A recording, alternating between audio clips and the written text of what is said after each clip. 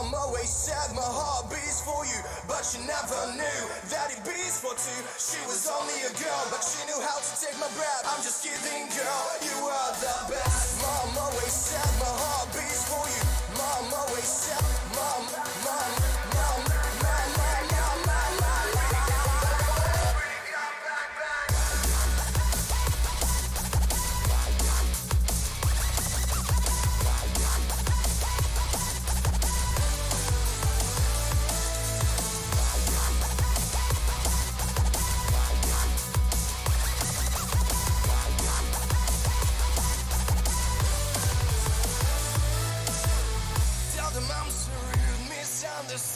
Getting crazy was disaster, it's up to you. When an caster, I'm in roller coaster. Up and down for drama.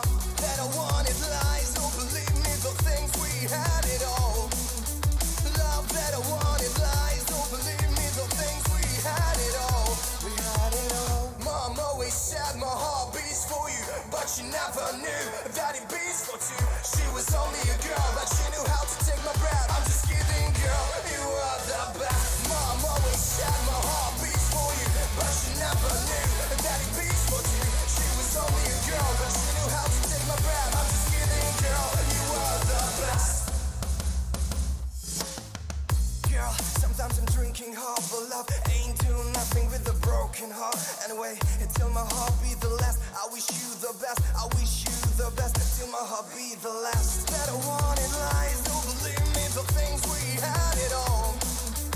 Love that I wanted lies, don't believe me, the things we had it all.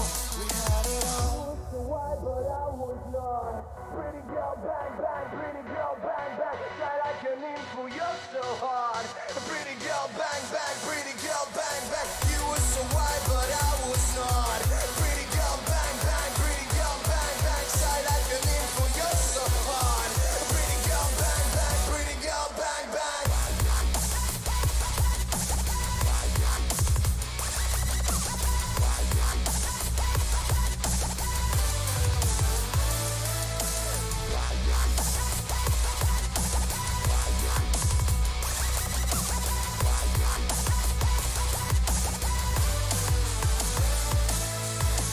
Mom always said my heart beats for you, but she never knew that it beats for two. She was only a girl, but she knew how to take my breath. I'm just kidding, girl, you are the best. Mom always said my heart beats for you, but she never knew that it beats for two. She was only a girl, but she knew how to take my breath. I'm just kidding, girl, you are the best. Mom always said my heart beats for you.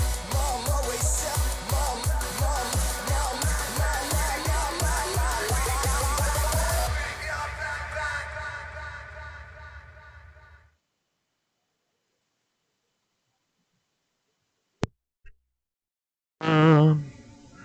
Turn this back up. Alright, cool. Let's get back into this. Now, we know where Raymond Black, our foster dad, is being held. Now I just gotta go in and get him. Trip from, yeah, it's quiet as you process. Oh, yeah, this is where it tells that I spared the plastic faced man and he gave us a bunch of cool information and whatever else. All that noise. Apologies. Decimate beverage.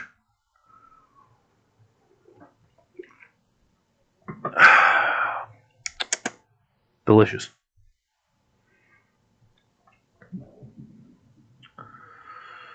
Alright.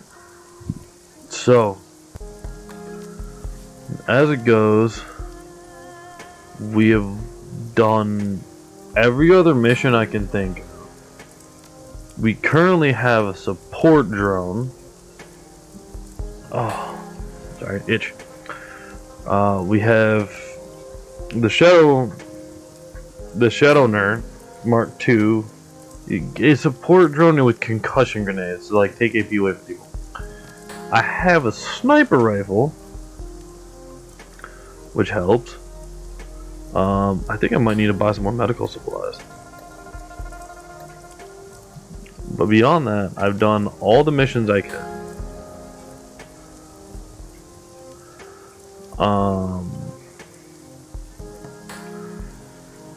Those are all the ones that I get from my email.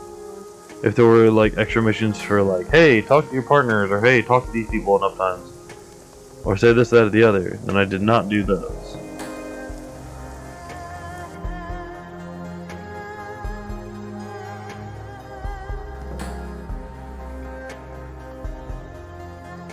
So,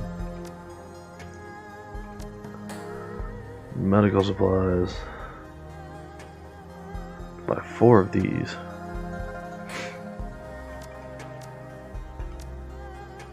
I'll buy 3. Shit.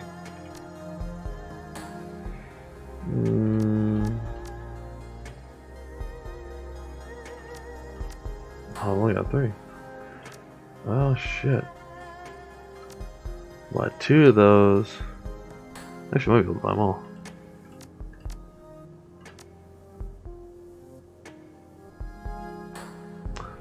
And get a med kit 2. Med kit 2, confirm. I know this is all going in stash. The hell are you?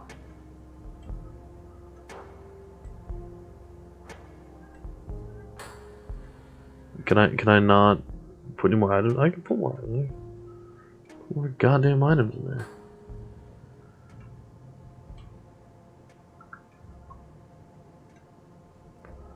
Is it not letting me? It's not letting me. Alright, so I have too many items. That's fine. I'll have to sort this out between my peoples. Just fine. Confirm. Thanks for your time. It'd be really cool if they let me use all my partners. This is the last mission. That'd be cool. But we are going to get on this mission, see how long it takes us. Because depending on how quick this is, I might kick on a different game.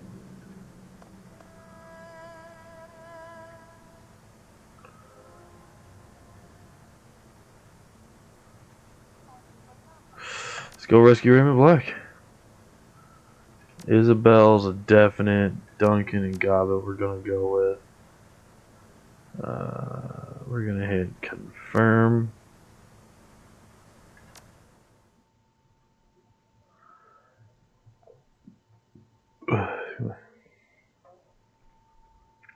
Infiltrating the headquarters of a megacorp and locating Raymond Black will be challenging enough. Extracting him from his mother's assist device before his memories are permanently altered is another thing altogether. You have the MTR South Island line and roll noisily down the nearby island of Aple Chao, a dense forest of soaring skyscrapers and corporate greed. Amid them blending innocuously within its neighbors stands Prosperity Tower. Emerging from the MTR station, you find a delivery van waiting for you, just where Strangler Bao said it would be. You pull the van around the building, the loading dock of Sang Mechanical Services, and its CEO, Josephine Sang. Alright, so team. So you get that. You get that. You can have the fire. You can go back in here. You need a med kit. I need less med kits. But I don't have enough room.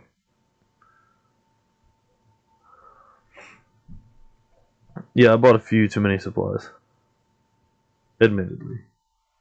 I'm gonna give you that. Take that away. Come on, put it in there. Thank you. Those are the mummy that I have not used at all. So, Spiels. She has one more spell slot. Spellcasting 5. Yeah, why am I not surprised?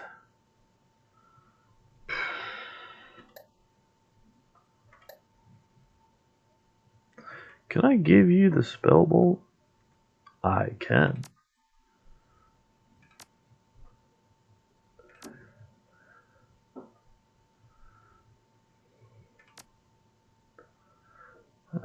Amend that was designed. I'm going to give you the shotgun.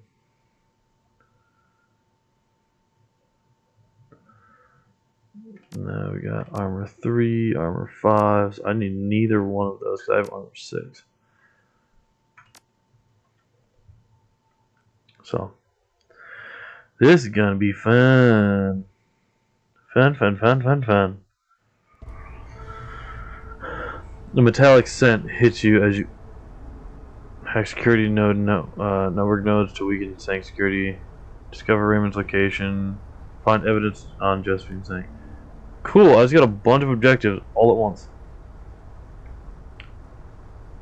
Metallic scent hits you as you enter the loading dock. A swirl of gas, oil, and steel packing crates. The fluorescent lighting above casts a gross hue throughout the dingy garage. One of the lights in the corner is out, smashed in by the looks of it. It seems the behind-the-scenes world of Sang is just as dirty as its business practices. Not far in front of you stand a couple corporate workers, unaware of, or at least indifferent to, your presence. Security may look light, but we're not in yet. Words will only get us so far. Things are bound to get heated eventually. Just be prepared to cover your ass when the bullets fly. We've got a lot to get past before we can get to Raymond. He's right. Keep our objective in sight. Kenneth said we can find information on Raymond's location in the security stations. It'll be tricky getting into them, but once we do, that's also where we can cut the alarm system. Once we find Raymond, I'd be happy to help with his liberation. She wraps her fingers on her cyberdeck. Oh, and as for Sang security passes, we shouldn't rely solely on them. They'll help, but using them alongside our own wits will be most effective.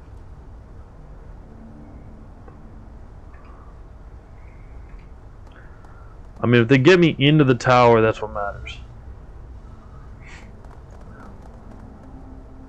The loading dock supervisor is glued to his monitor, his hand holding a sound piece up to his right ear. You hear a faint cheer come from the device, and he shoves his fist in the air in triumph. Score! With his eyes now off screen, he spots you. Well, it's about time. He pauses as he takes in your appearance. You really the special courier Wuxing sent to deliver our load of Enviro control ships?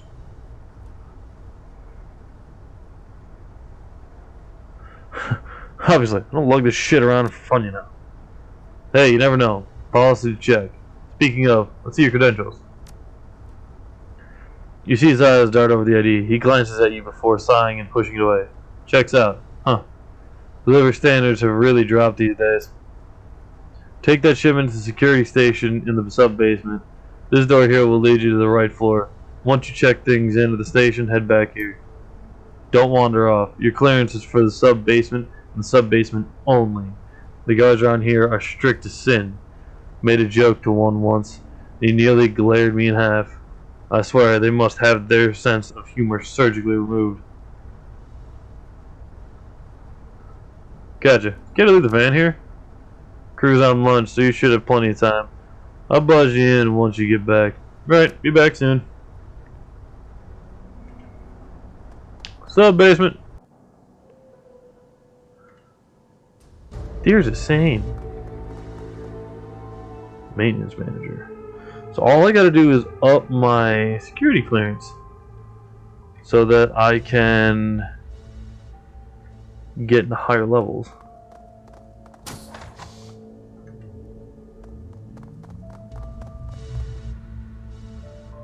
You're the maintenance manager. I wonder, I don't think it's gonna go well. You're greeted by the sight of a dwarf leaning against a desk, nose deep inside a book. Flag next to her hip reads maintenance lead. She holds up a finger to silence you, eyes locked on her story. After a moment, she dog-ears her page and sets the book on top of the desk. By the way she sizes you up, you can tell she's not in the business of making friends. Yes?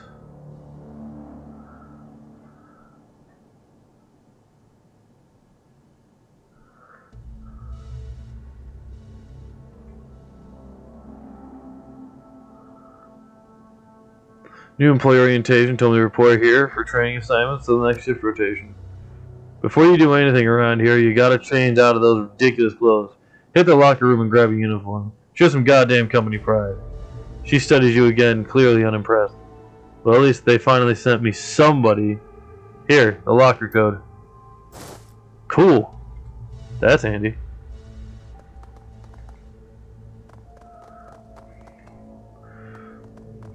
I don't know if it's gonna help, but hey, I got a locker code. That helps. What's this? Security. So I need a security door card?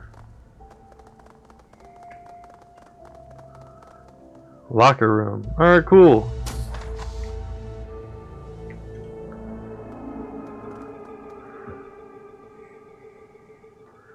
Who are you supposed to be? Told to report here. Well then, look at the shit show. This is floor B3. Our boss is a dick, bad at everything, and loves to blame others. That's why the company puts her down here. Any tips?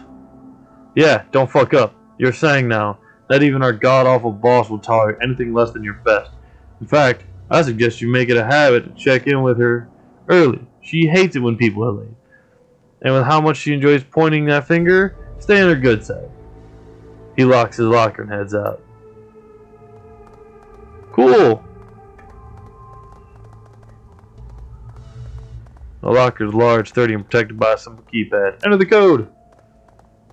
I don't know what the damn code is! I didn't look at it! 2627.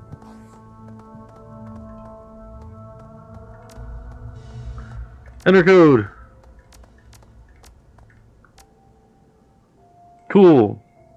The locker opens with a faint click. Inside a shrink wrap saying maintenance uniform. Put on the uniform. I hope it doesn't change my armor rating. Hopefully it's just my appearance and it's just a thing. The rest of your team begrudgingly rifles through the locker, picking out uniforms closest to their size. One by one they button up and soon a hodgepodge of frumpy maintenance workers stand before you. Oof. A little tight in the arms, but great in the hips. You could really tear up the dance floor in this. She swivels her hips and spins on her heels. When she comes back around, she grabs her chin and strikes a pose. This is the pose I use to win hearts. She straightens up and pats the uniform. Hope Sang doesn't mind if I keep this. I don't think she will. But we're maintenance people now.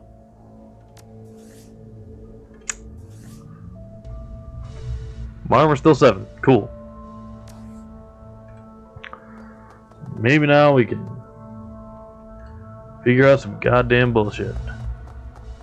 Hi, buddy. Enforce it. What is this? Door keypad. What's the sign? First aid station.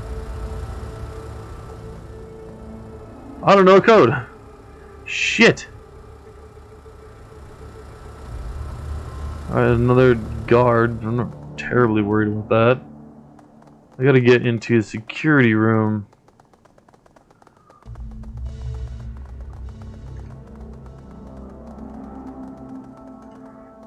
Alright, boss.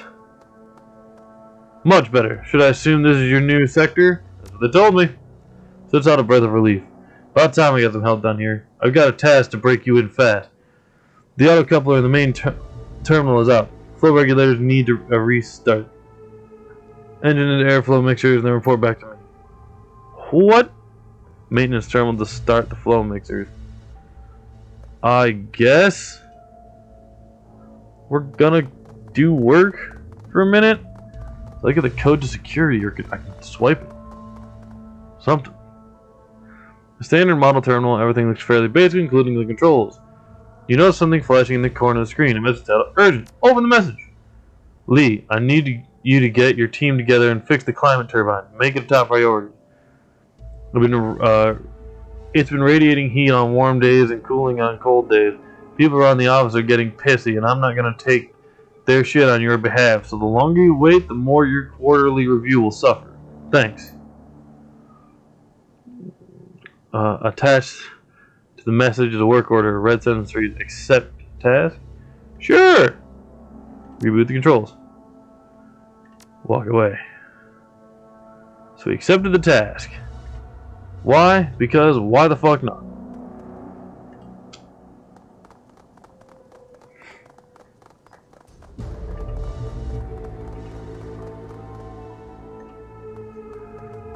Alright, good work, Ricky. That's all I need for now. Why don't you take a break? Just do it outside of my office. I've got a date with a new novel. Great. Oh wait, did I mention that the terminal had another maintenance request in it? I think I'm fixing a turbine. She slams her hand on the top of her desk. What? You starting off on the goddamn turbine engine? We can't do that. I'd need at least a crew of 4 level 3 techs to even do an evaluation of that thing.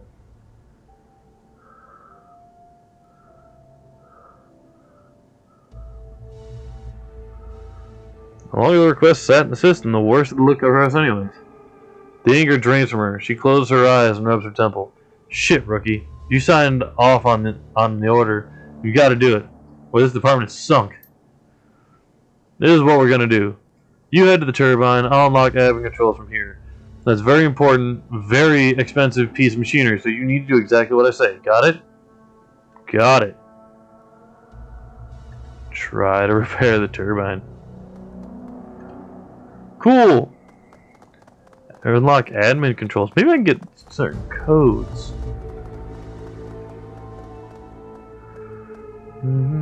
Live video windows open in the middle of the terminal screen. You see the face of the ever-tense maintenance manager glaring back at you. Alright, rookie.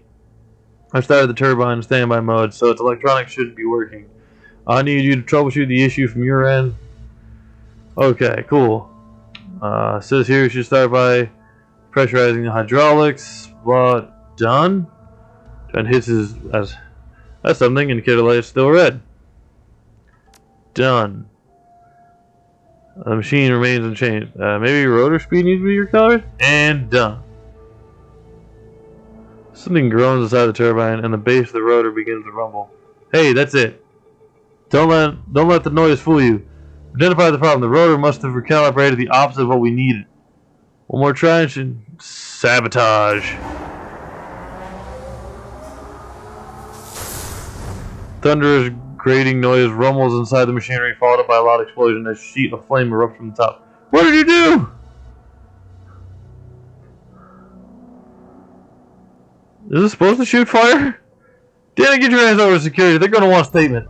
Okay, cool. Now I get to get in security. I don't really care that I failed that optional. I wonder what happened if I actually passed it though. Curiosity. Oh, come on. Now I have to click it.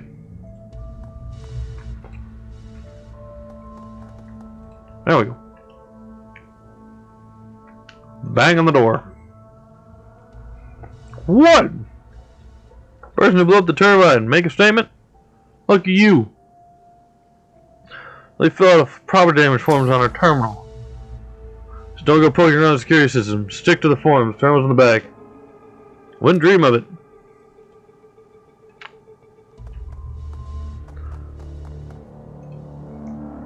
Cool. Terminal's in the back. Like, way the fuck in the back? Good lord, man. Click.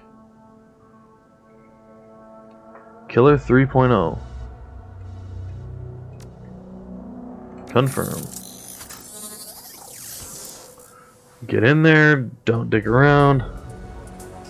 365 on the trace. Cool. Where am I? Oh, look at that. That's shiny. Where am I going? Down here? That's what it looks like. Alright, so I need to get...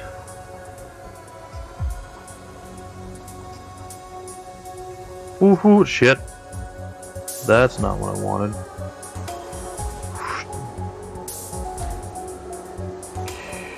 Sniffer. Have that. Killer 3.0.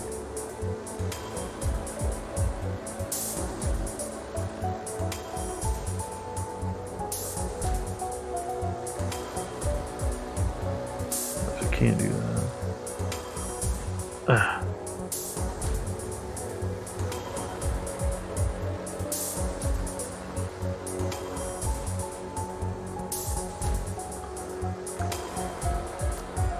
Killer 3-0.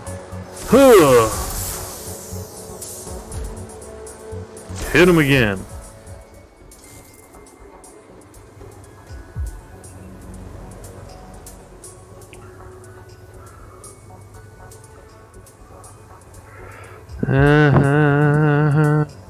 Not gonna make it. Yep, thought not. Trace is 60.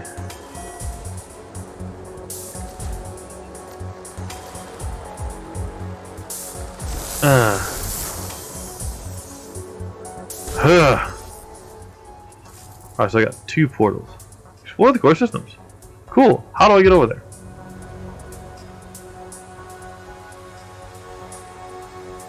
Oh, there's 2 gates and 2. Okay. Zoop. 5 system trays.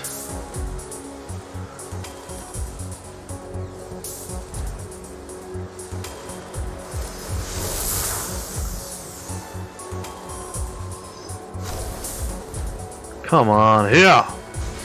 Damn it. Bring it on, I guess. As long as you don't. Ow.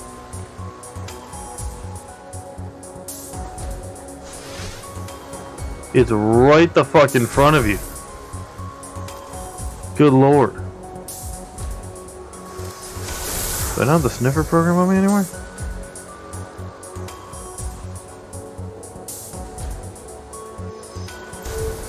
Oof. So heal. Sniffer program. Killer 3. Whoa!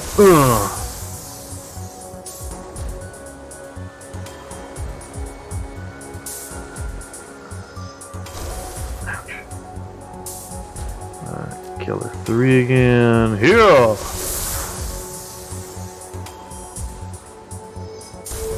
Thank God. Alright, cool.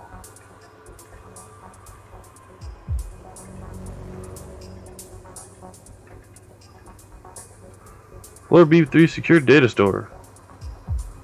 Cool. Alright, let's see if we can get this going. And boop. 5142. 3557. 73811. 78765. 463922. 292834.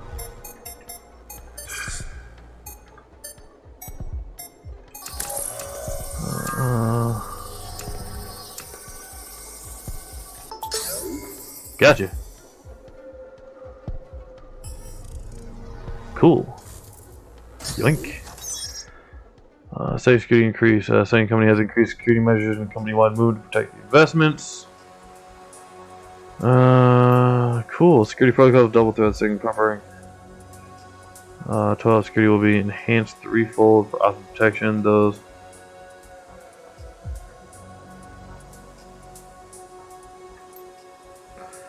The station has pre-approved unlimited release of elevator code. This proof your warning. This information. Then it should remain restricted to Omega Plus.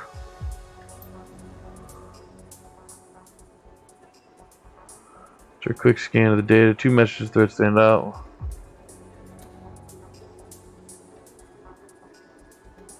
Guardian First Aid Station.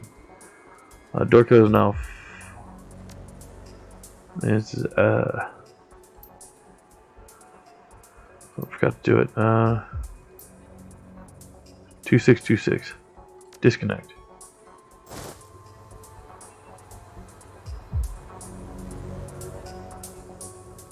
Lab 12. I also got the fucking. It's a basement first aid station code.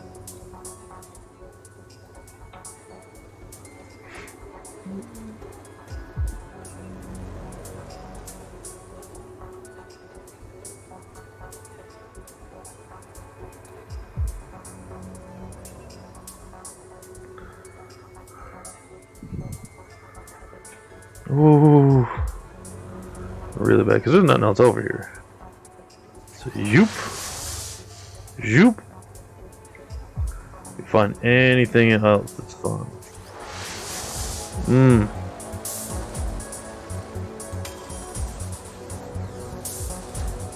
So what else left for I do? So drop by 50.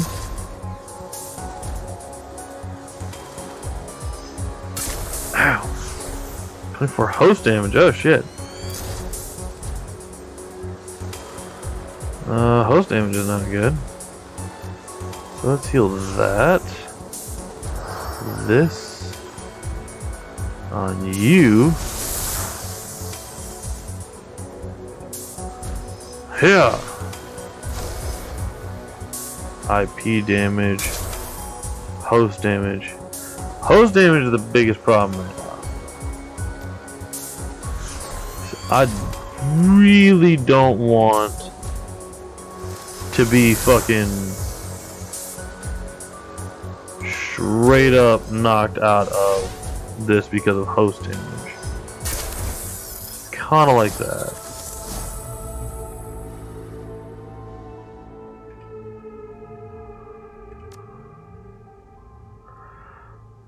Killer 3.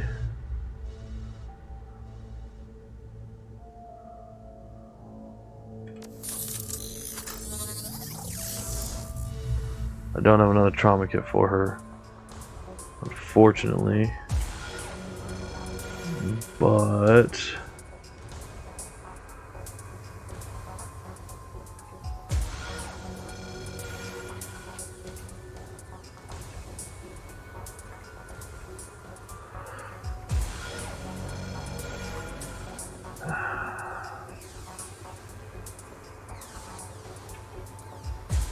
try this one more time. It's IP damage. Alright, you are still almost dead.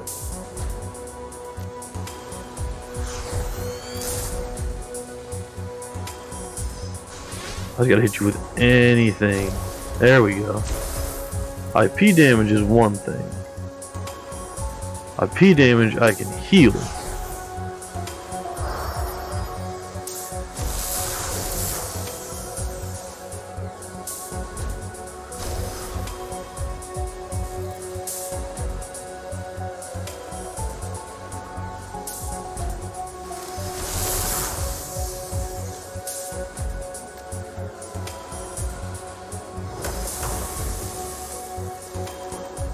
Go. Sniff around me.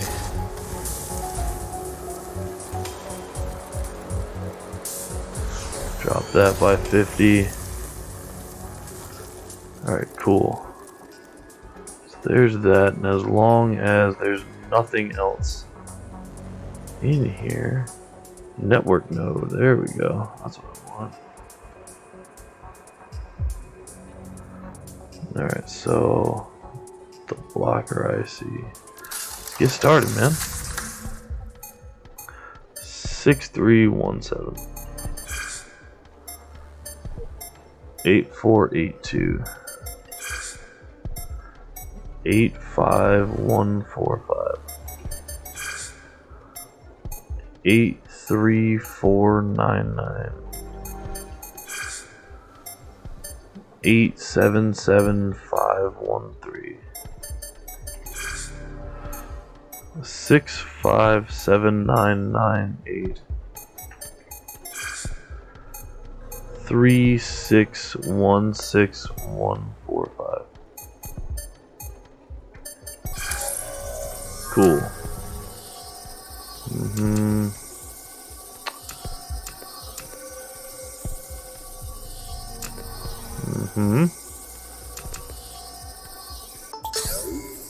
Got it. Proud of myself. Hack the network node. Security. You hack the node and the vulnerable network is quickly infected by spoof programs. The matter of seconds, the program spread across the system, sending false security alarms without saying. The security network is becoming less and less stable.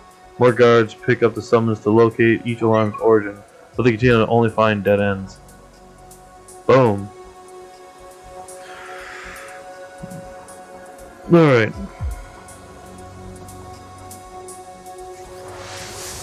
I've got that.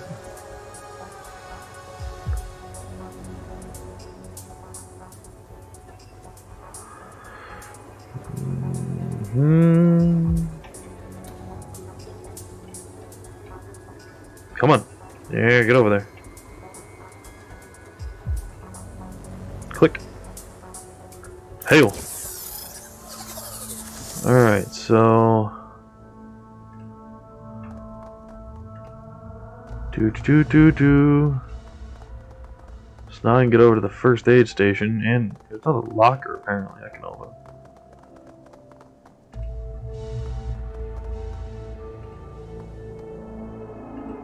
Is there? Or was that just to do that?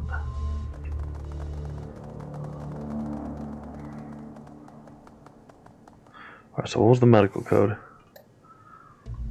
Medical code 44526 4990.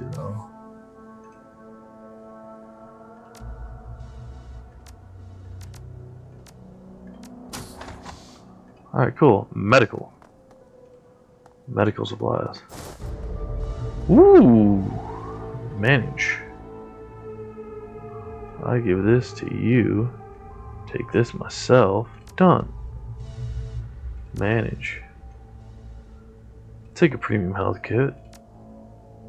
Cool. I got some cool items. That's just a sign. Do that. Hack that.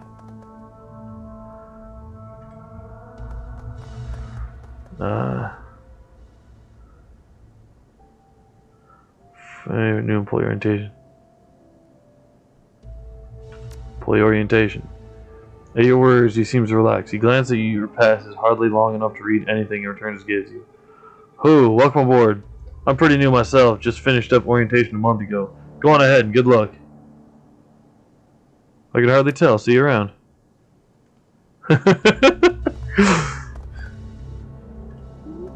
The elevator. Sales and acquisitions.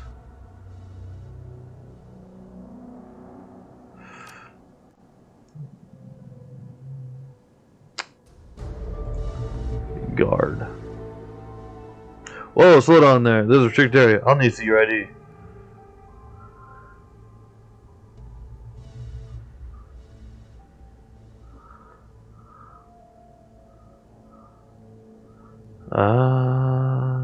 Charisma.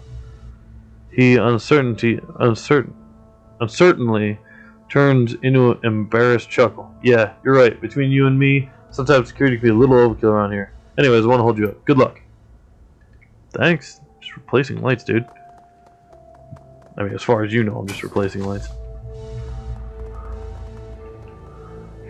Now to see where things are.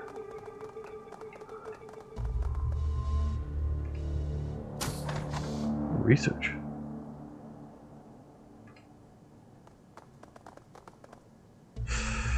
I'm gonna pick up. Spell focus. An initiate level blood magic practiced by the mages. Cool. Manage. Can I give it to you? I don't think I can give it to me. Can I? No. Probably give it to you. No, really? Alright, cool. I'll just put it in the stash then. Stage. Well.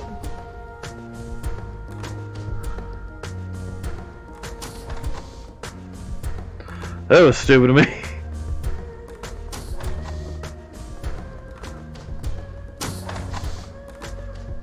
So what's this one over here anyways? Strip armor.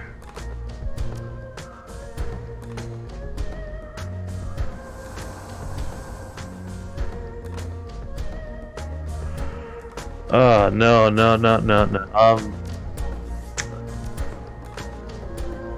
Load the autosave. Load that autosave. I'm not picking that up this time. I mean, it's a cool spell and all, but I mean, maybe there's a way I could actually, oh,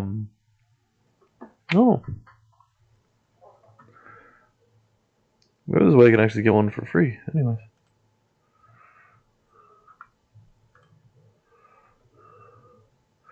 Guess we will see in a moment.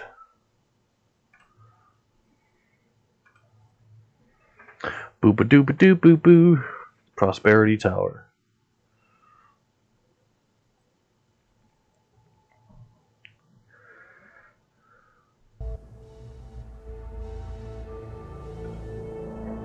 What?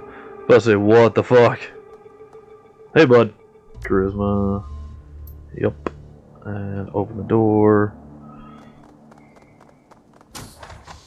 Alright, we're gonna go in here. Click. Click, just because I can. Save game. Right there. Save game. Confirm.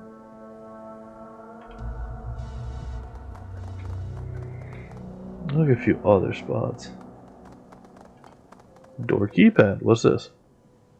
Super keypad button. Alright, cool. So I can't do shit with that yet. What's this? Danger. In use. Do not enter. Okay. Sign. I'm guessing. Yep. Another keypad. Security. Open door.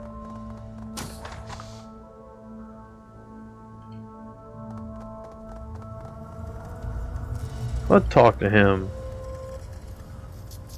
You overhear a masked man in a lab coat mumbling to himself. After a moment, you realize that he is narrating his actions.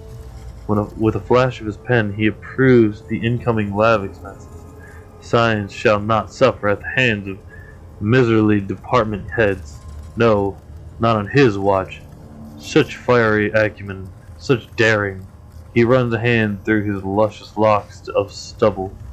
The women swoon, the men swoon.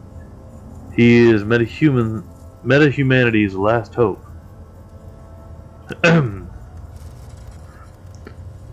His shoulders stiffen in surprise. He makes a small sound and looks at you.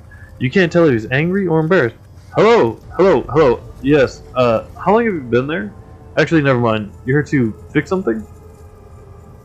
Just found out we've got the budget to make some upgrades, so I'm checking in to see if your station needs any modifications or equipment installations. Look, I do very, very delicate, complicated work here. The last thing I need is a bunch of bumbling maintenance schlips jeopardizing my work. Fine. Still can wind when air filtration breaks. His words are heavy with disdain. If you'd kindly leave now, that'd be great. And please, resist the urge to pester me again. I'm very busy. Let's get back to your work. That was probably not the right thing to be doing. That's alright though. I'll figure it out. Gotta get in there. Hi. Vice President spares you a glance over the top of PDA. There's a bite to her voice. Who are you? Maintenance, ma'am. What do you want?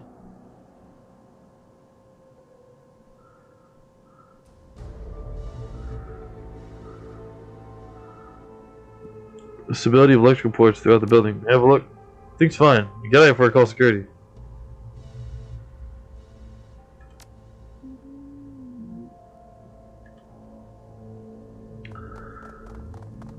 Well, that's not what I wanted.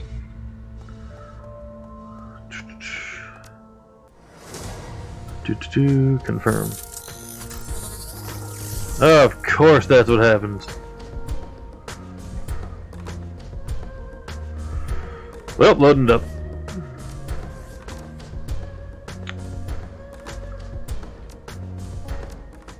I don't want to be fighting right now. I'm trying to take care of things stealthily.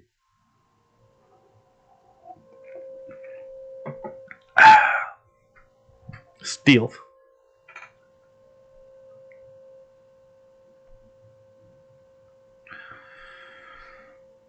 I need the stealth.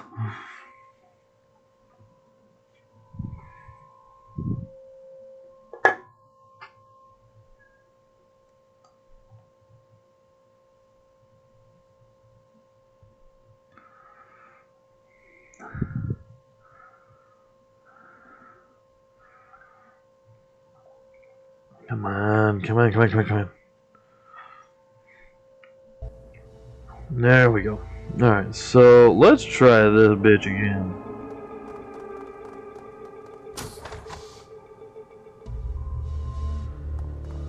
Research mage. Maintenance. Strange smell.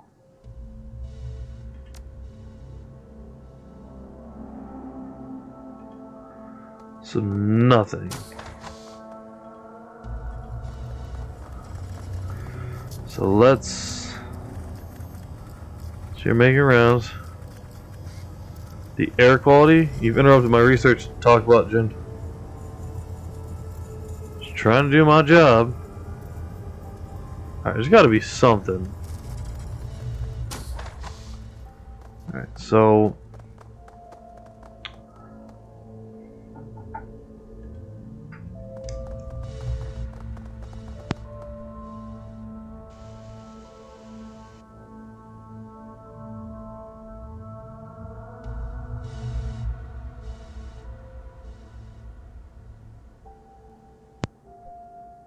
Alright, so I thought I had security code, right? No, I don't. Shit. This is security. So I have to get in there.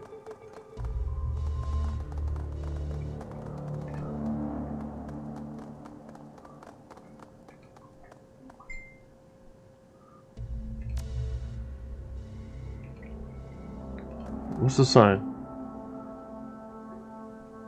Contaminant lab. Alright, so I have to get into the contaminant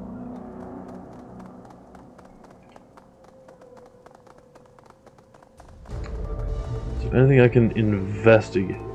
Anything at all.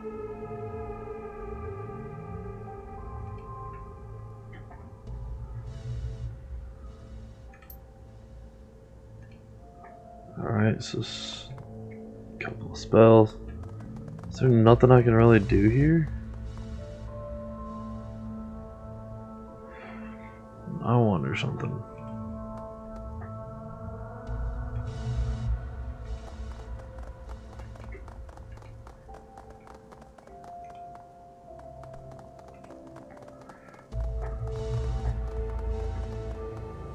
If I went clickety and went to, say, Duncan? No. Isabel. You have a good shot on that?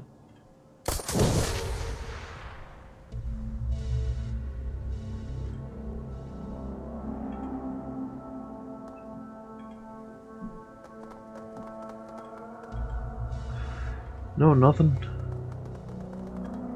Just do anything.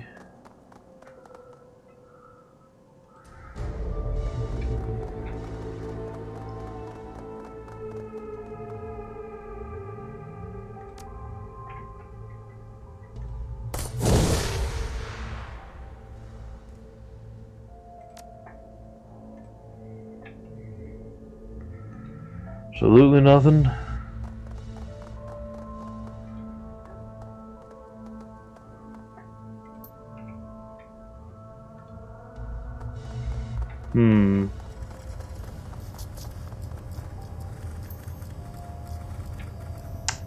Alright.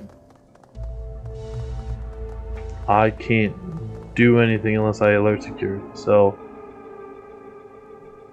I'm going to instead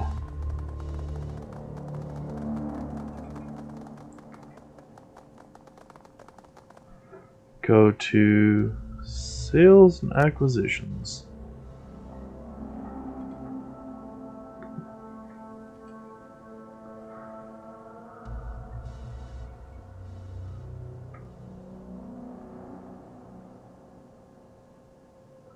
Get all the rest of my work orders. Timid woman looks at you from behind her station. Excuse me, sir. The saying employees on this floor may only be seen through a pre-approved appointment. Not even a maintenance exempt. Do you have an appointment? Just take a bit. She fills with an earring. I don't see why not. Just try to have an appointment ready next time, okay? To access the air units, you will need employees to clear the area. I can get security to usher people out if that helps. I can work around them. Have a good one. You too, sir. I think it's cool. Let's see what we got going on. Oi. Sang manager. Did you check maintenance issues? Absolutely, we have no problems here. Office rarely does. Well, house rarely does. Sales team is saying stop performing. Thanks for the tip. Okay.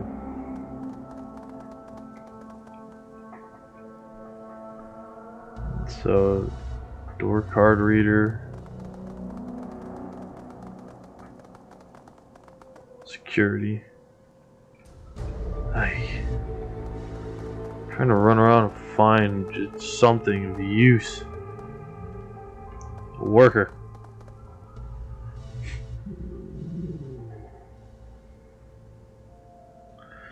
One before you looks one very burnt out suit. What do you want?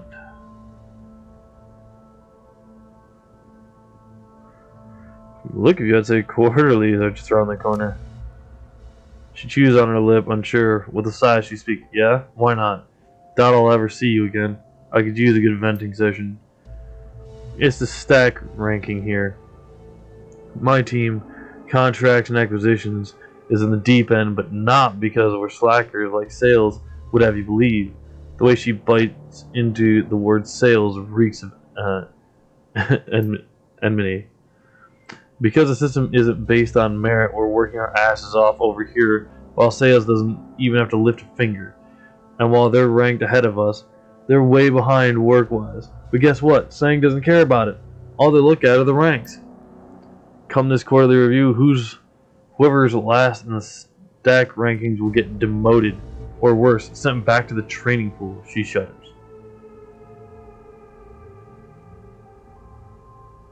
Broke system if I ever heard of one. You don't have to tell me. Sales is reveling in our distress and rubbing their success in our faces.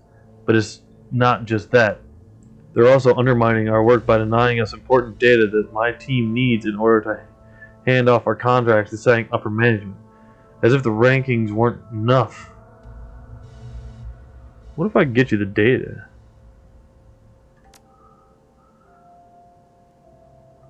She gives you a long look. What's in it for you? I need onto this floor security station. I'm sure we can arrange something. I'm offering to help you tilt the balance between your team and sales. What do you think? I have the code, but what? I'm not supposed to have it. I technically don't have the credentials either. I'm kind of seeing one of the guys in security. He wanted me to have a safe place in case anything ever happened. Don't worry, comes with it. I'll take the heat. She chews on her lip, nods. Okay, I'll do it. The sales team's data for the station code. That's the deal. Understood. Get the data. Alright, cool. I just gotta figure out a way to get the fucking data. Click. And you are Sang VP. Sure. The calm, stern-faced man stands before you. He casually checks his watch as he addresses you. His voice tinged with boredom. Been expecting you. Like the maintenance uniforms, by the way. Enemy in our skin. Classic infiltration tactic. You messing with me? Not at all. I'm well connected here at Sang. I have eyes everywhere. Excuse me. And when I was informed of your presence in the building, I knew it was the opportunity I'm waiting for.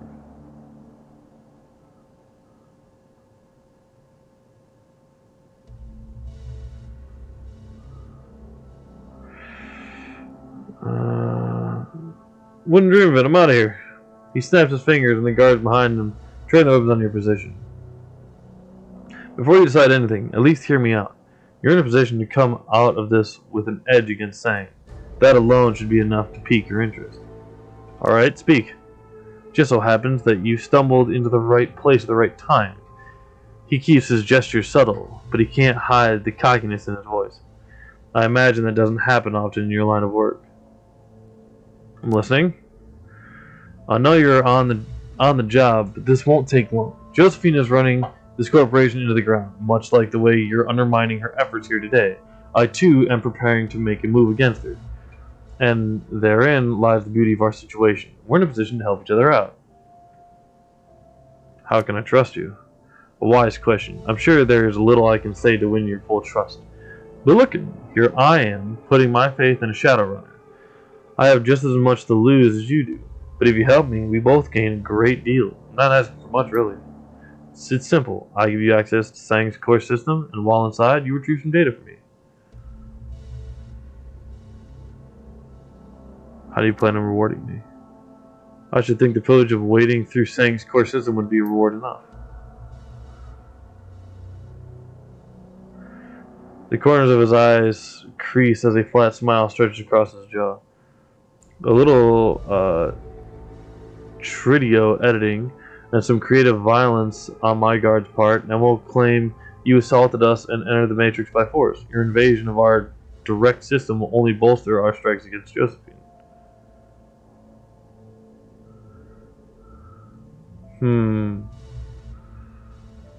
Deal.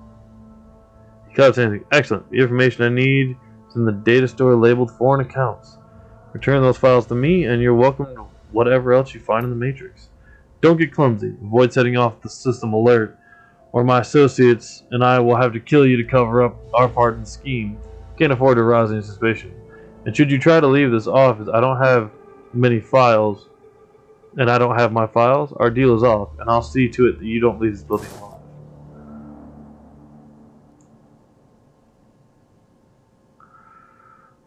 And this may be the beginning of our new business relationship. Okay. So, basically, get in the Matrix, give me shit, move on.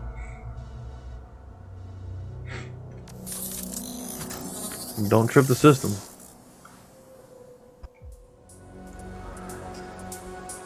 Alright, so right into core system. Nice. Right on in here. Ooh. Saying business archive. Alright, so I need programs sniffer. Killer 3. Really? I missed it at a 93.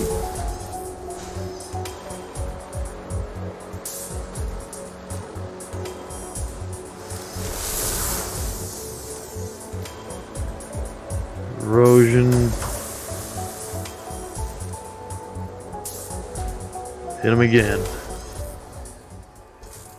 Alright, so just gotta get him the files. Foreign accounts.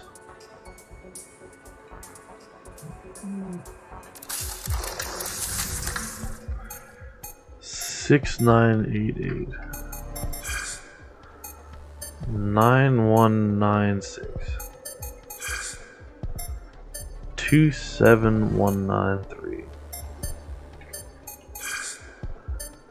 12892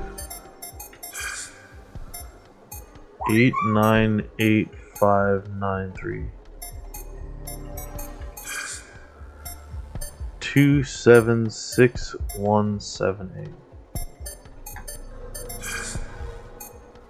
635687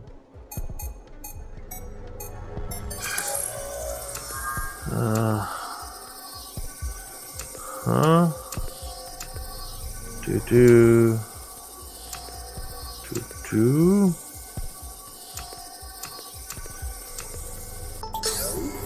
Alright, cool. Just got through that one. Business archive. The Walled City project. Diamond cluster. Income housing project. Scan through the files. Language documents, opaque fog, finance, accounting. Master cash flow. Luminous green lines appear flowing through the system chart. They appear to pledge beneath section 1. Project.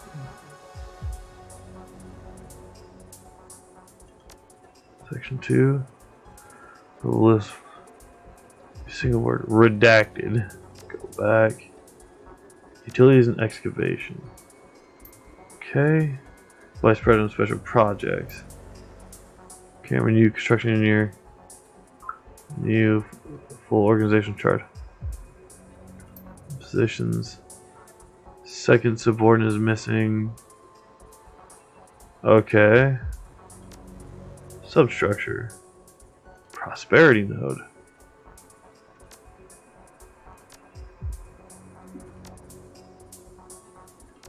Files. Executive summary. Might as well see construction. Main corporation makes diversion of funds while maintaining workmanship. Severe downward cost pressure.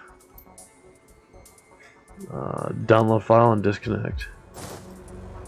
Find evidence on Josephine's site. Alright, so next up is the foreign accounts. Right? Is there anything else really in here?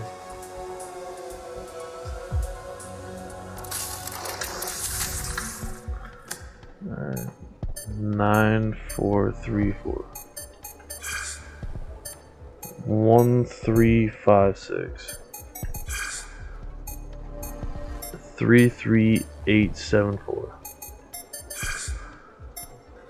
29178. 526155. 974429. Alright, so do.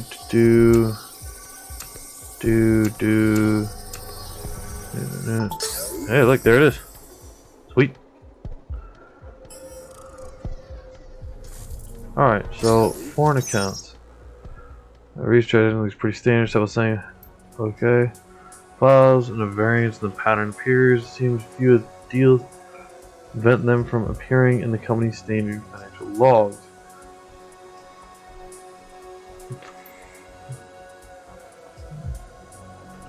Huh. Damn. I got money. Yes.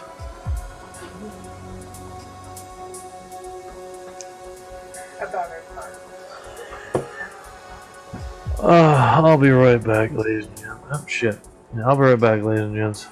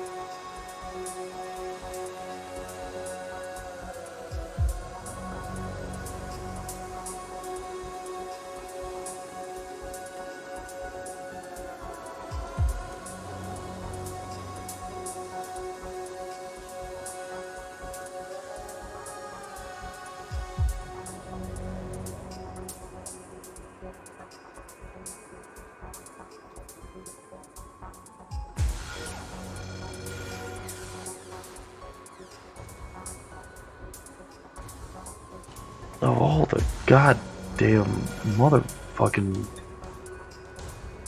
Alright, so I got his foreign bullshit. I got some dirt on Josephine.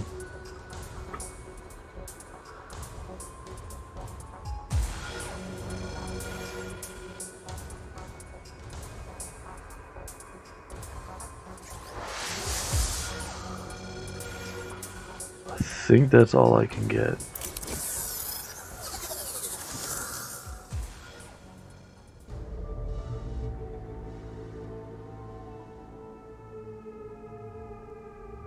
You exit the court system, the vice president watching nearby, visibly relaxed.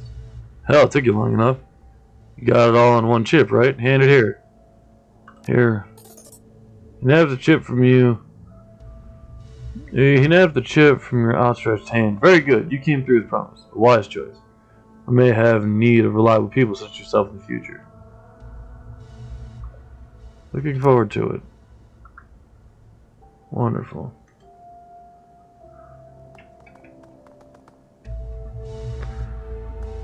Alright, so I got a little bit extra.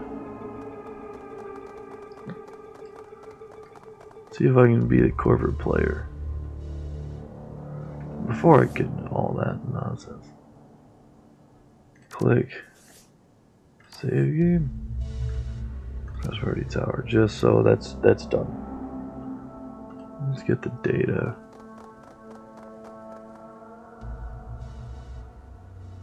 Hey, what do you think you're doing? Oh, sorry, it's not a public terminal? Look, guys, get out of here. I gotta get it. How can I help you, sir? Got word of a level 8 maintenance issue right here in your office. If it's not fixed now, things get messy. Everyone out of this room for the next half hour. Very serious issue. I know how valuable your time is, so this repair job is top priority. In and out, the time it takes you to grab your silly calf. She straightens up immediately and takes on an air of authority. Our time is valuable as befits a team of our importance. I appreciate the respect and high priority that we've been given. We'll return shortly, so you'd best be fitted by the time we get back. And don't leave a mess. Problem, I'm fixing the flash. See that you do. Everyone leaves. Motherfuckers.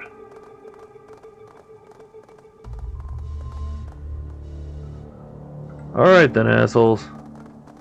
Give me the goddamn data. Those smirks raise his hands, wiggling your fingers in the air. It's weak. Got this. In a matter of seconds, she entered a string of commands and transferred several classified files from Daisy, which she casually drops into your hand. Has been defeated. You're welcome. Oh, thanks.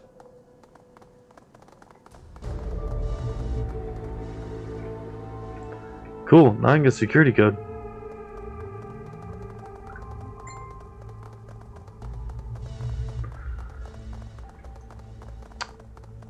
Howdy, howdy.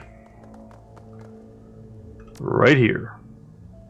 Yes, perfect. Thank you. As promised, here's the code. Stroke of fear seems to freeze her. I'm not going to get in any trouble, right? You covered your trail? Don't worry about it. Got it. Curious stage car for level 26. There we go. That's what I like.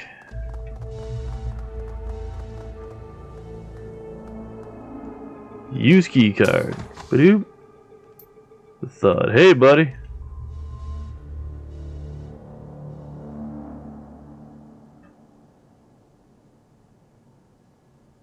What are you doing here? We didn't call for maintenance. I'll be called. Take a moment. Sassy, aren't you? Still can't let you through without a passphrase.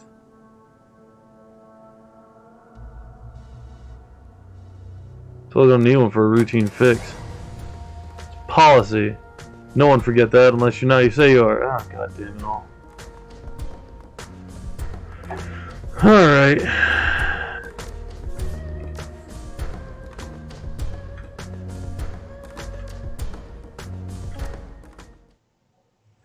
Oof.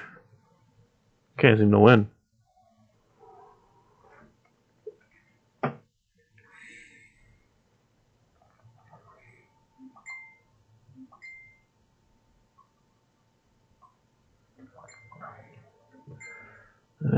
Come on, load up. Load up, load, load, load, load, load, load, load. Come on.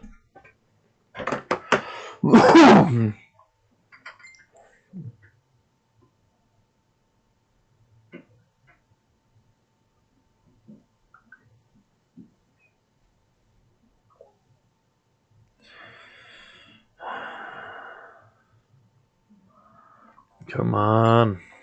Come on.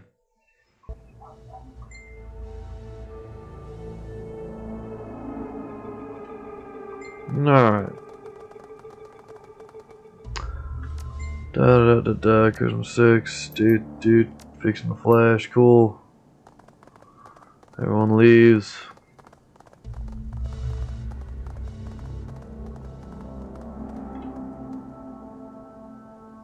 Boop. Dude. Done. Cool.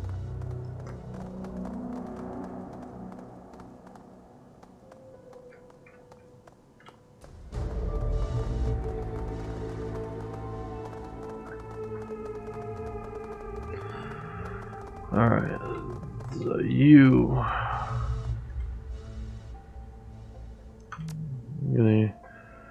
Don't worry about it. Cool. Got that. Let's save real quick. Let's see if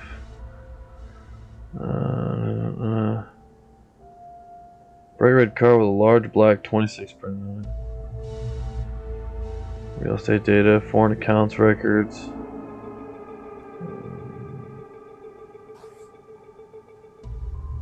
So there's more information somewhere that's going to help me.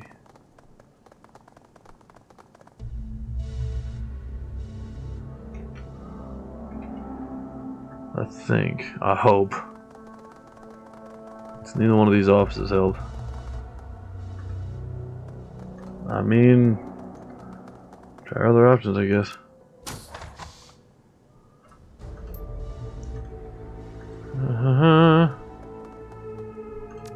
Da-da.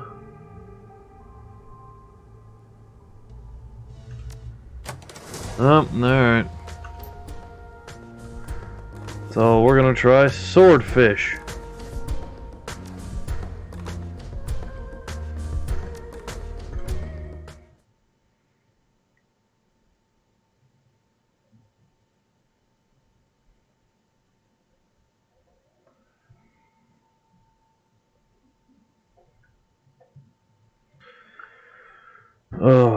Final mission is getting just tedious at this point. Cause I'm trying to do it, be fucking.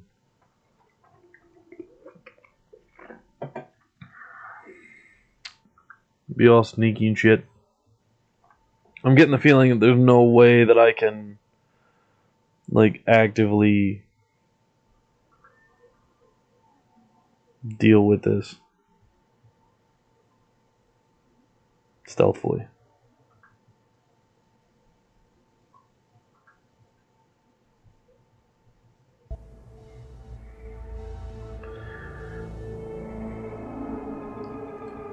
Is there something else like floating around?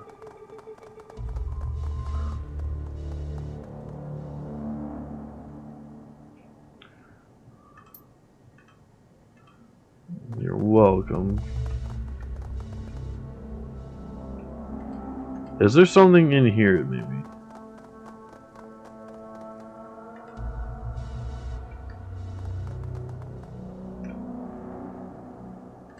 I wonder if this guy maybe knows the security password.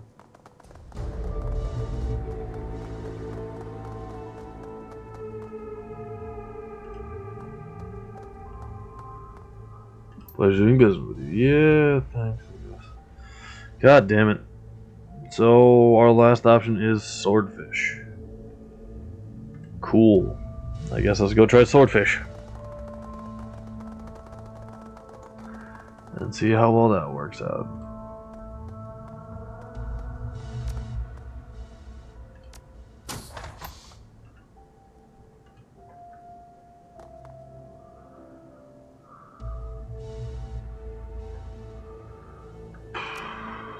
Swordfish?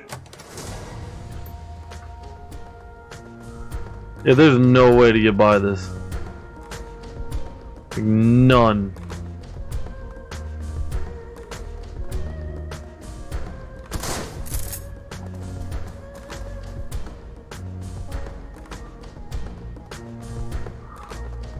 Was I really just pushed out of the doorway?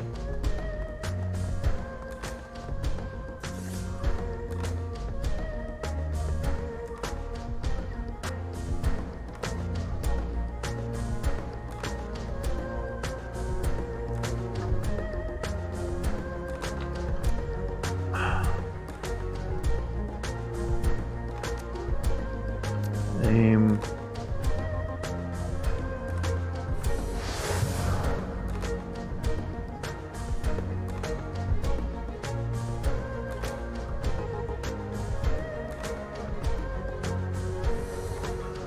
Ah.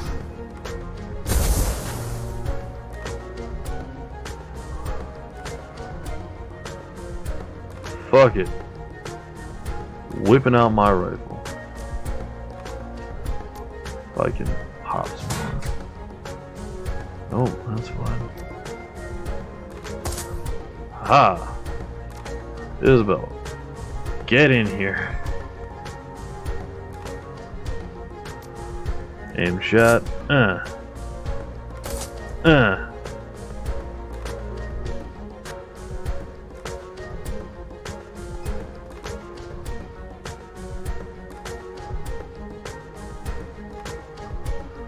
Aim shot.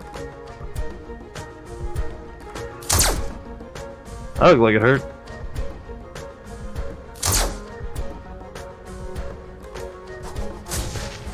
Ow. Should hit my drone control.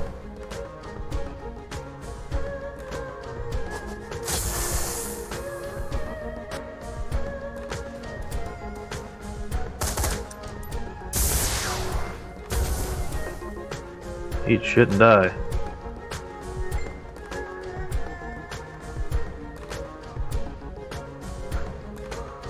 Alright, so... I don't have any fucking AP, alright. That's fun. Come on!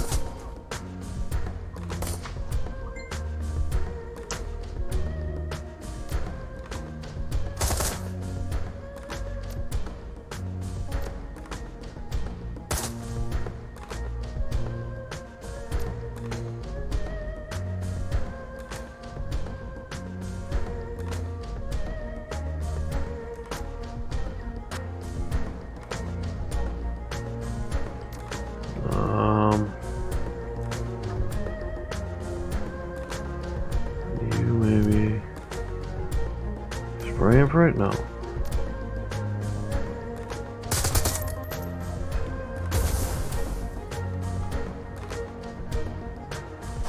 Stop throwing grenades at me, you motherfucker.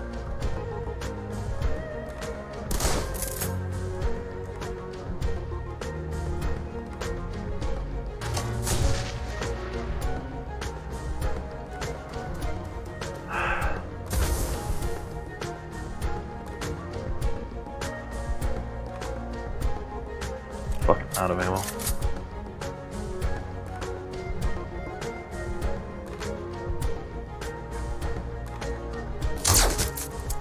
That looked like it hurt. So you. Aim at you.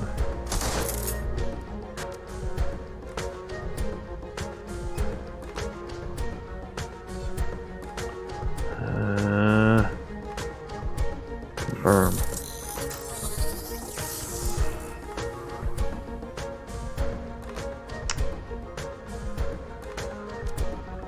Got it. Haha!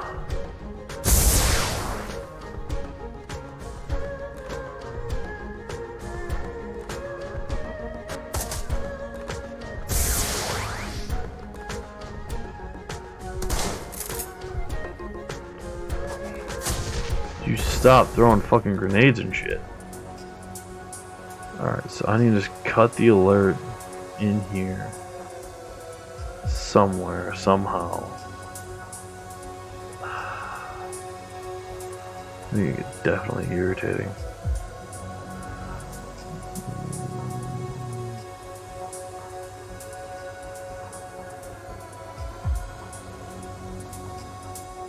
God damn it all.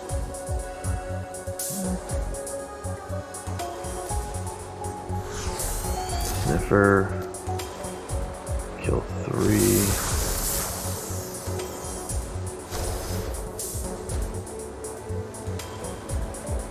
God damn it all.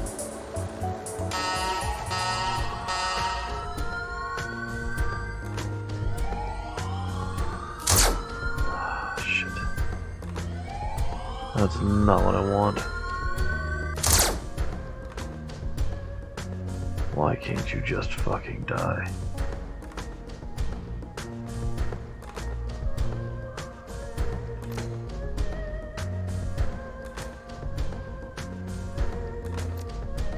Haste.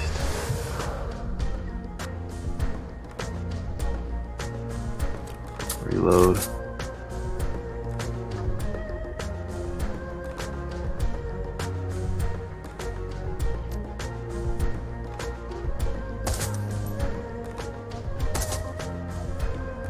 Another one down.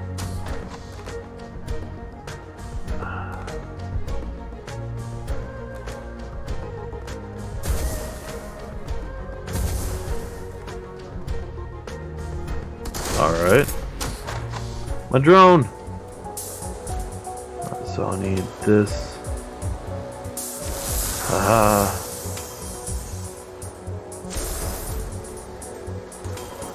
Need that. Need that. God damn it, I'm gonna end up fighting them all.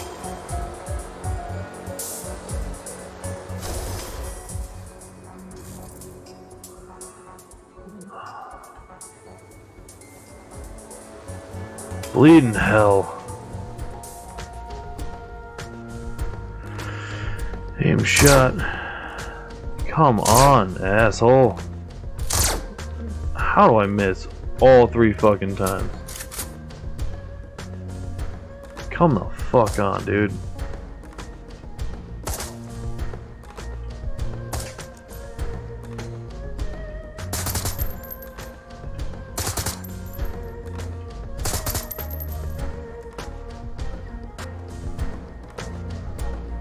More security guards.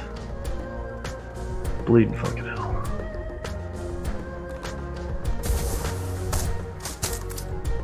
Dude, you're still fucking dying. Eat it.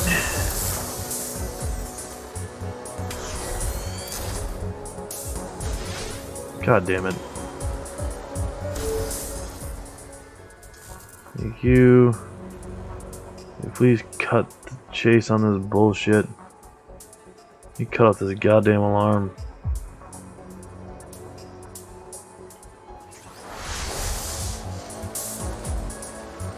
System trace.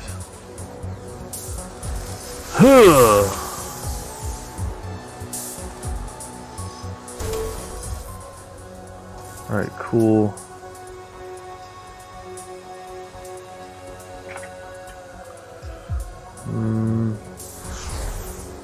There's a fucking another one?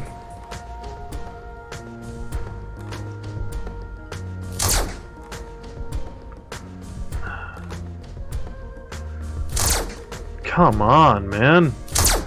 Eat shit.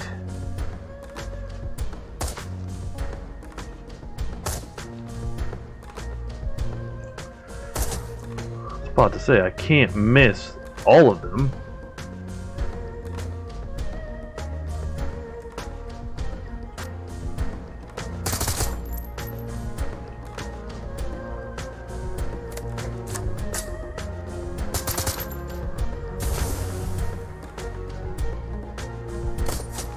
Ow. Oy. Got to be kidding me.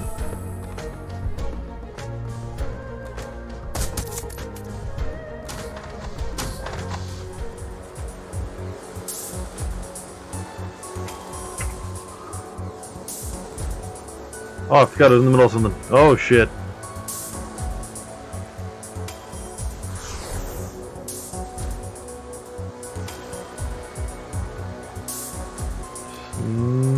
cipher program. Then do this. Hit him again. Security network node.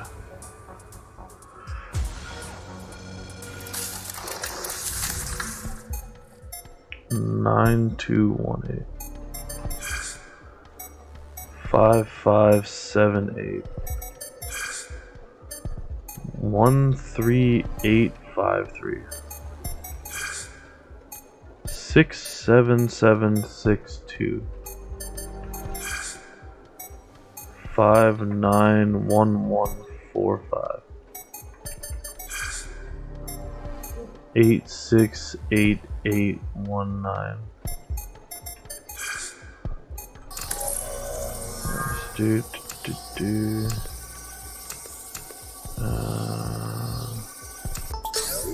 Cool, got it.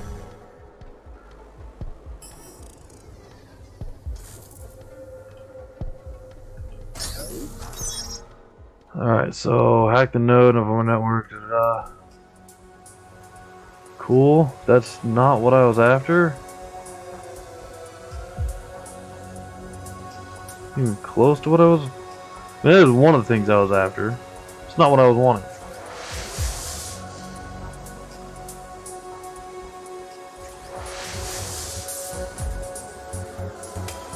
What are these? I guess they got a sniffer on me. Huh! I missed?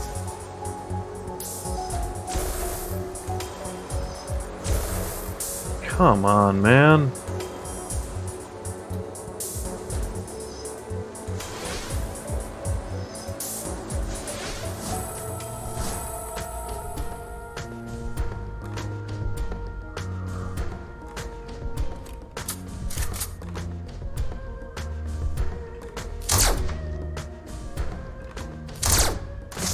Gotcha.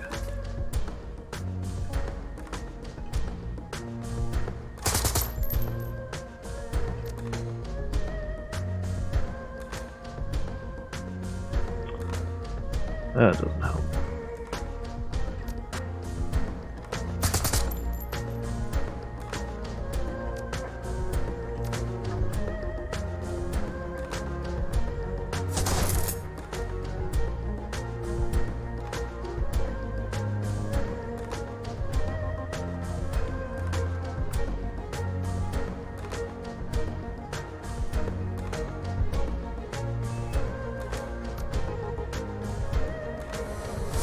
There we go.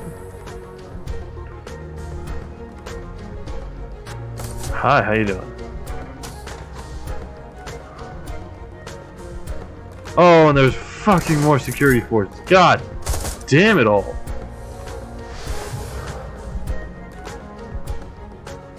Cannot sit here and fight them all fucking day. Do not have the supplies for that.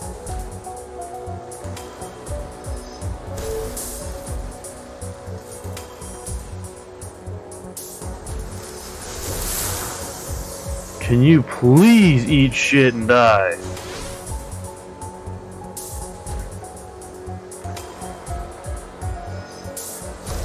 Ow. So full cover. With that, we're gonna hit you with erosion.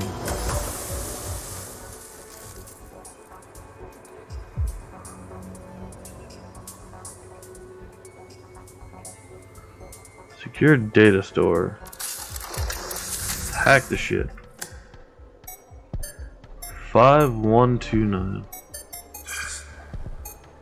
3189 22534 85173 728228 328883. Alright, next.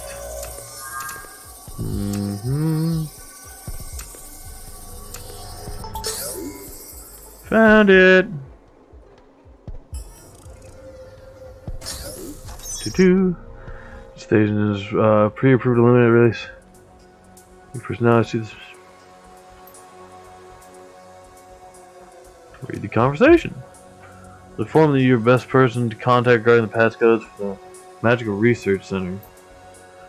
New recruit. Files. No. Extremely unorthodox and in blatant disregard of the company protocol. You send me the passcodes or I review the magical research that has been hemorrhaging funds. Passcodes for the department's core system terminal UX. Nice. Lab 12 access code. Special projects passcodes. Nice.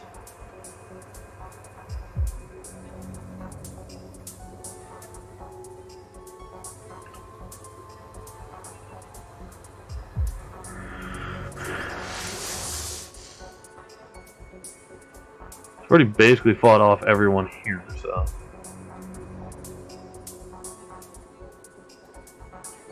Still mean lickety fucking split to me. Alright, I have to fucking take out some of these motherfuckers.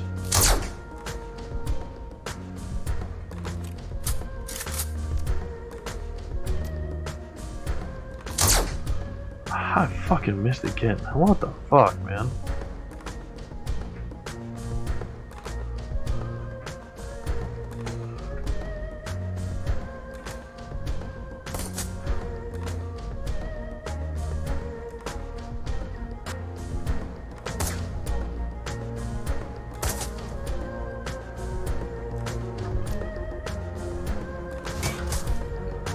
Aha.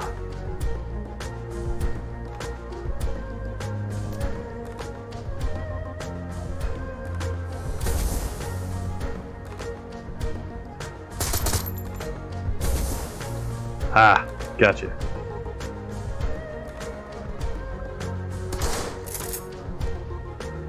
Let's seriously sit here and just keep fucking going at these guys. Hey. Not even remotely what I wanted. Come on.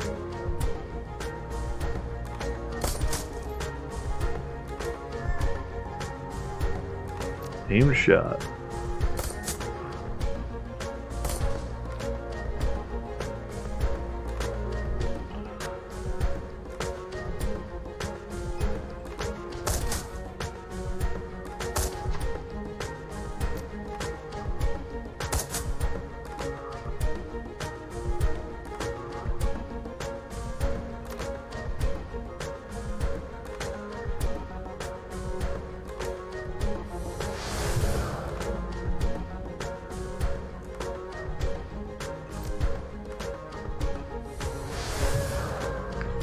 There you go.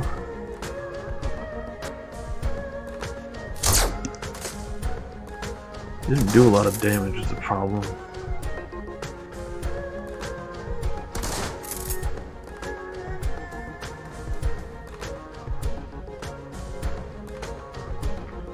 Alright, so I got 58% on you. Let's reload. Hee hee. Ho ho. Ha ha. Really? How the fuck, motherfucker?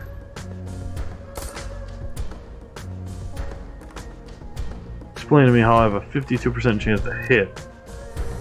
I can't fucking hit you.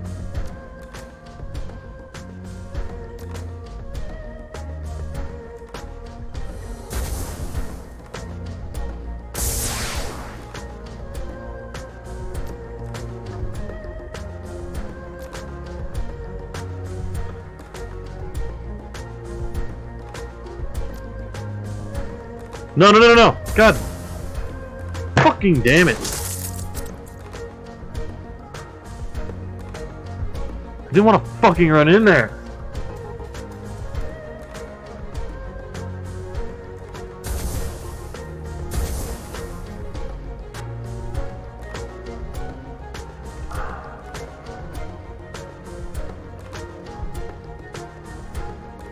Fucking damn it.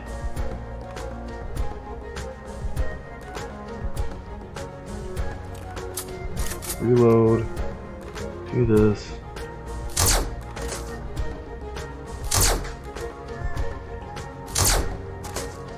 Thank you.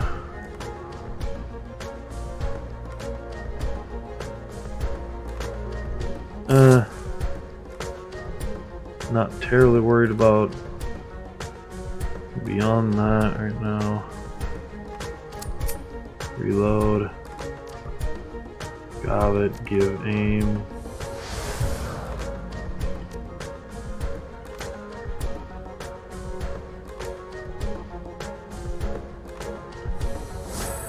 Heal you.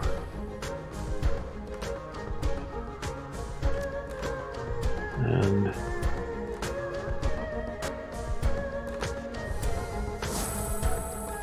yeah, heal him for 11. God damn it, that's what I get for letting people live.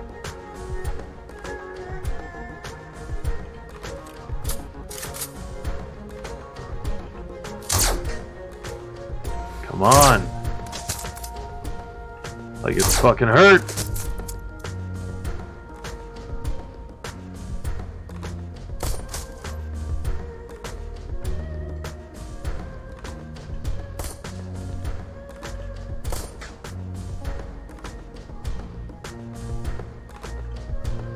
Eat it.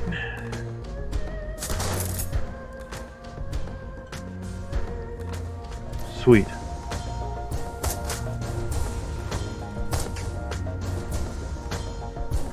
Add aim.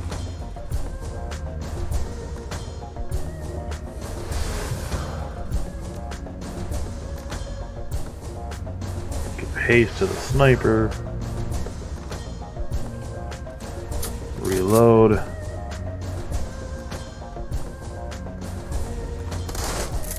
Ow. You're gonna die. Not leaving you assholes alive anymore.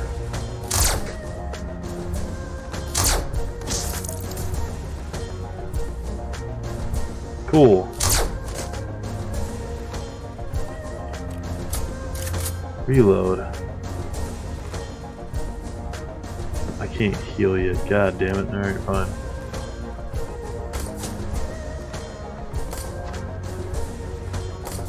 Eat it.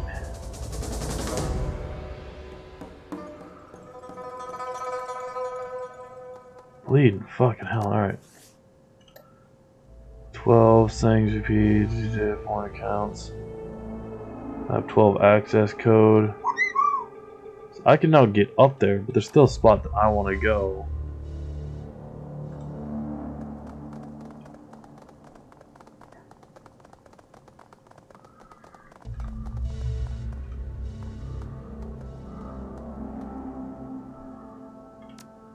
Research.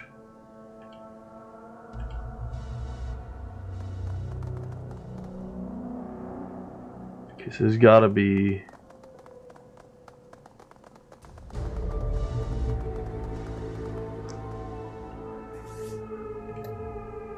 Lab 12, Sangs VP, Sangs Business Archive, foreign accounts, Real Estate, Lab 12.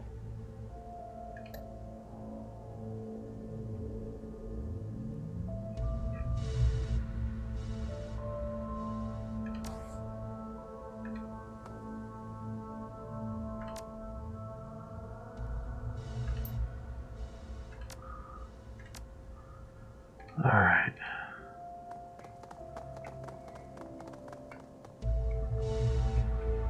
There's gotta be some way. Something. Door keypad. Locks look sweet, have been upgraded with keycard scanner. Yeesh!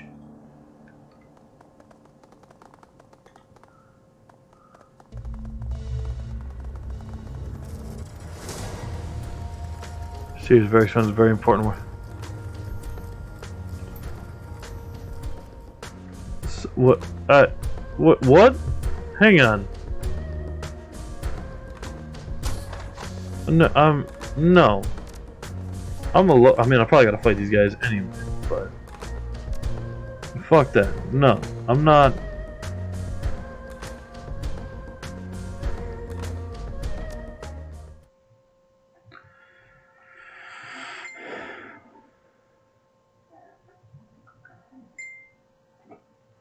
I'm not gonna fight him randomly like that. If anything, I'm gonna already be jacked in to the fucking.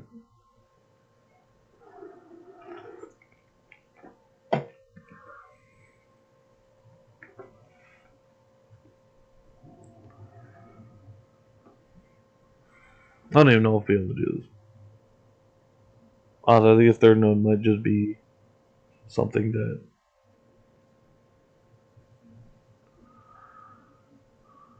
I can't get. And if I can't get it, fuck it. Then I'll just deal with the two. Because there's only 3 nodes I can get.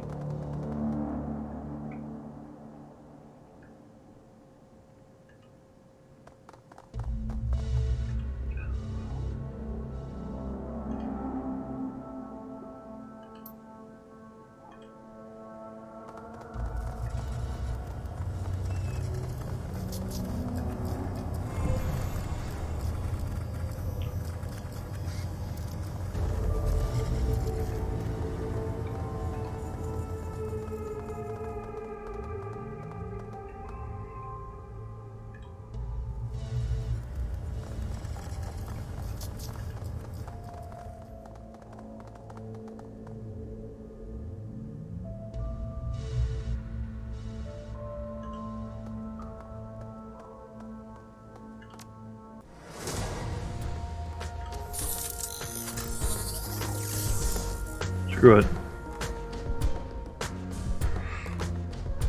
It's probably going to end very badly for me.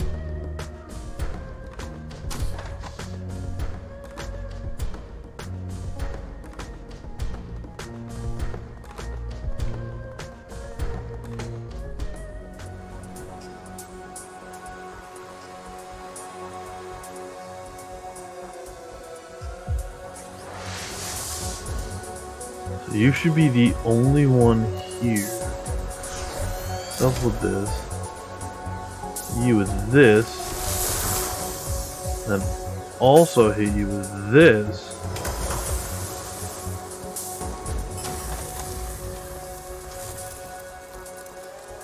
There we go. So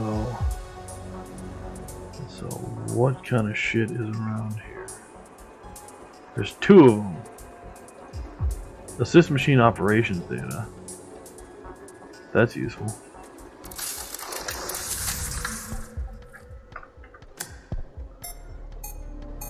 Eight 666 3545 38918 13883 852159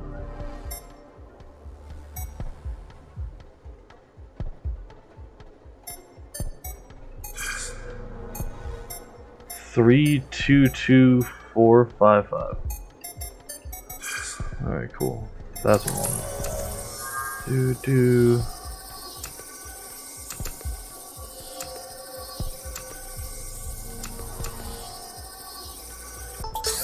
Got it. Operations data. Small cartridge TS5. Teach for Lab 12. It's bogged down. Technical terms, code names. Or one data block clearly contains a few passphrases. Block or IC passwords for assist machine. Okay, that's handy.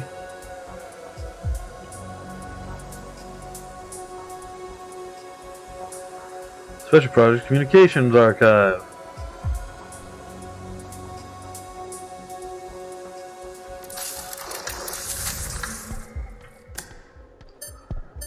Four 187 1342 51721 77628. 568694. 439316. Click. Uh-huh. 226.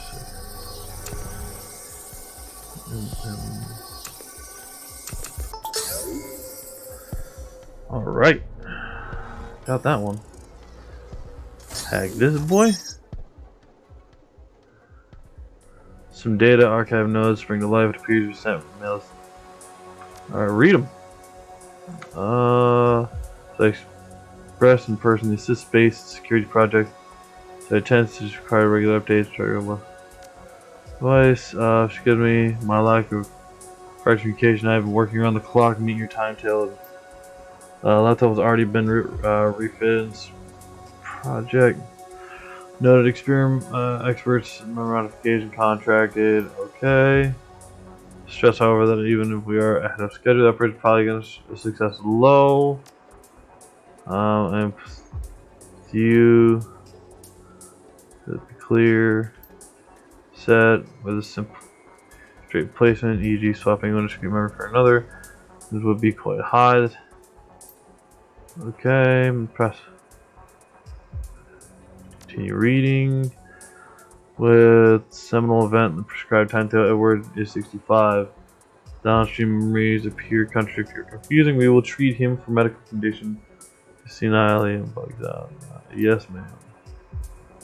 They'll make him appear to be senile if, worst case scenario. Interesting. I don't know if that helps me any, but it is what it is.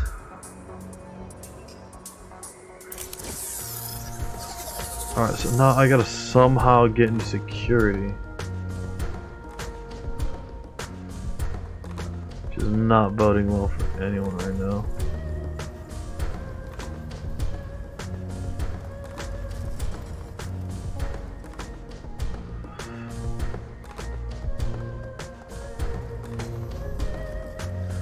In fact, security door might actually be open.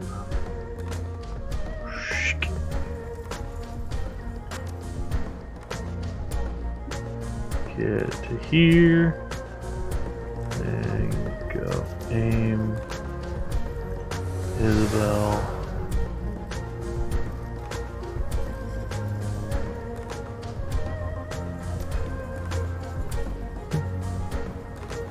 Flashbang. I can't do that yet. Cat no. Subdue. No. And security's coming in from behind me.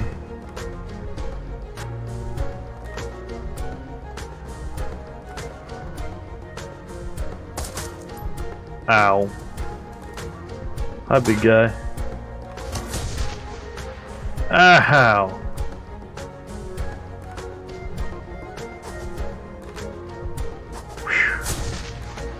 Whew. Oof.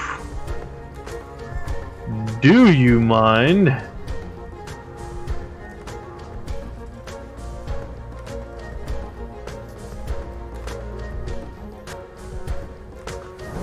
Summon spirit.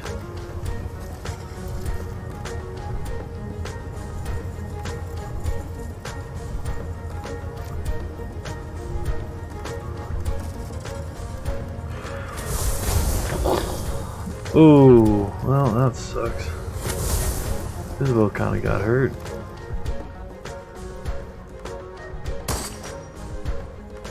That was not the right sound for that, alright. And click.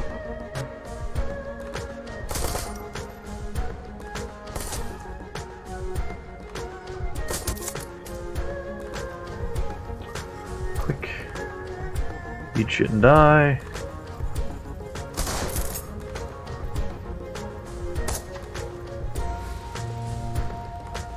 Let's hit you with this. Aha! A heal. 8 HP. It's necessary. Haste. That.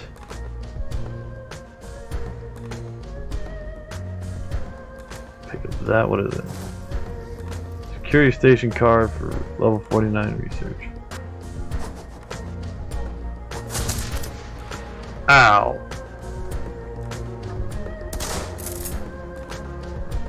Oh, if they're throwing fucking grenades and shit, I can toss them backwards.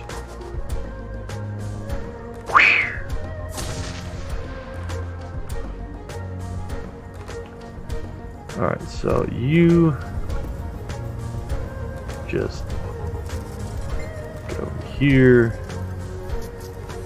burning the ever-living hell out of people. How are you missing? There we go. Summon another one.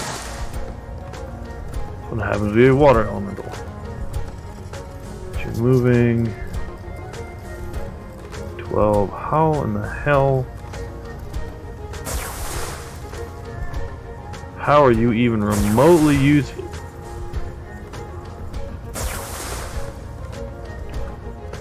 You are literally just someone extra to shoot at.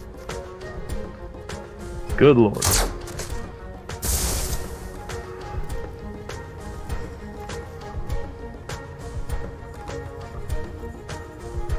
Oh shit, should have done this.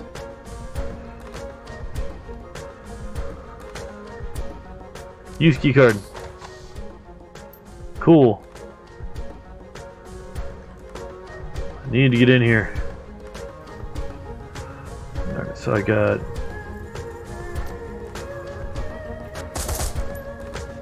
you're dead.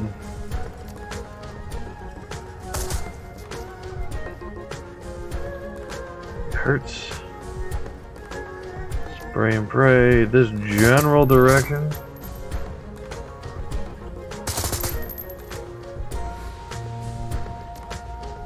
Aim shot. Cool.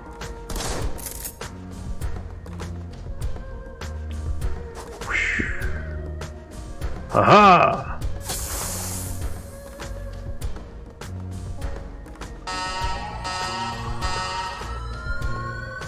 Wonderful.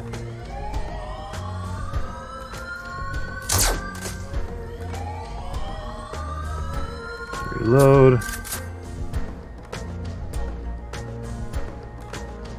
Confirm.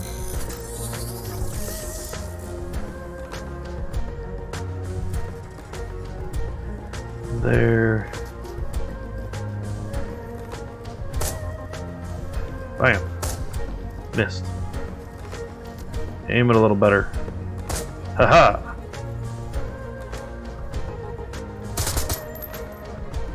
Alright. Come on.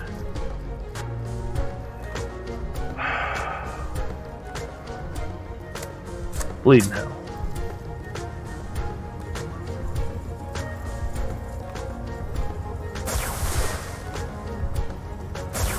You from right here, you're terrible. Absolutely terrible. Ow. Uh-oh. Ah, shit. That's not good.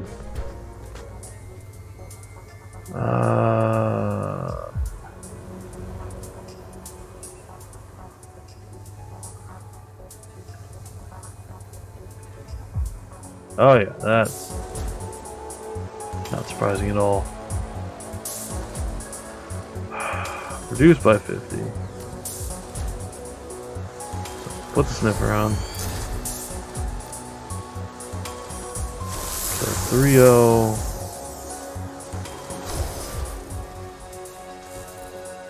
Okay.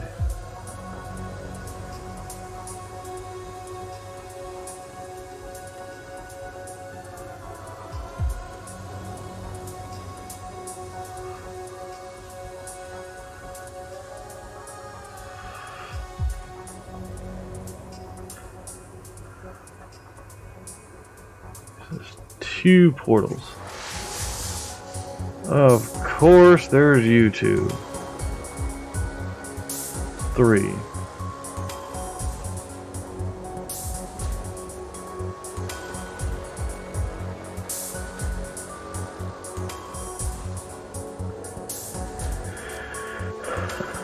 Yeah. Grr. Missed it. This is not good. I need to get someone over to her to.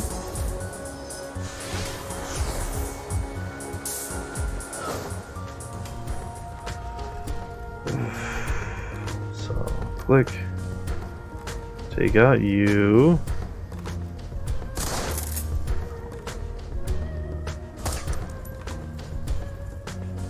Come on, there we go. Items on you.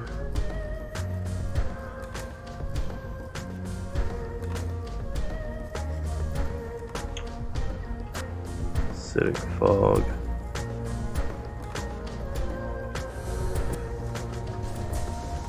Oh, that didn't work out so well. Ow.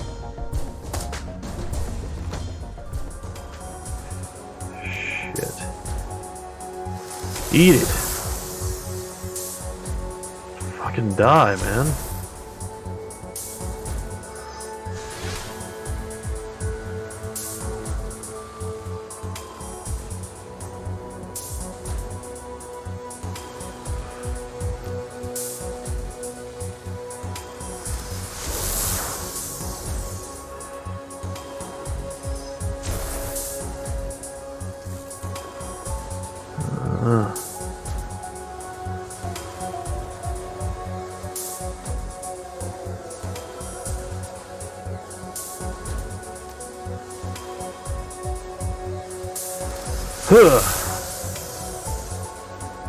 How in the bleeding hell?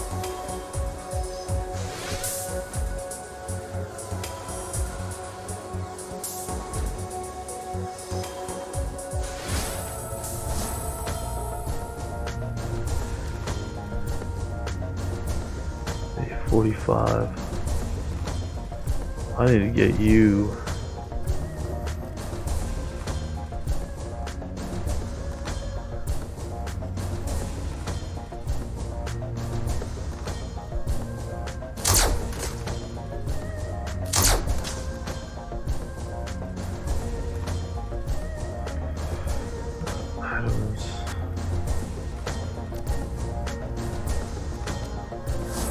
Myself.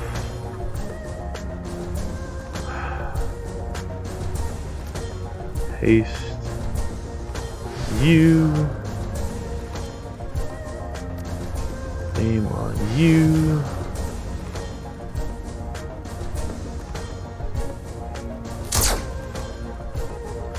God damn it. Hi, bud. Ouch. Ouch.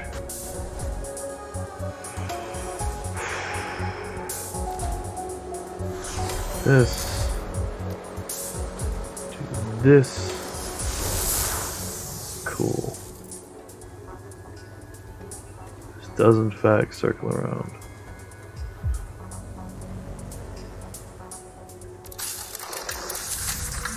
Hack this shit. 6894.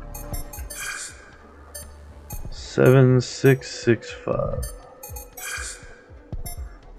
28313. 36644. 428889. 379646. That's what I need.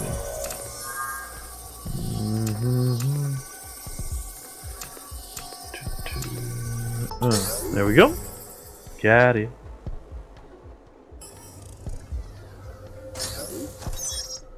Alright. So got all of those. The question is that going to shut down the security system on the outer bits of floor?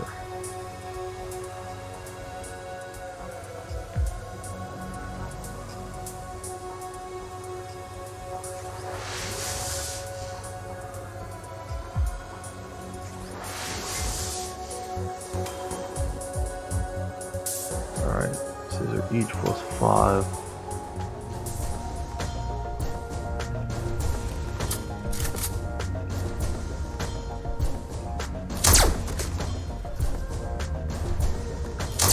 Yeah. Gotcha. Alright, so bam.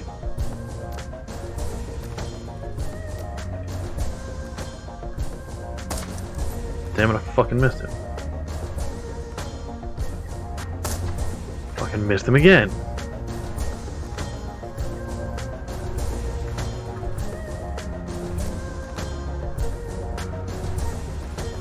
Heal you.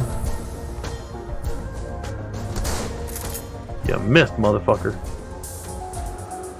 Alright, so I still have that on. Let's go. Yeah! How the fucking hell did I miss that?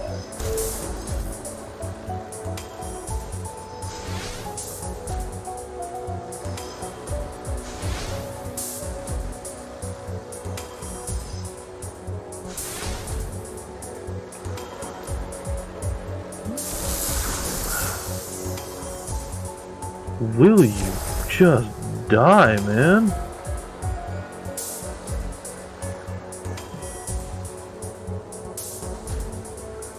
Like, fuck right the hell off. Drop that by 50. Ow. Alright, so we're going to reload. Move to here.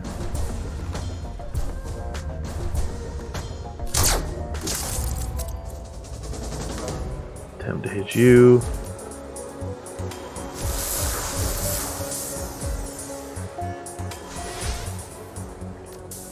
And then the fucking sniffer on it. Shit. Ow. Alright, heal real quick.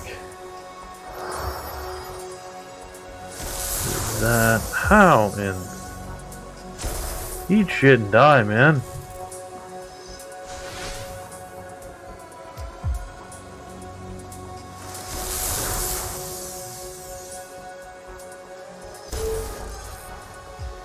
Alright, so system trace is not up terribly high.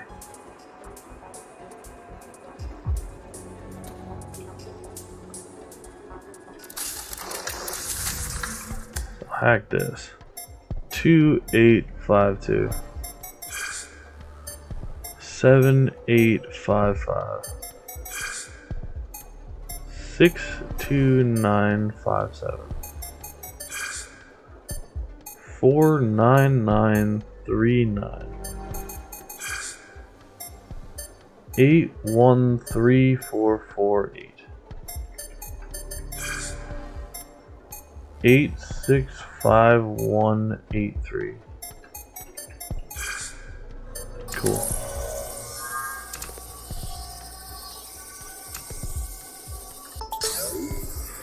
Alright. That's done. Secure data store. Attention. Secure system containment of a high priority test subject for immediate all gear assigned to the fourth. Ensure others do not take our code to the equipment room, which is now 8974. The code shared outside the department. Equipment room. Equipment room could be useful.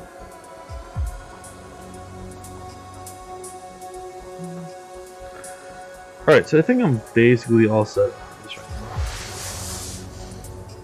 I just have to manage to make it the fuck out of here without getting into too much fucking trouble.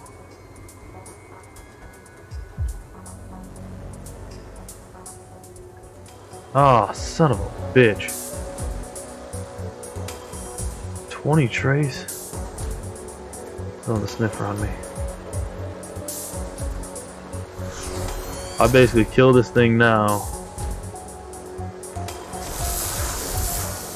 250. Come on. Thank God.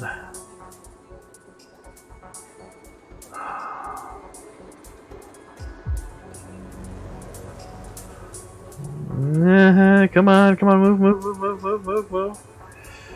Get out of there. Woo! Okay, so we are good. Is this the equipment room?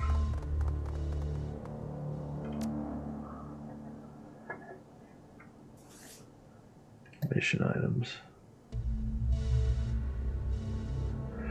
Passwords, equipment room, door code 8974.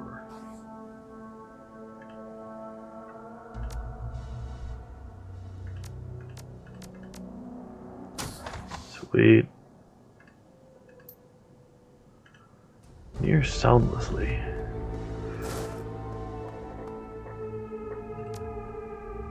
Manage. I'll put it there, I guess. Done. Manage. Put you there. Done. Sweet. What is this? Take a shotgun. Manage. To you. Oh, it's data jack. Oh, Jesus. We're gonna put in the stash then. Rifle. Manage.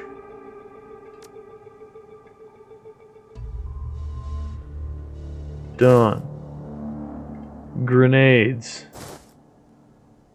Manage. Have a grenade, buddy.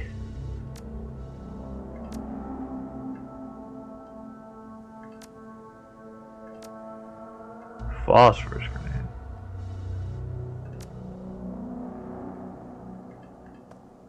I mean, that's some good equipment right there. Now, I do want to check on some of the shit they got going on. So, Isabel, it's necessary. Her equipment never changes. Like, it cannot change. Your equipment can though. It's 13, 15, 38, 34. So this,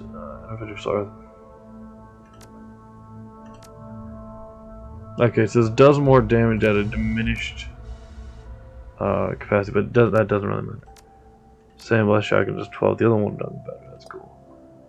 So, can I? What's your current status? So, 30, 29 out of 60. So Duncan and Isabel need to be healed. Can I? Human use can be used outside of combat. How do I? Oh. Duncan. Confirm. Cool. This means I can go back in my items. Mine's to have like 3 of these. Isabel. Confirm. Cool. So now they're both up on that.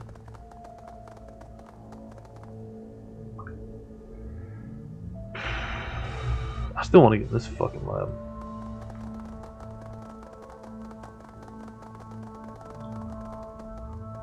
What is this room again? Containment lab. Do I have that code? Access code. I do not. Enter code. I don't have it. That sucks. I'm probably gonna be real annoyed with whatever's actually in here because I don't have it. I'm probably gonna look it up after I'm done. Because I guarantee there's something good in there. Guarantee it.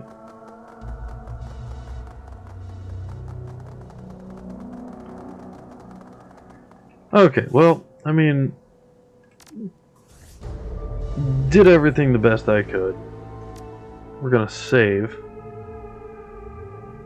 Alright, so now we're going to, so what is the access code? 44526 25301. Two access codes?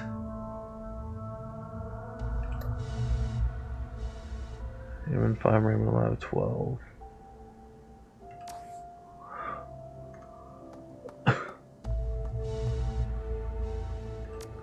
What was it? 44526. Try that one.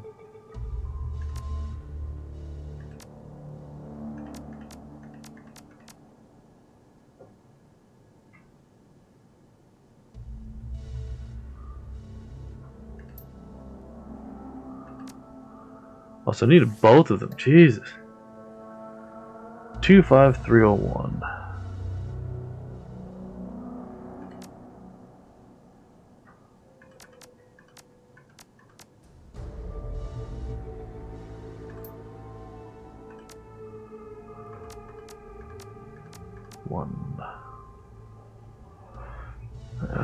Omega, you please have your Omega ID ready at check-in. Lab 12. Price will alert the rapid response call. There'll be no turning back. Cool.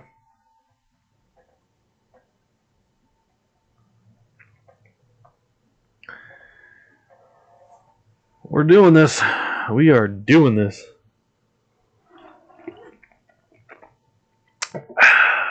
We're doing this. There's no turning back. The elevator codes acquired. You head into the enclosed space, watching the ceiling access panel closely as you make your way to Lab 12. Light elevator music contrasts sharply with the smell of sweat and cordite. As the lights on the elevator hit 12, you cover the door and wait.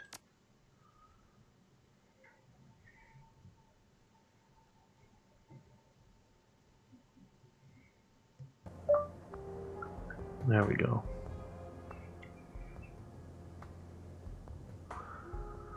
Security captain studies his fingernail cuticles with quiet intensity. He looks ready to drone out a standard challenge, but he stops when he sees your maintenance uniform. He raises his weapon. Okay, hold on. You should know that maintenance is not allowed to be in here without an Omega level escort. You have 2 seconds to use an Omega level ID before I fire. You don't need to get bloody. Bring him down. Well.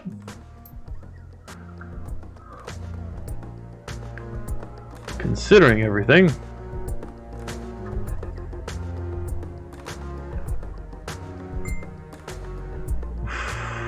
So let's get some cover going on. We're gonna get Gobbit. Put her here. Add aim to me. And we are going to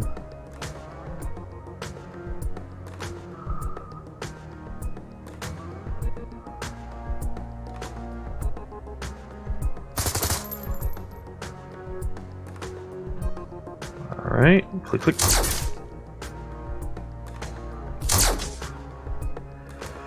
Alright, Isabel goes here and is going to attempt to pick this motherfucker off.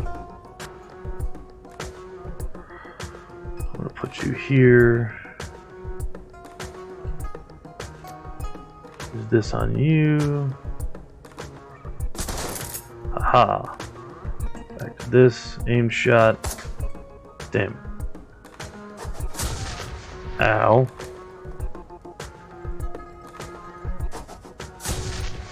Ow. Oh, Jesus. Alright, so click. You just please die. Heal yourself by 26. Give haste. Isabel.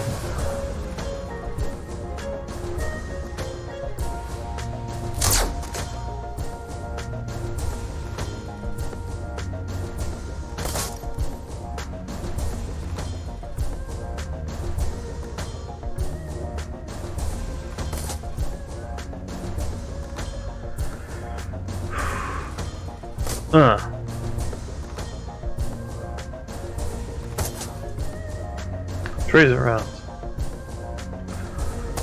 Would you what? Adjust his aim?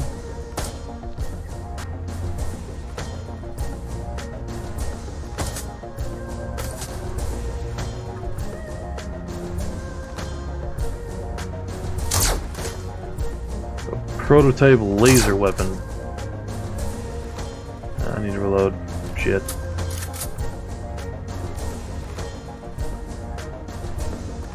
Can I possibly take one? Yeah, maybe. If I can take one of you out right there. Oh, almost.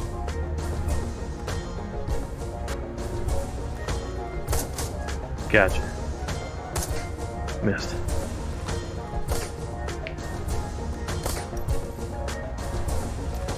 Come on. How am I? Jeez, I was about to say, how do I keep fucking missing? Add aim.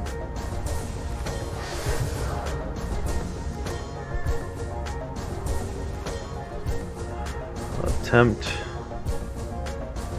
fire on this motherfucker. There we go.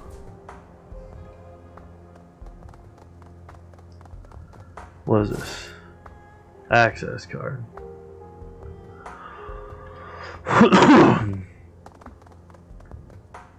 Use access card.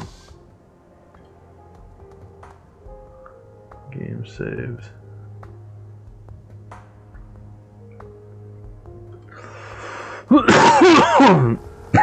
Excuse me. Lab 12 smells of shiny new computer equipment. The entire room hums with quiet efficiency. Monitors ping occasionally, broadcasting quiet alerts. The whole environment breathes high-tech serenity.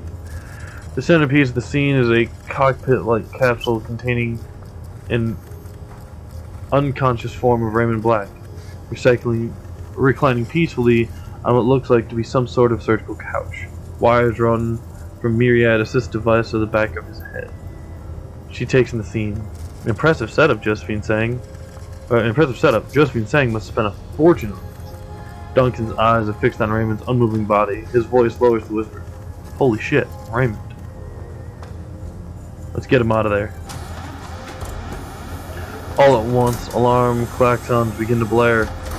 The door that you entered through slides shut, and you can hear the latching mechanism engaged. It's locked tight. The pounding sound of heavy footsteps resonates from the other side. Bodies approaching and moving at a rapid clip. Whatever we're gonna do, we better do it fast. We're about to have company.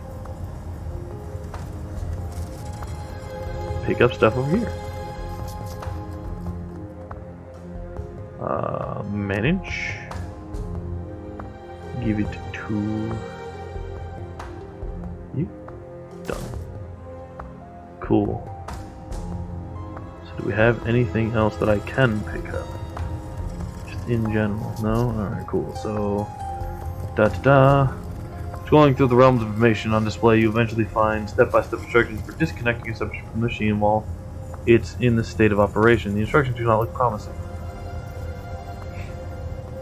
This is hopeless. We can't shut this thing down according to the normal spec. We don't have the time or the clearance or the personnel.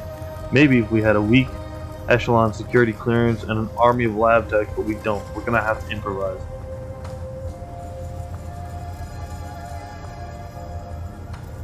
Talk about improvising with his brain. She looks you in the eye. Her voice is deadly serious. We don't have a choice. We come up with something else or we leave him here. Console, await your input. Search for a way to perform an emergency disconnect from the system. Eventually, you turn up an alternative method, labeled deeply unsafe, for removing a subject from the machine mid-procedure. In order to perform an emergency disconnect, you're going to have to reprogram his memory manually using engrams stored in the assist machine's memory. Doing this through the terminal would take hours. You'll need a Decker to guide the process in real time. If you fail to restore Raymond's memories properly, he will suffer catastrophic neurological damage. The best case scenario, he will be left a vegetable. The worst case scenario, he will die. Here goes nothing. I'm gonna be back here. You're gonna be here. God will be here. And you are going to hit the jack point. until emergency disconnect. I have 10 goddamn turns.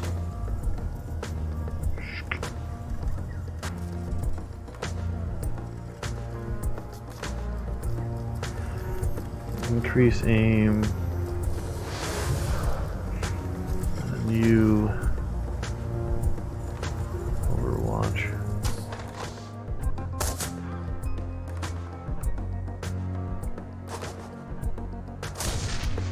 Ow.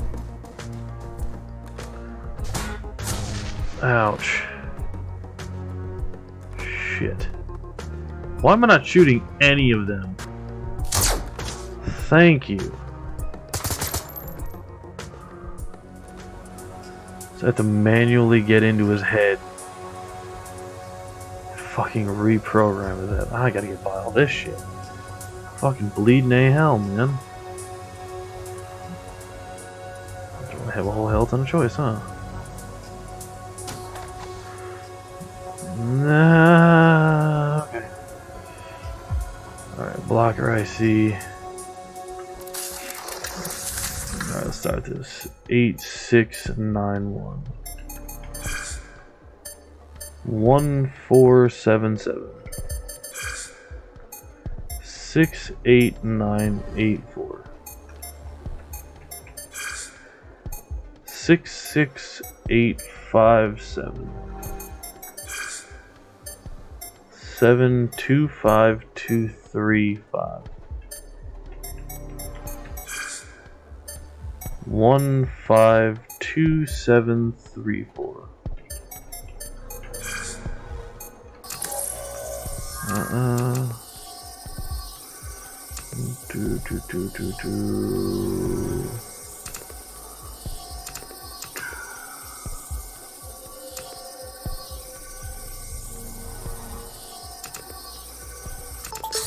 Got it. Alright. Control hub. Contemplate boss and life of your approach. 1. Read me general practices, open host, Engram stream, log off. Scanning the files, you find a list of procedures that governs the safe removal of subjects from the machine. According to the file, all 4 memory engrams need to be locked onto the control hub in chronological order. Then and only then can a subject be ejected without suffering permanent neurological damage. Cool. Sorry, Engram array. Slot 1. Active. 2. Active. 3. Active. 4. Active.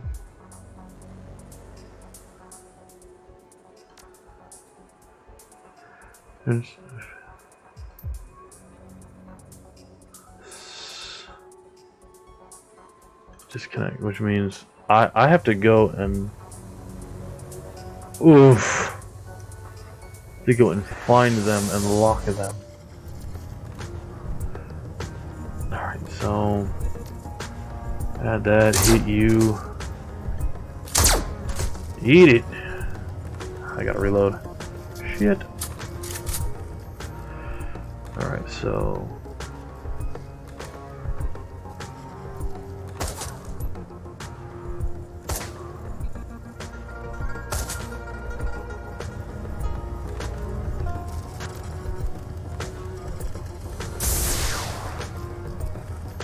second that, improve aim. Alright.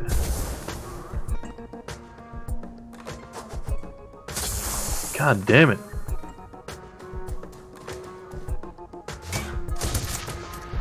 Ow.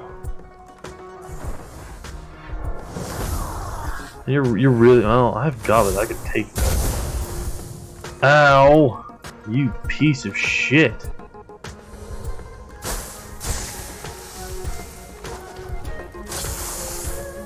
Can you please not? Good God, man.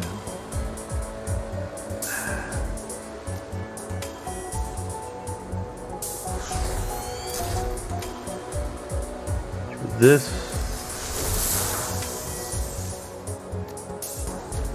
With this. Gotcha.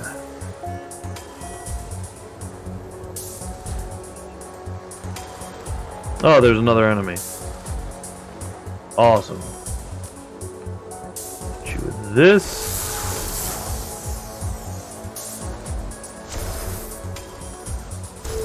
Literally beat the crap out of you.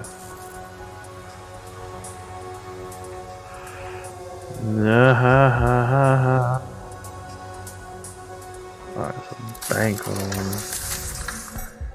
5247 6898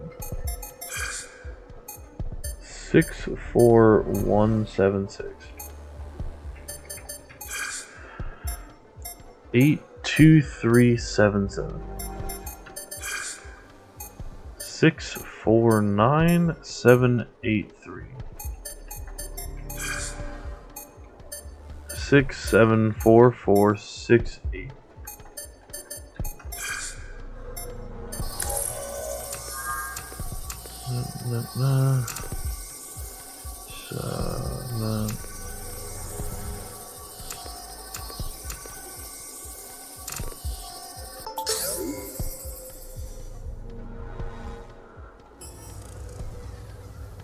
One flood of Ingram streaks by. You hack into the flow, capturing a small clump of tight, distinct memories, tiny and round. One of them glows, set apart from the others by its intensity. The verdant aroma of a still pond on a late summer day. Its reflective surface is disturbed by a single tear, as the ripples glide from its impact point to a young boy's face. From its impact point, a young boy's face is reflected in the water, grief fracturing its innocence. He traces the character of her father in the water with his finger.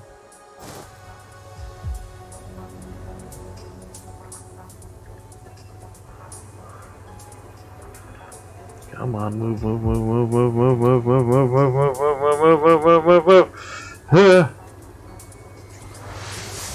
to the next one. Oh, of course.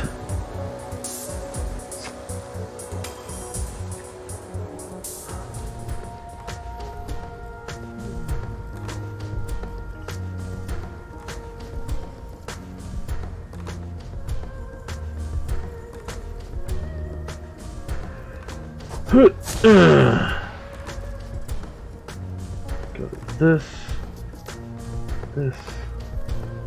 Take you out real quick.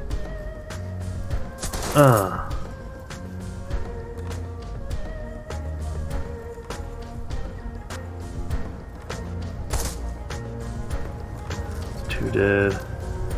Heal. You.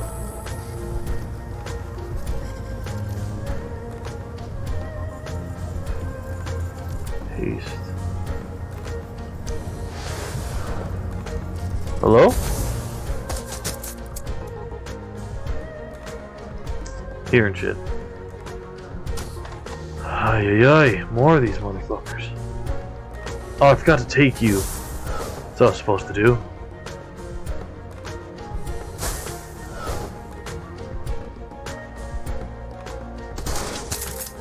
God fucking damn you.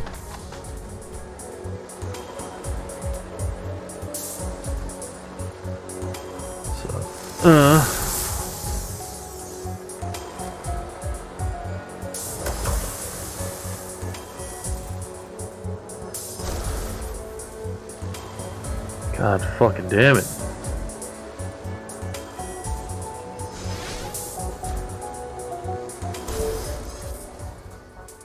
Alright, so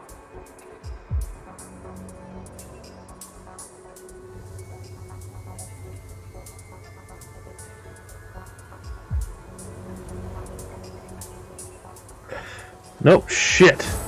It's not what I fucking wanted. 544.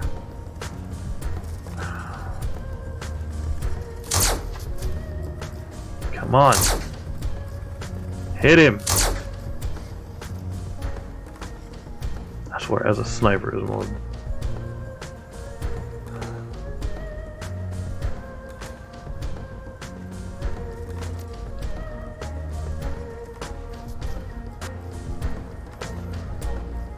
Huh. Completely fucking missed.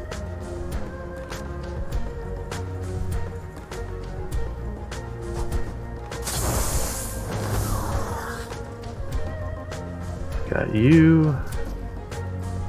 So let's now hit. And we will take you.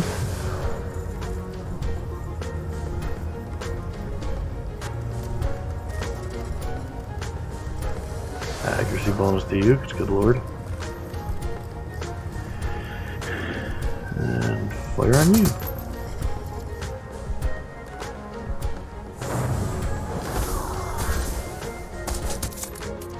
Ow.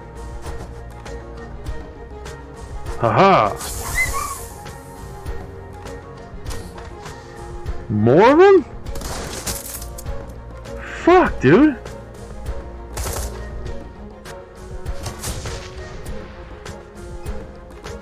Like, this is not going well at all.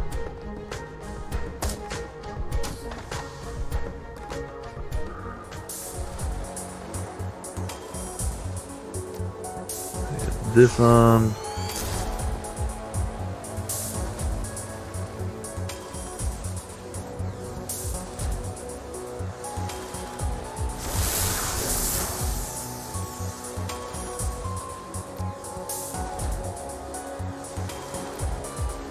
How does this miss me?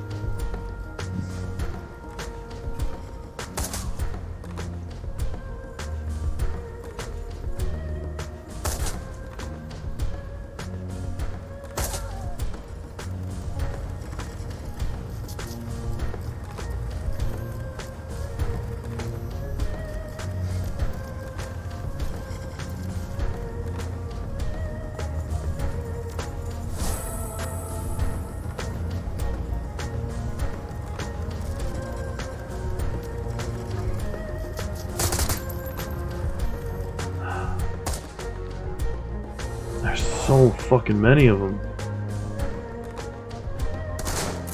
Ow.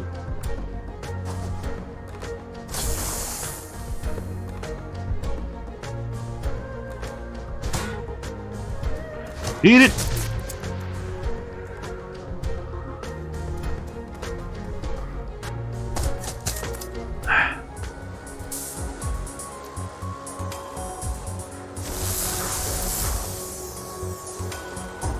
That's not what I wanted. Thank you. The fuck on. Good lord.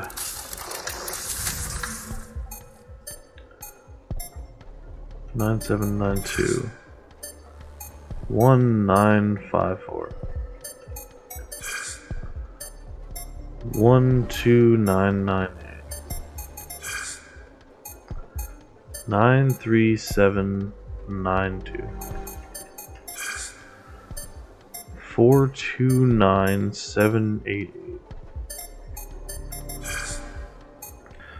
617211.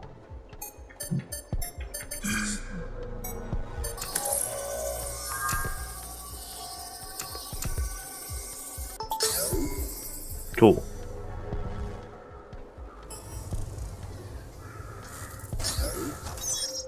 Cascade of Engram some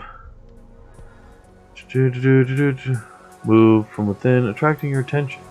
Youth Center's gymnasium is thick with the scent of adolescent perspiration, marked by a steady diet of cheap soy protein. His authority as youth director is challenged, and although the boy couldn't be more than 12, they stand eye to eye. The boy looks at his graying hair and sneers. "You better know Kung Fu, mister," the pudgy boy says. "I know lots of things," he replies. "Are you smart enough to learn them?" Alright.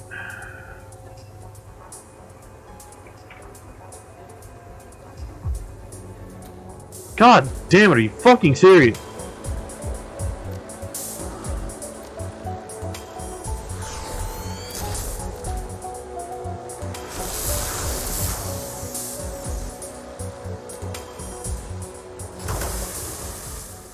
There.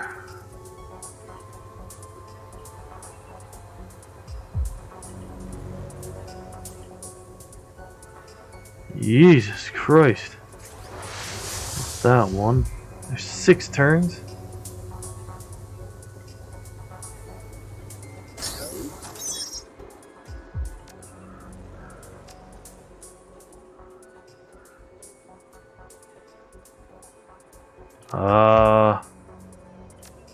I need all of them first. Oh, God fucking damn it. These fucking pieces of shit. There's too fucking much. Excuse me a moment.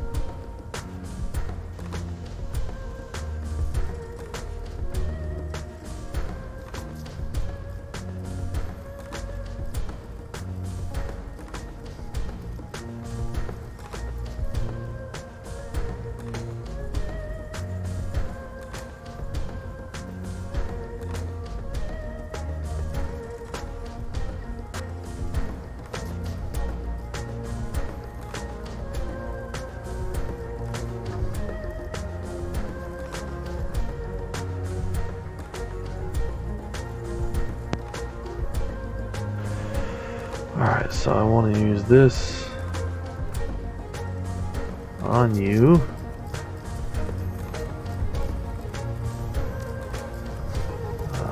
Do haste, Duncan.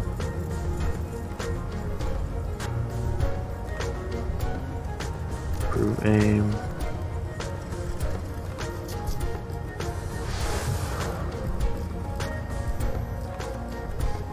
Go back to here. God damn it!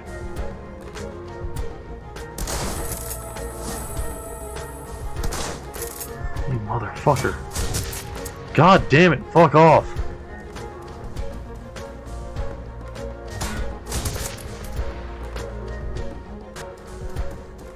Jesus, she's almost down and out. Oh.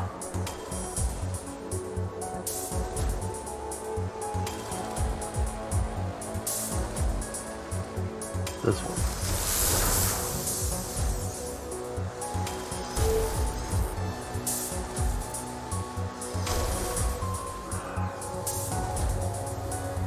I don't think I'm winning this particular one. Yup.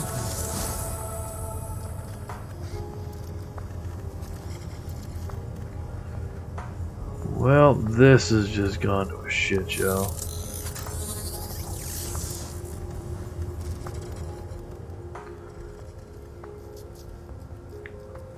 So if I take a shot at you,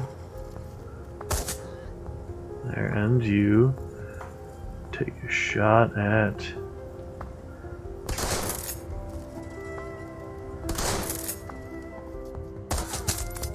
God damn it.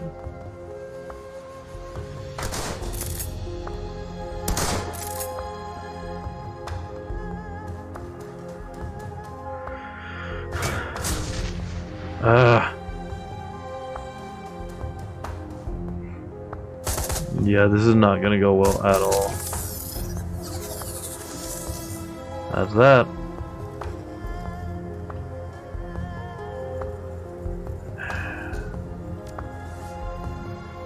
God damn it.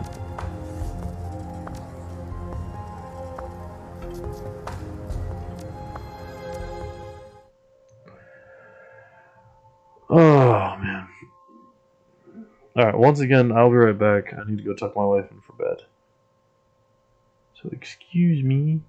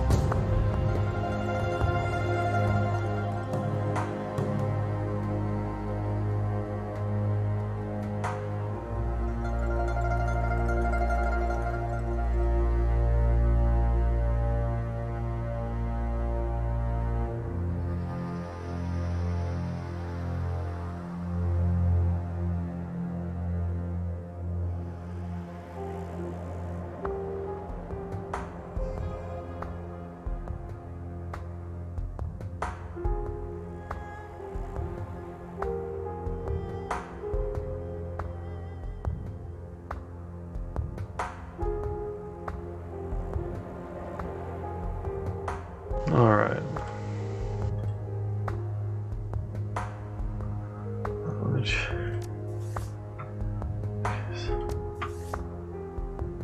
I can't do anything with my karma. It doesn't help.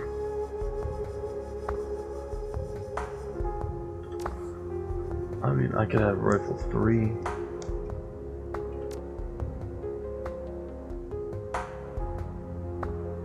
This adds full auto, which doesn't help with.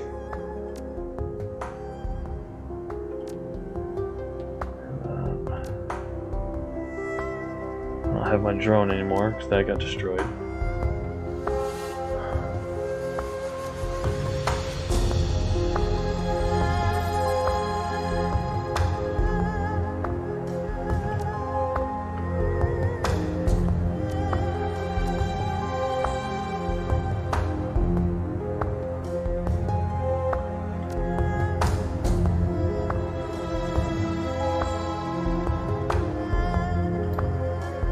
Trade.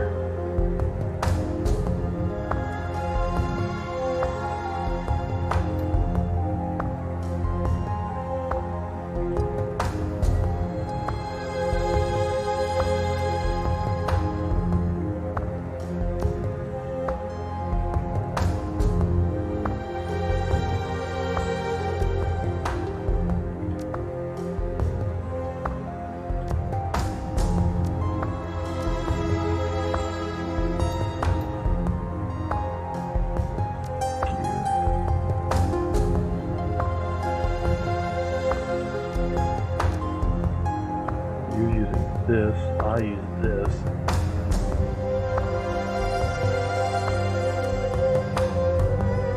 Maybe that helps.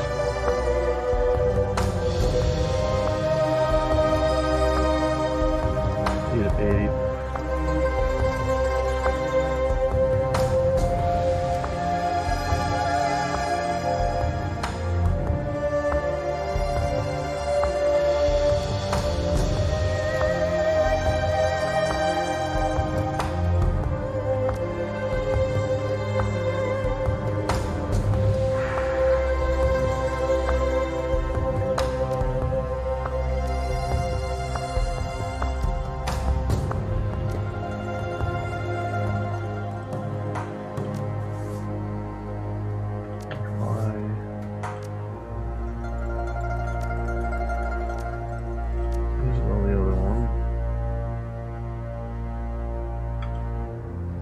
See if maybe this works.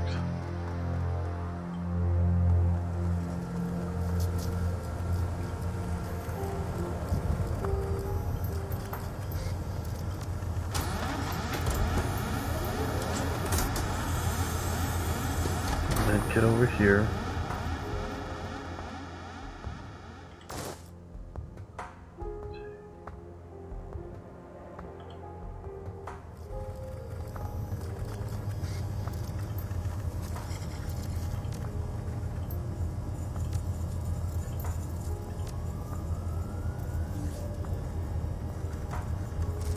Alright, so we'll be here. Put Duncan back here. Put you. Put here, I think.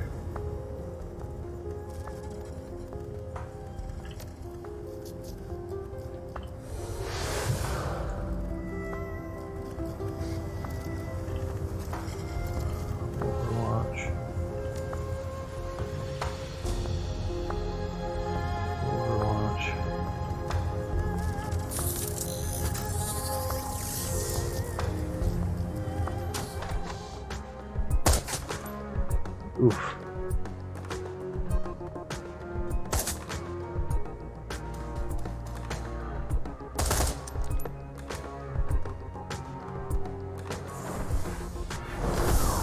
So if I steal you, probably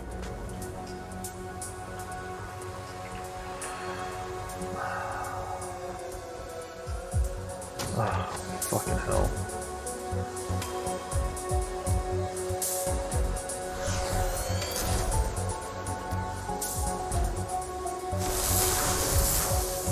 In case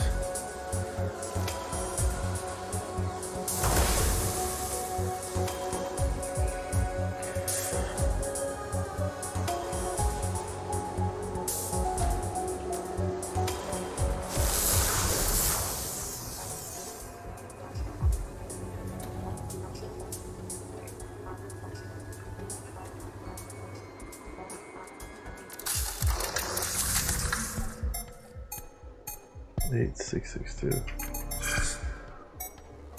5348.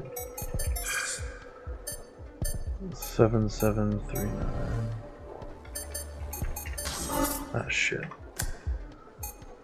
65671. 53969. 796828.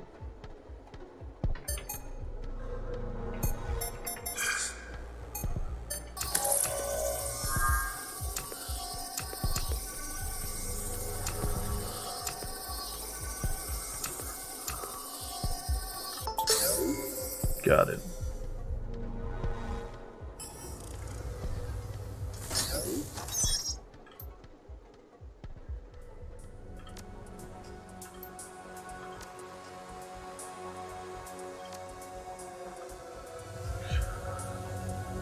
I literally just gotta get in here and get all of these.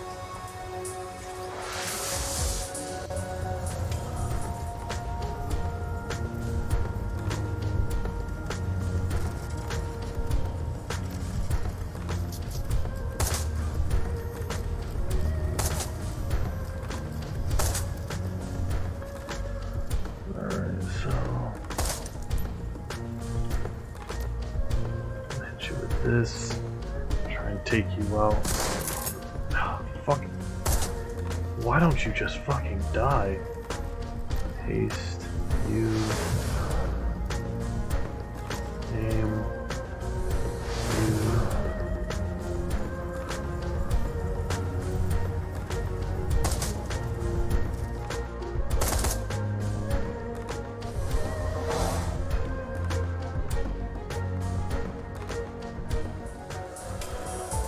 Alright, so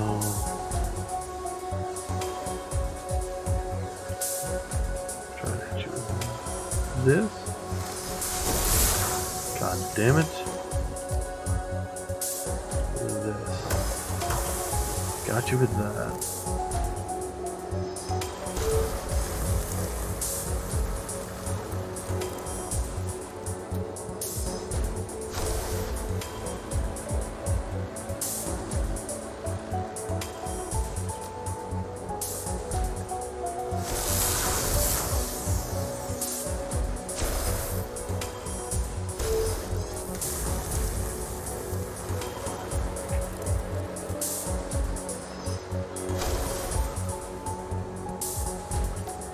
Healing. Microprogram.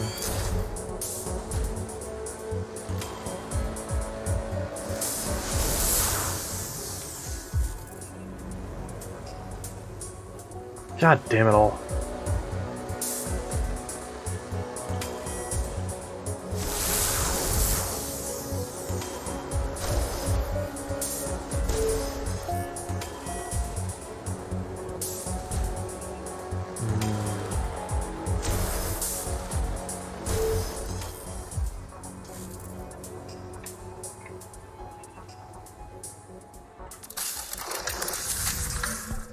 Seven, 4, 2, 9.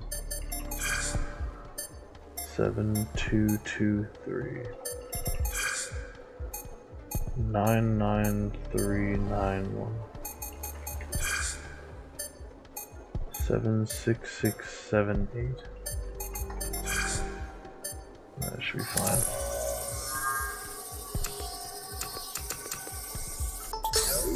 Cool.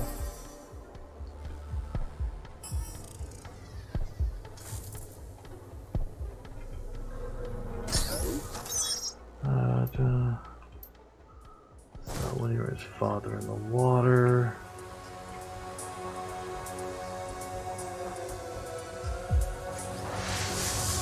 That one.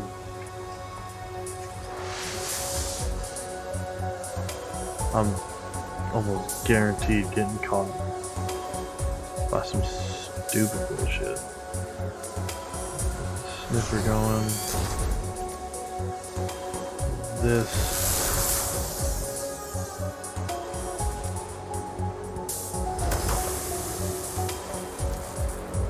Alright.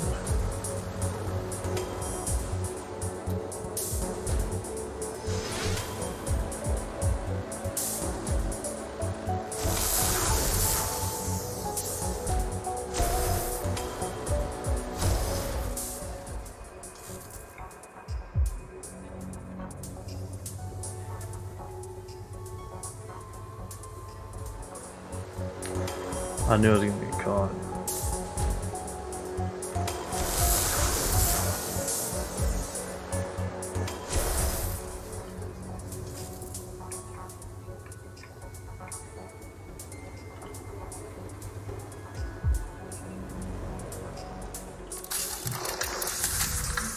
Seven one seven seven 9624 88972 82342. I should have plenty of time.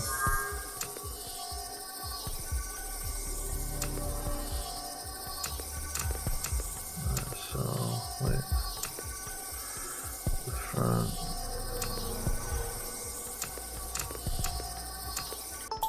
Gotcha.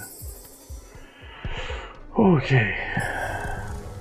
Bank 2.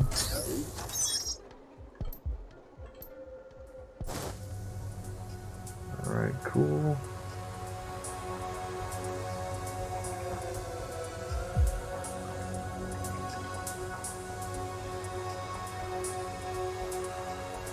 That one into this one. One of these. Jesus fucking Christ. This.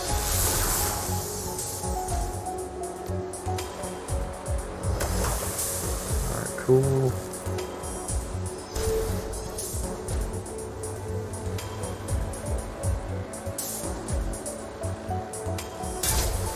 Ouch. Host damage? You fucking kill me. Alright, so.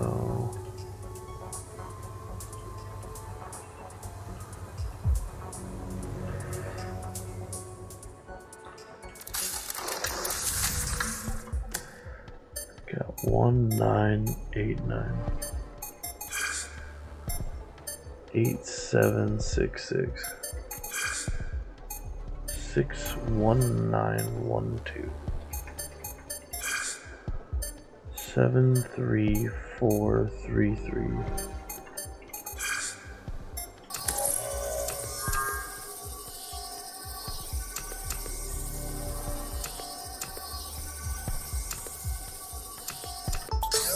Got it. Alright. Ingram Bank 3. Tide of Ingram's rolls past you, hack into the flow, capturing a shard of distinct memories. Crystalline lattice. One of them shimmers whitely, standing apart by its radiance. The scream wakes him like an old friend, as it does every night. He pulls the sheets away from his damp body and stumbles onto the bathroom. Stumbles to the bathroom, his heart pounding. Rinses his face and the back of his neck with cool water. He looks up from the basin into the mirror and finds an old man staring back at him. A terrified old man. Alright, so he's old in that one.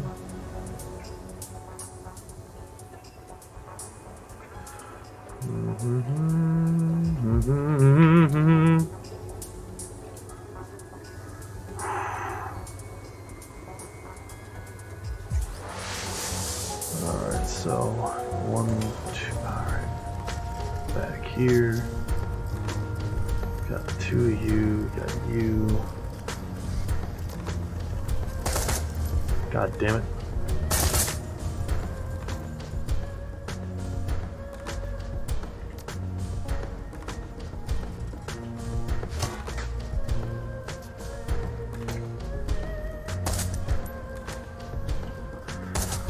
Haha.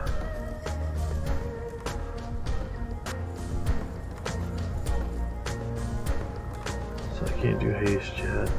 I can take control of this. Oh, he lost control of it already.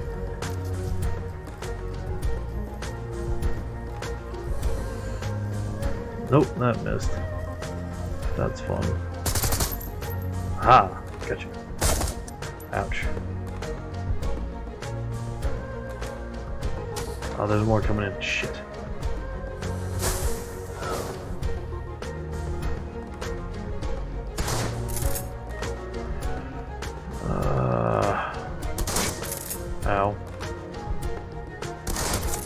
God damn you. Sniffer program.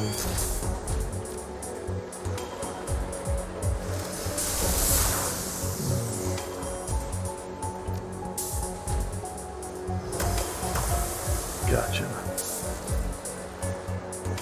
Because I don't want any black ICs on me. They're dangerous. Whites just do IP damage, which is fine.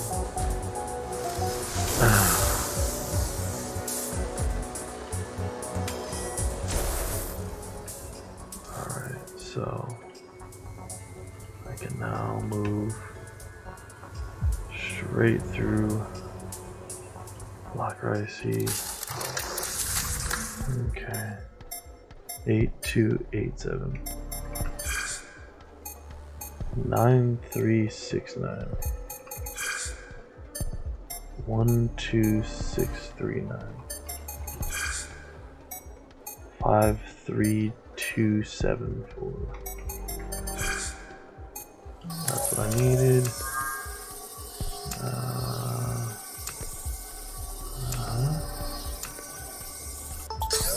Got it.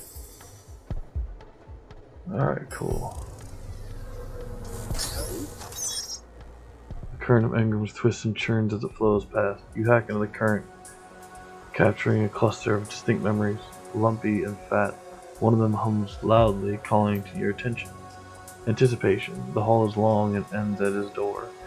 He traverses the distance slowly, knowing that he is being observed by his new underling. And there it is, newly installed, shining like a mirror on the door made from real wood. The brass nameplate. Edward Sang, Vice President, Special Project. Pride swells within him. So that's him as a younger man. He's not an old guy yet, now. Alright, so control hub. Slot 1. Young executive. Young boy. Unlocked. Slot 2. Be a young executive. Locked. 3 is a middle-aged man. Locked. And 4, old man. Locked.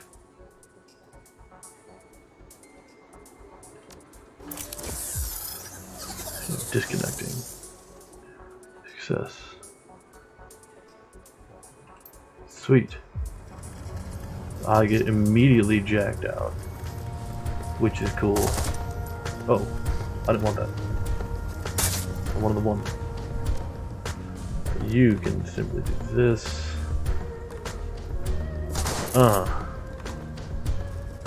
And then I could throw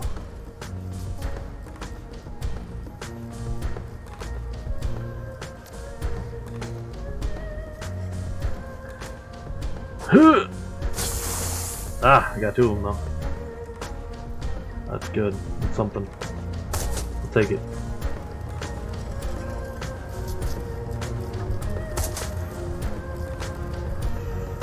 Alright, so put you here, I guess. So you're not badly wounded though.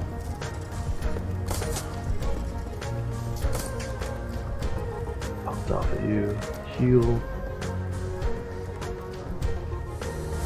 There we go. Aim.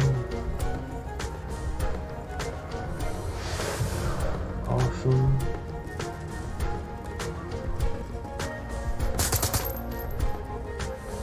Oh, I did some damage. Something. So I just gotta try and end this quickly.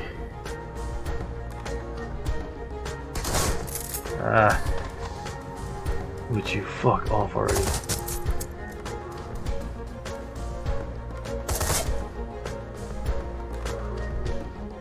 There's a lot of these guys.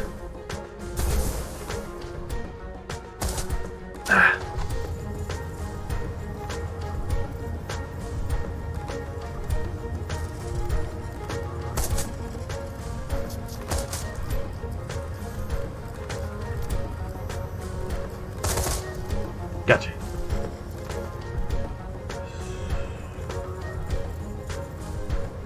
$67, I'm going to take a crack at.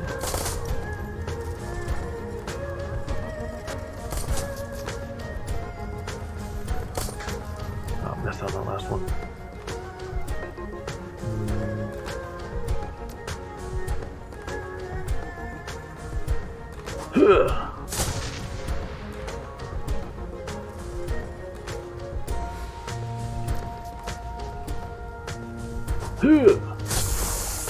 Oof. This is like about to suck for him.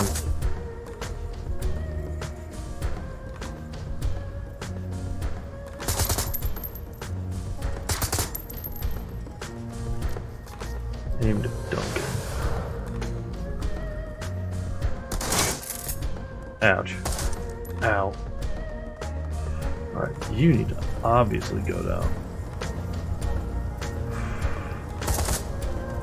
Oh, that's not what I wanted. Reload though. You can get shot repeatedly. Come on, fucker.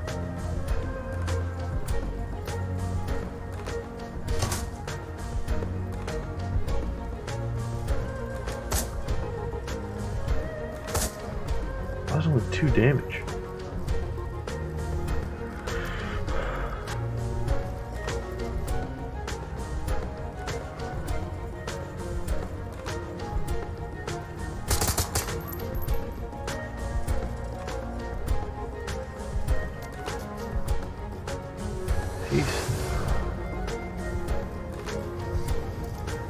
Items. Heal myself. Alright, they're all back now. Ow.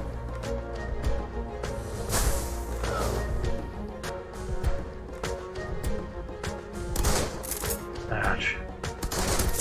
Ouch.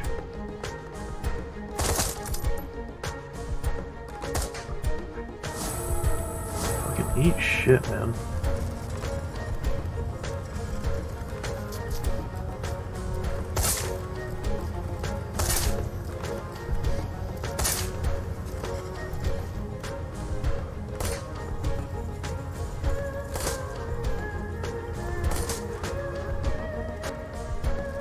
We're gonna take you out immediately and not even worry about that.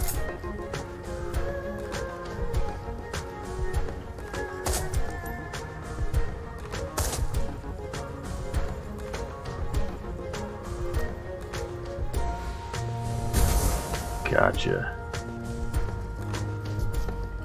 That aim to you.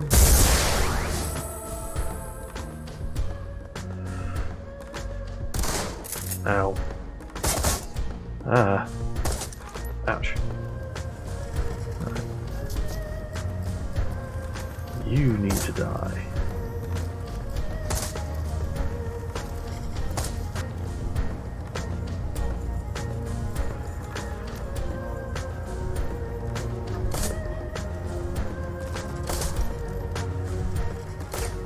Ah.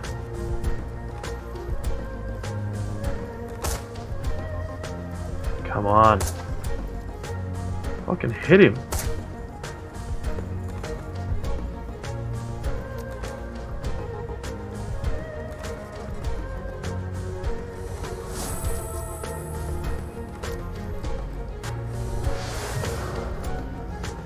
I should really have my support go first. Ow, you motherfucker.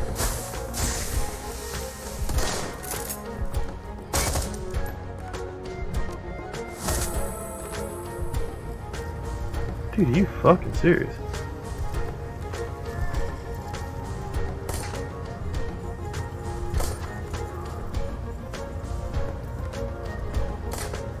What the hell?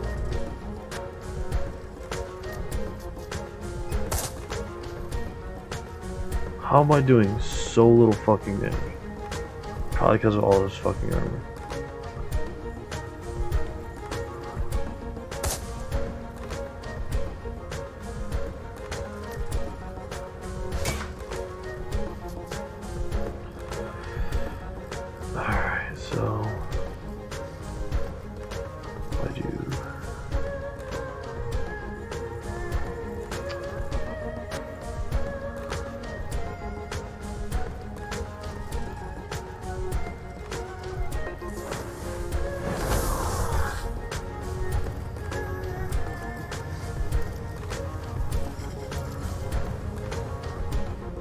there.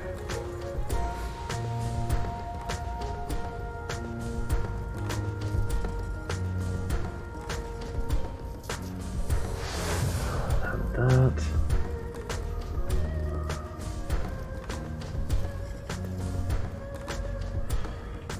Reload.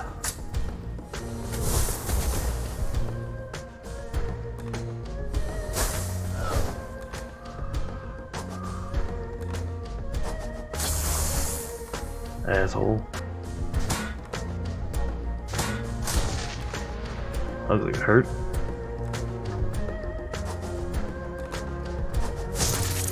Haha! Fuck yeah.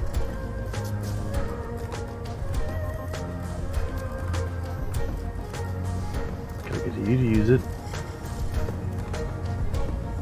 Back over here. I have one shot. Dang.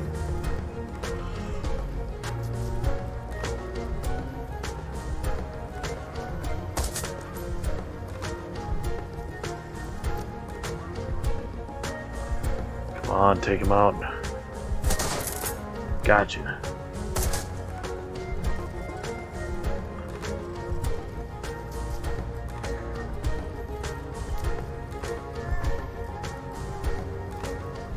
Okay, so those still infect. Haste to you. Fire on you. Okay.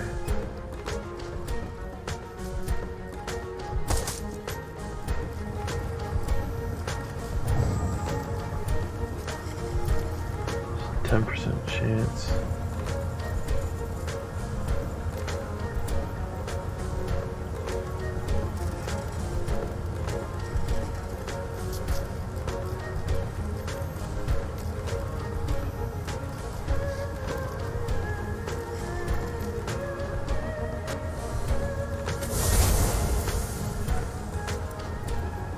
I mean, I may have missed.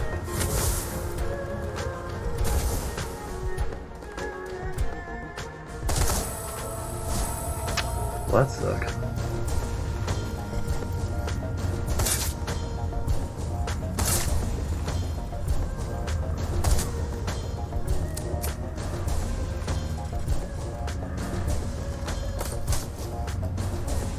%.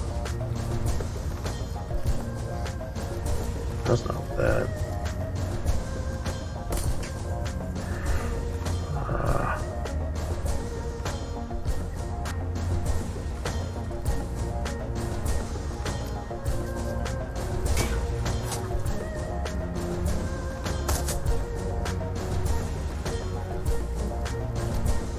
Cool. Well, I don't have enough ammo. Do this though. And kill him.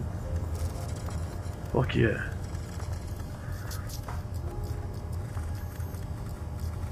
The clean room echoes with your footsteps as you approach the capsule containing the assist surgical couch. Through the window you can see that the last 8 years have not been kind to Raymond Black. The trauma of the last few days is readily apparent. The pasty pallor of his skin and the white growth of stubble on his chin make him appear far older than 65. He lies unconscious, his chest barely moving, his eyes sunken, and his jaw slack. Carefully applied gauze dressing on his balding head surrounds a gleaming metal port, a data jack. A thin bundle of wires runs from the jack to the device mounted to the capsule wall. Oh my god. Although his voice is small, it echoes loudly through the clean. Knock on the capsule. The old man's breathing changes, and you see movement under his eyelids. He slowly becomes conscious. Raymond opens his eyes, blinks a few times at you through the capsule window. Crack, you came. You must be disoriented from the assist programming. Looks like we got to him just in time. No time to catch up right now, XCrackrok. We've got to move.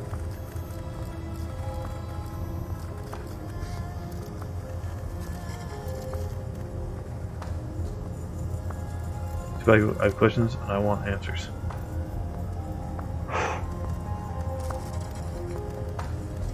Disconnecting Raymond from the assist device proves to be straightforward, as is getting him out of the capsule and onto the clean room floor. It feels as if he barely weighs anything at all. Although his breathing is a bit erratic, Raymond seems steady enough on his feet. Lead on, Crack. I'll be right behind you. Cool. Where do I escape from?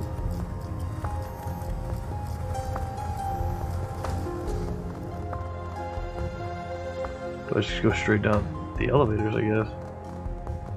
Ah. The guards are talking amongst themselves excitedly as you arrive. Then they're instantly alert, exchanging nervous glances. Their leader speaks up, addressing them with all the confidence he can muster. We're the last line of defense, and we are going to hold them here. Do you understand?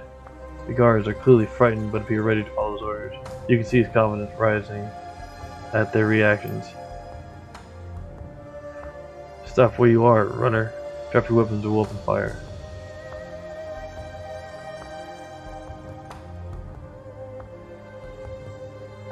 We just took down a whole security network and cut our way through your best squad.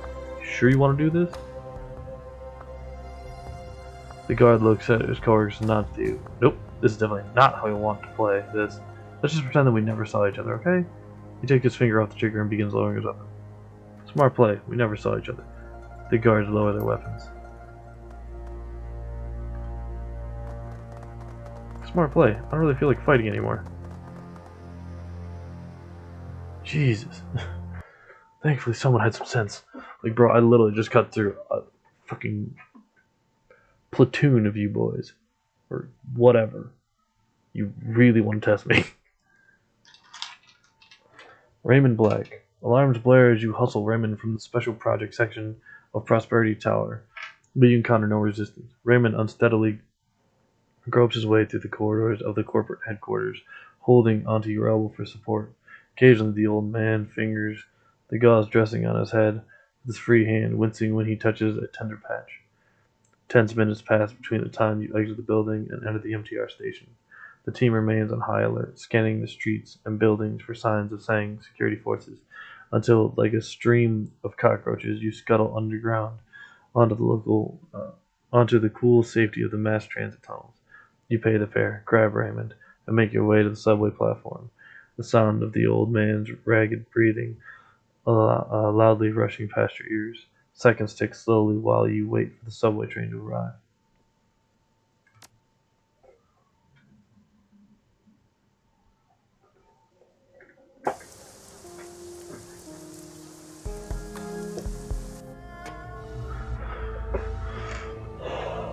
Alright. That was a ton of fun. The team hustles Raymond onto the subway car, quietly taking up defensive positions and scoping the platform for signals of pursuit. The old man is unsteady on his feet, but he insists on standing under his own power. He grabs a railing and holds on with white knuckles as the train lurches forward. A group of tourists sit nearby, conspicuously avoiding eye contact with any of you. Your crew looks over at the old man with a bandage on the back of his head, exchanging meaningful expressions.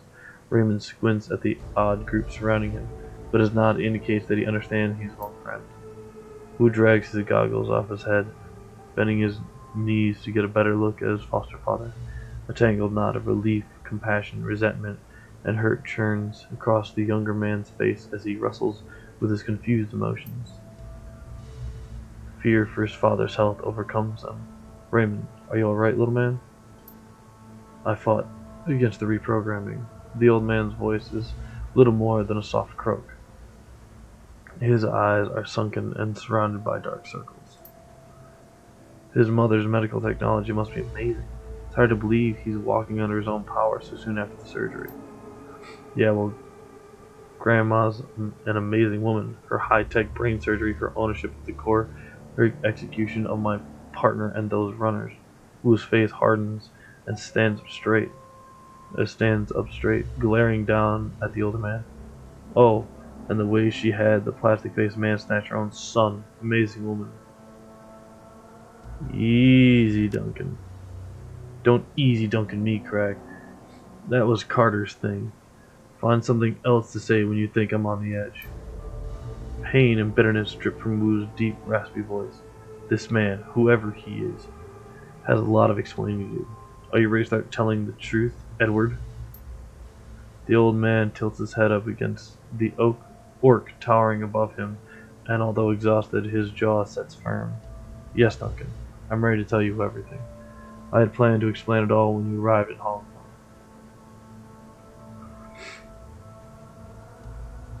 We're here now, Ray. You are here, and I am grateful for all you have done for me, all that you needed to do. It's more than just exhaustion. The words are challenging for him to speak. The old man leans back on the wall of the subway car and gathers his thoughts. He seems to swoon for a moment, but then inhales deeply, swallows hard, and pulls himself erect. My name is Edward Sang. I'm the only son of Josephine Sang, the CEO of Sang Medical Services, heir to the company. Before I left Hong Kong, I was the vice president of special projects, the up-and-coming star of the company.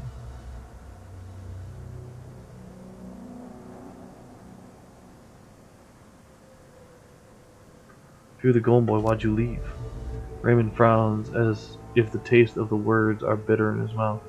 My division was shut down, disbanded. One of my projects failed.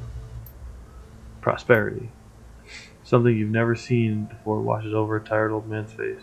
Shame. You've heard of it. Prosperity. I see. Raymond takes a breath, and the labored croak of his voice drops to a monotone. I was part of a project my mother envisioned, to rebuild Kowloon Walled City, a walking neighborhood for underprivileged citizens, fully integrated with job training programs, co-op childcare, drug counseling centers. It was a new approach to low-income housing in the East, the springboard to prosperity for hundreds of thousands. Yeah, that doesn't sound like the place I grew up in. Raymond is 20 years away, doesn't seem to hear.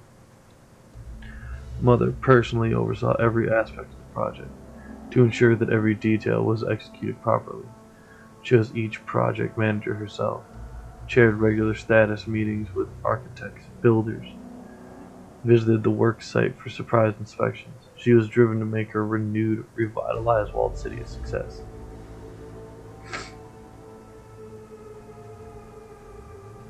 Another housing project. No, the Walled City wasn't the prosperity project. Raymond covers his eyes with a liver-spotted hand, the dread radiating from him like the stink of decaying meat. Prosperity was something I built, at the center of the Walled City. Then his hand drops, his eyes roll back in his head, and his face goes slack. A moment later, an invisible grip takes hold of your chest, constricts it, squeezing the air from your lungs. Your vision grays from the edges. The world surges backward, leaving you suspended in the distance, on the periphery of reality. Something is hurtling towards you, approaching from the fringe of your mind like a bullet train. It screams ahead, closer and closer, until it is upon you, overwhelming you with its presence. And then, nothing. Silence. Till a scream pierces your consciousness, pulls you screaming to its source. You're back in the Walled City, the city of darkness.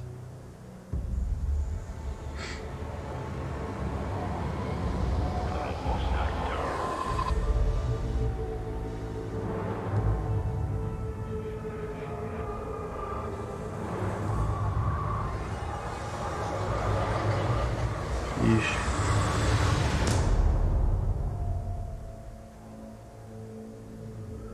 Your mind retches, inverts, and then violently jerks back into your skull. Your stomach cramps hard and the taste of bile burns your throat. A thick trickle of cold sweat slides down the small of your back, and your eyes refuse to focus. Your crew fares no better. Gobbet pulls herself from the floor, madness and folly squeaking worriedly in the folds of her clothing. Isabel grips a railing, her back to the group, retching silently. Wu breathes deeply, his hand on his knees. That wasn't a dream. He shakes his head like a lion's mane and spits on the floor. That was something else. Gobbet's breathing is shallow. She's covered in a thin sheet of sweat. It was a vision. I saw some sort of machine inside the Walled City. Isabel turns, squinting in concentration. Her lips are white. It was churning something. It felt wrong. Impossible. I think it was ripping. I don't know. Reality. The orc girl shudders. It was ripping a hole in reality. I believe we have just fallen in over our heads. Wu straightens up, drawing the back of a wrist across his mouth. What the hell was that, Raymond? No answer. Wu spins to find Raymond cowering, his head in his hands, shuddering and weeping. She's here. Breathe, Raymond, breathe. Shouldn't have waited. Shouldn't have hid. He looks up at you with bloodshot eyes. She's here. The queen with 1,000 teeth. Raymond rocks in place, hugging himself, staring past you at someone only he can see. I left prosperity in there. I left prosperity in there. I left prosperity in there. Uh-oh. Looks like Raymond's gone bye-bye. Shh, Gobbit. Isabel whispers her admonishment.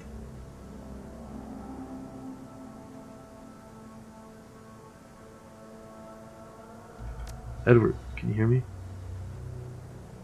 The old man's brow furrows at the name. Prefer, Raymond. Raymond blinks, his eyes open. His voice is weak, hesitant, disconnected somehow. Are we in the subway? The right corner of his mouth twitches noticeably. Why is he stuttering? He's not. I used to stutter, and this doesn't sound like a stutter to me. Something else is going on. Could be the visions. Could be the aborted brain surgery, or some combination of the two. Something bad is happening. It began a long time ago, and I'm responsible. His eyes open wide. The Queen, prosperity.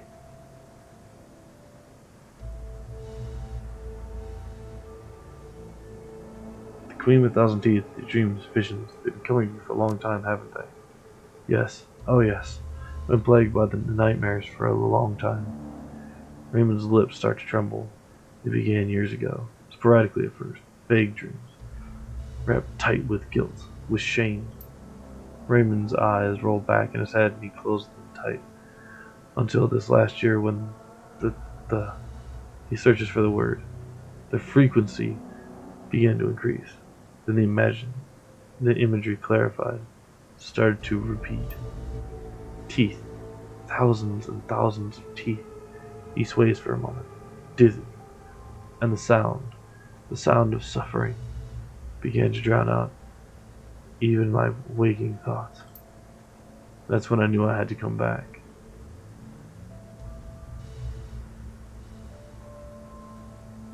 To do what?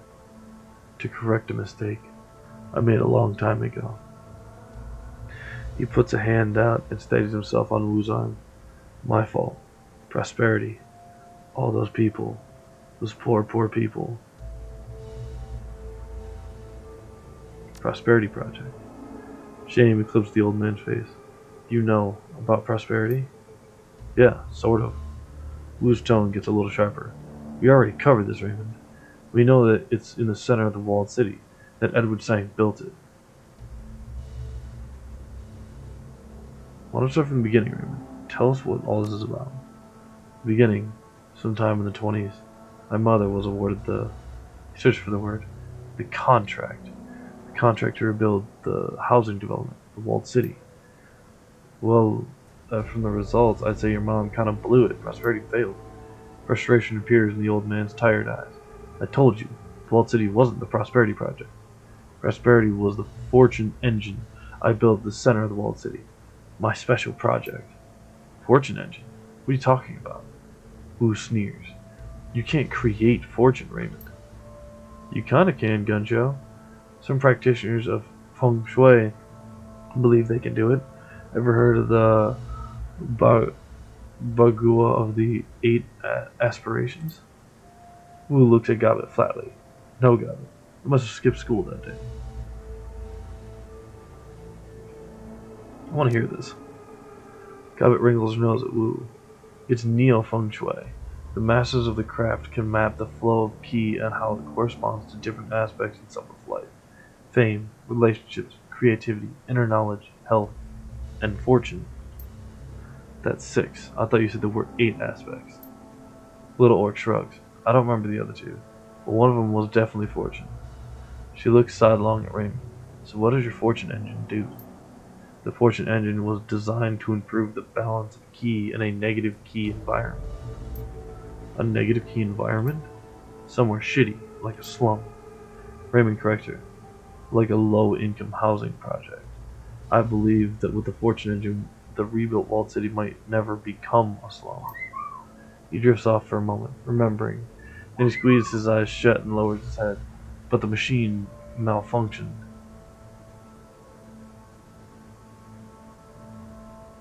Malfunctioned how? The mechanism I created to circulate negative ki in the walled city. He brings a liver-spotted hand to his mouth. It got stuck. Stuck on what? Raymond rises slowly, pulling himself from the crumpled heap. His tone turns instructive with the old Raymond, but this time his explanation is halting and weary. Think of the fortune engine as a sort of propeller blade moving through astral space, circulating ki, keeping it. He hunts for the word. Fresh. When ki flows, when the rhythm is right, the results are positive, fortuitous. When I brought my design for the fortune engine to my mother, she embraced it. He exhales. She more than embraced it. She bankrolled it, put an entire division of saying mechanical under me to develop it. Sounds like a big bet. Raymond nodded rapidly. The biggest of her career. Melissa did the machine could bring fortune to the less fortunate, it would prove my theory. And if it could help the poor, imagine what a fortune engine could do for Josephine Sang. Wu's jaw clenches. But that's not what happened, was it? Something went wrong. People in the walled city didn't benefit from fortune, did they, Raymond? The old man bows his head, doesn't answer.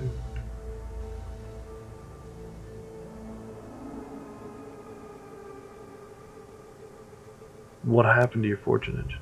Raymond's response is barely audible. It got stuck. The mechanism I created to circulate negative ki in the walled city got stuck. You can see Wu's patience blowing away like autumn leaves on a high wind. He rubs his head viciously in frustration. Stuck on what, Raymond? Excuse me. The old man gets a confused look on his face. His lips move soundlessly for several moments. Wu leans in close, drops to whisper, seethes in his foster father's face. Stuck on what? Raymond winces at Wu's tone and stumbles back a step. But it does the job, and the old man focuses. Something in astral space. I wasn't sure what. That sounds bad. The machine started, pooling negative ki. The old man's breathing begins to accelerate, and the walled city started to fill with it. Fortunes turned bad. I've been in places where the feng shui was really bad. That's not what I felt when I was in the walled city. No, ki needs to flow. Eventually the enormous pool of negative ki becomes toxic. Fortunes turn from bad to worse. Much worse. Raymond's shoulders slumped. Mother's vision for a rebuild, revitalized walled city, fell to ruin. It only took a few years for the trapped toxic ki to turn a brand new housing development into a hellish slum.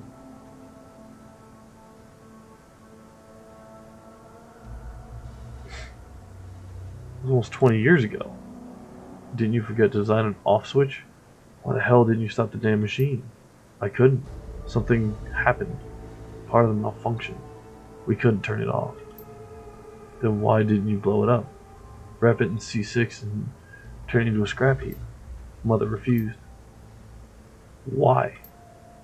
I never found out. She wouldn't tell me. She would only say that it wasn't worth spending an additional resource to figure out how to fix it, or even how to turn it off. Words start spilling out of the old man. She sealed off the maintenance room. Our engineers poured a sarcophagus of thick concrete around us so no one would ever find out what we had done. Then she wrote the project off as a business loss and moved on like nothing had ever happened, right? Yes. His face flushes and he fidgets with a gauze bandage on his head.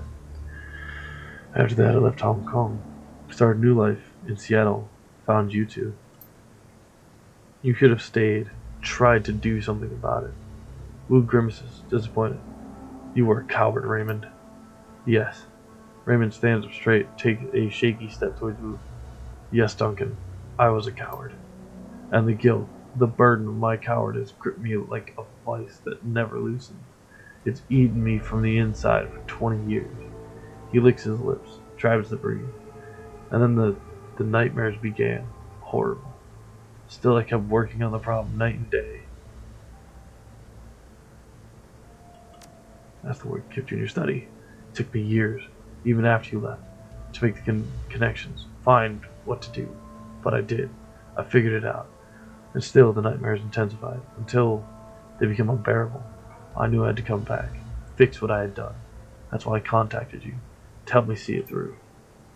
Wu mumbles something, but all you can make out is the word coward. It's causing the visions we're all having. Raymond's voice flattens. When the machine malfunctioned, when the circulator became stuck in astral space, it lodged in another domain. He sways and his lips begin to tremble. Something lived there. Not good. The old man begins to drift.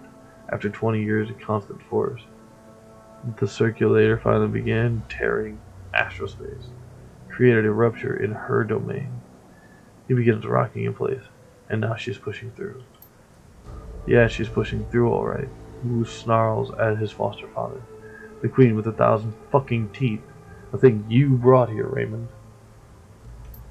Raymond stops his rocking, becomes fully lucid. He snaps back at Wu. I understand that, Mr. Wu. That's why I came back. I believe she is only partially here. She hasn't pushed all the way through yet. She's probing her new hunting ground. The emotional strain of a snap at Wu rattles him again. I know what to do now. How to extract the circulator, shut the machine down before she can fully manifest. Just get me to the center of the walled city, to the fortune engine. I will do the rest. Please, help me. Help them.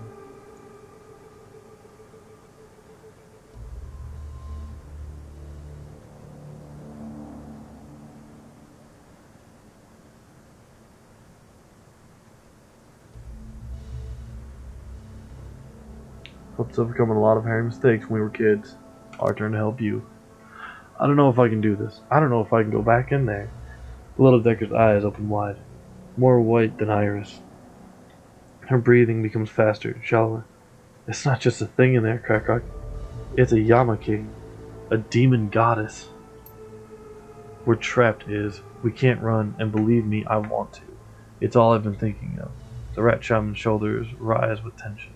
But the APB is still out on us, and those visions, I got a feeling they're not going to stop unless we make them stop. And that fragile old man is the only way to do it. She looks down at her friend. Her voice is gentle. We've got to take him in there, Iz. We've got to help him fix this. Gaichu's face remains impassive, his eyelids lower in anticipation. I have the opportunity to kill a god. I cannot allow the opportunity to pass us unanswered. Wu's voice drops to a mumble. I hate this fucking country. I hate this life. Crack is right. We owe you, Raymond. And I'm not walking away from that. Help you fix your mess or die trying. Then we'll be even. He stares evenly at Raymond, his voice cold. I'm no coward. Well then. Holy shit. Wow, okay. Shit's been going down apparently. Ooh boy.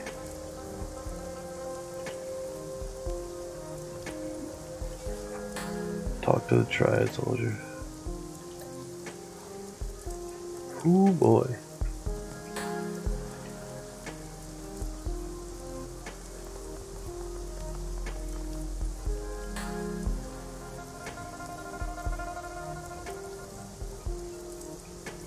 Alright, cool. Hey buddy. Triad guard. 5 people, all reeking of Triad, huddled together next to your crew, muttering among themselves and pointing at the towering slum. One of them notices you and pats another on the chest with the back of his hand. The man who's been guarding the walled city entrance since you arrived in Hayway. He acknowledges you, a look of doomed determination on his face. Miss Chang sends her regards. She tells us to keep an eye out for you. Is there something Auntie needs? Miss Chang wants to know what the hell is going on inside the walled city. She sent us to find out and report back to her. The Triad Joel's hands shake. He sees you notice them and puts them behind his back. She said us that if we saw you heading in there, we should go with you. We'd have a better chance of staying alive. She's right. The soldier's mouth freezes in a thin line. We can take care of ourselves, Westerner. He looked sidelong at his friend. Mrs. Chang said to follow your orders. So that's what we're doing. We need to provide for our families. The group of triads nods to each other in forlorn unity as they take in the panic around them. The storm, the flood of people, the towering tenement, and something else, a wave of something emanating from within. Do you feel that? Gabbett holds her stomach. Madness and folly squeak their disapproval. It's like the walled city's bad breath or something. She groans. It's disgusting. I feel, I don't know, unclean. Just looking at the place. Like life has no value or something. Like there's just no point in anything. That's the toxic key. And it is exactly the point. We need to get rid of it. Fix it at the source, if I can. Raymond stares at the walled city, taking it in for the first time. The breath hitches in his chest, but the old man grits his teeth in grim determination. The fortune engine is located at the heart of the walled city. That is where I need to go. I'll drop a marker in the center of the walled city on everyone's PDA, XCrackrok.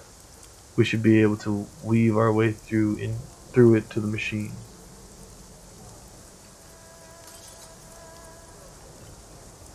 Keep something I want him protected.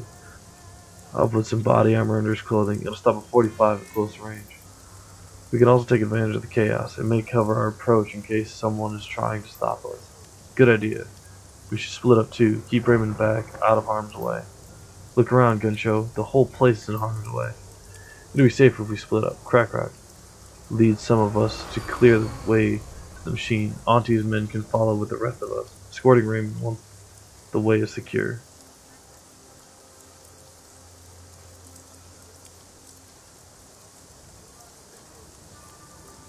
It's thin, but it's a plan. We improvise from there.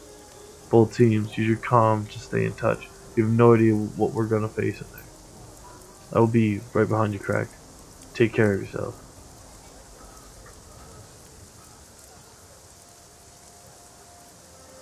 Hope you know what you're doing, Ray. I do, Mr. Rock. It's time for me to finally take action. No more cowardice. He exhales softly and stares at the walled city, unflinching. This is the end of prosperity. Oy. Oy, oy. I have to go make a quick phone call, so excuse me for one moment.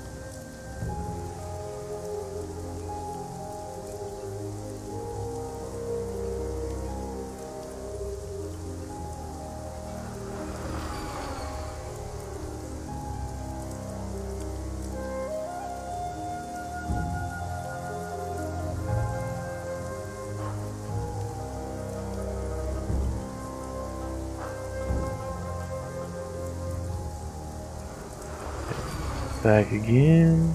The duties. Okay, so I think possibly actually at a good spot.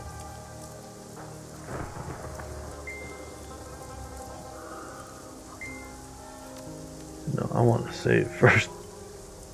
I want to spend karma points.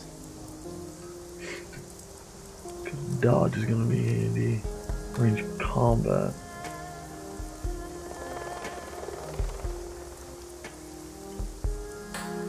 Let's go with dodge.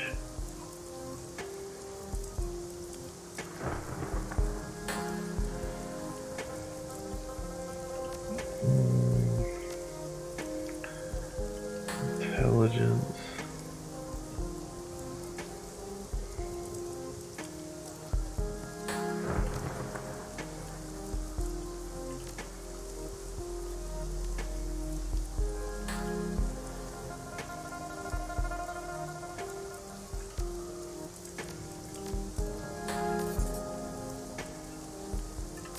There.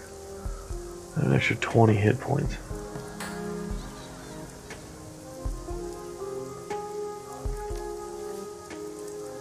There we go.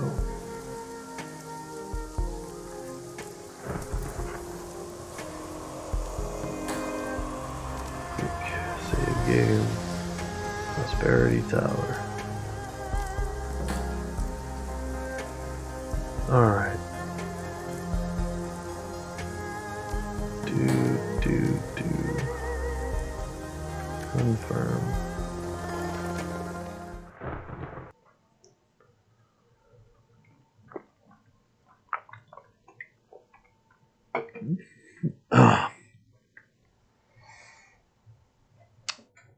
Alright. City of Death. The typhoon pours down as the Triad soldiers fan out in front of you, leading the way into Kowloon Walled City. Raymond shuffles along, alert and intent. Although exhausted by all that has gone on, he drives himself forward and will not accept help from anyone. Wu watches the windows and rooftops, his rifle never leaving his shoulder. He occasionally risks a glance at his foster father. Concern, frustration, anger play over his face like a slideshow. The walled city is worse than your first visit. Even with the rain, you can feel something in the air. It's thicker now, and it clings to your skin like invisible filth. The miserable noises of slum life are gone, replaced by something worse. The sounds of death, the sounds of fear. As you round the corner, the group stops before heading in deeper. Cool. Let's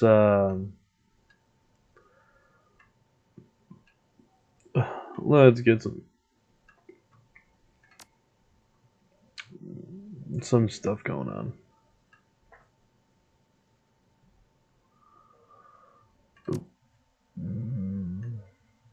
Getting one of these. Just getting, say, 2 of these. And I'm taking another one of these. I'm going to give you another med kit. Another one of these boys. Alright, so I have some space. Confirm.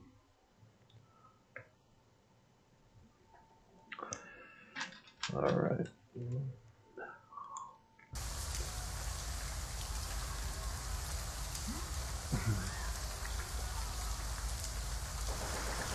Hold on. The inner walled city, what you've seen in your dreams, feels tame by comparison. The atmosphere is humid with the oppressive weight of despair. You can feel it bearing down on your shoulders, whispering for you to give up. Lie down, await your miserable fate. Your skin feels oily and unclean. We're finally here, finally past the trash heap that encrusts this place. He reaches out and touches a Duraplast wall. The paint has long since chipped away. What remains is enough to tell you that you're looking at the original exterior of Kowloon Walled City, and it looks much sturdier than the ramshackle construction that has grown up around it.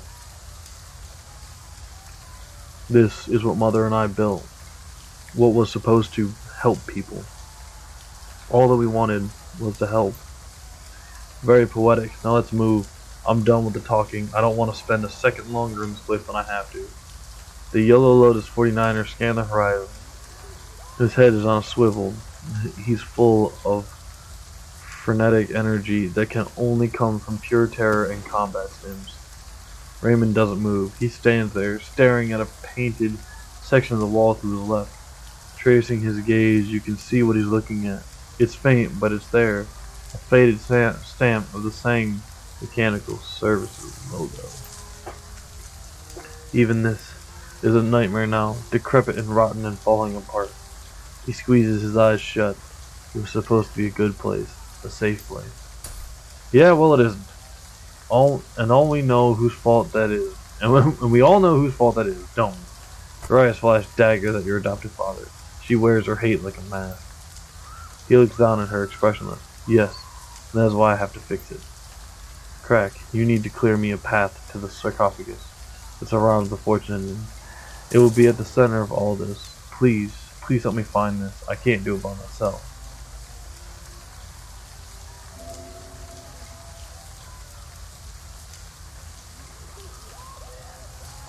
I'll see what choice we have. He reaches a hand towards you, pulls it back with a pained expression. Thank you. Don't worry, XCrackrok. I will travel with Chang's team and ensure that they succeed. We will escort your father via side streets until it is safe for us to regroup.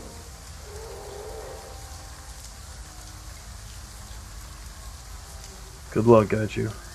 He nods at you. Should I encounter any hostiles, I will cut them down like wheat. You have my word. Get in there safe. We need him. He glances back at you. Come on, XCrackrok. Let's go. Yeesh. Alright.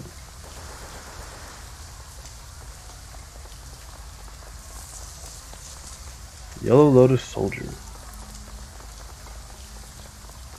Stop right there. I don't want to.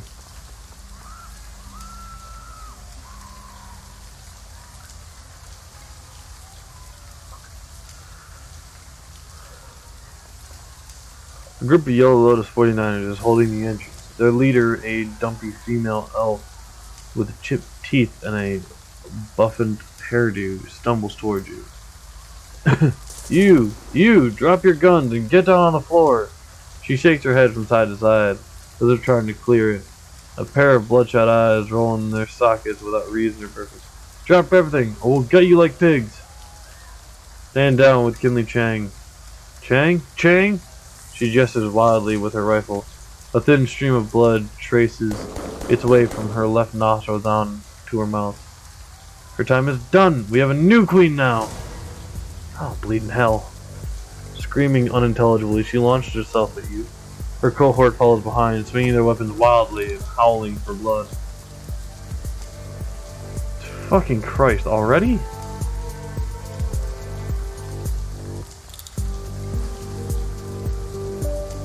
I get here.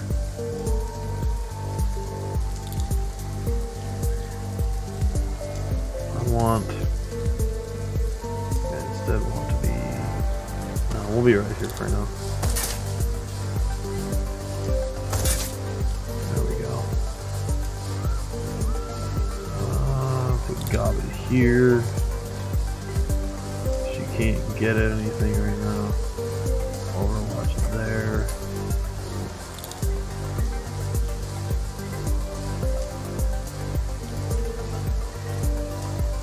Come on. You fucking drone.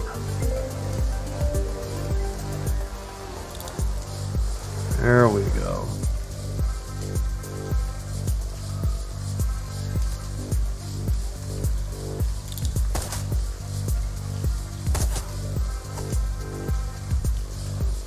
Got it.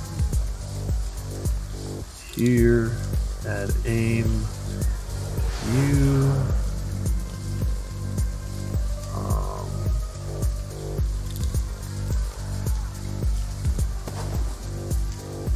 Aha! Ow!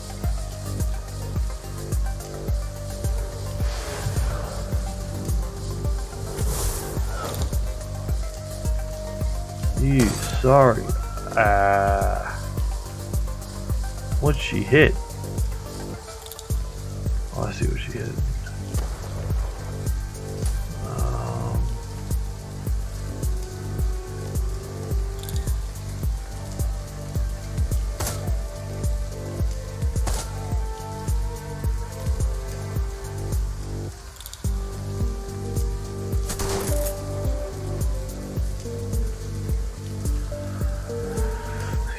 Here and go for pow.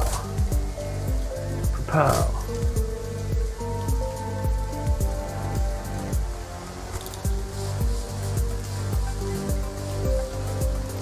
At aim. We should have probably done something a little different.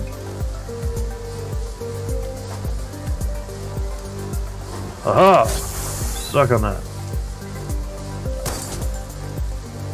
Would you stop hitting my damn drone, please? So, concussion grenades, med kit.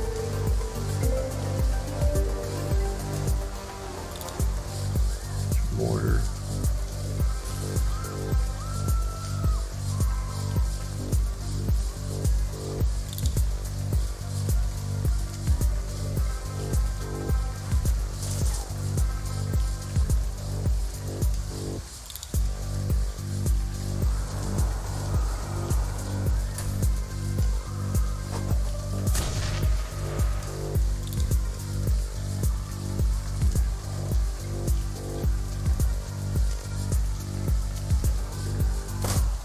Bam.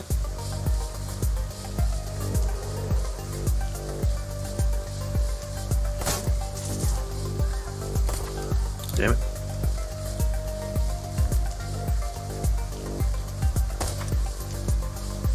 Damn it.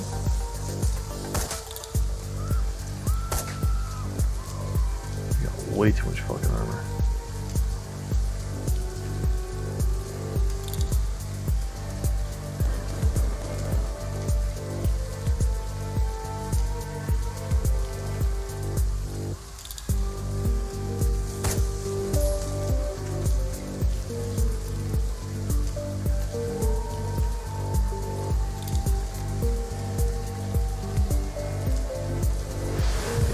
Duncan. Here. Beanbag shot. God damn it. Fuck you.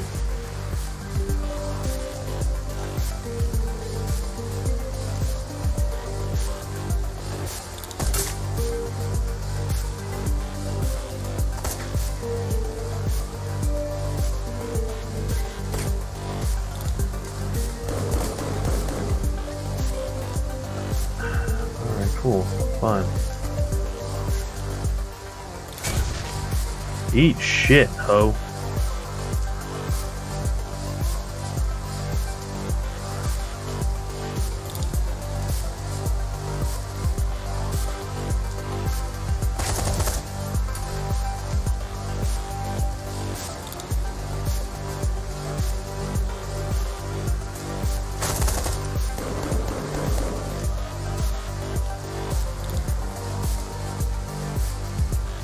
Healed now. Get this fog. Aha.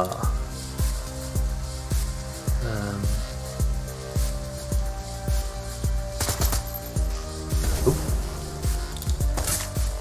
Ow.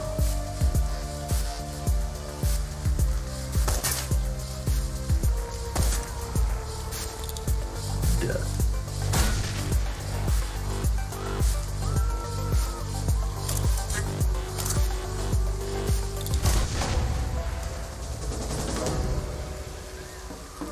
Alright, cool. They're all dead. Fucking drone's already gone.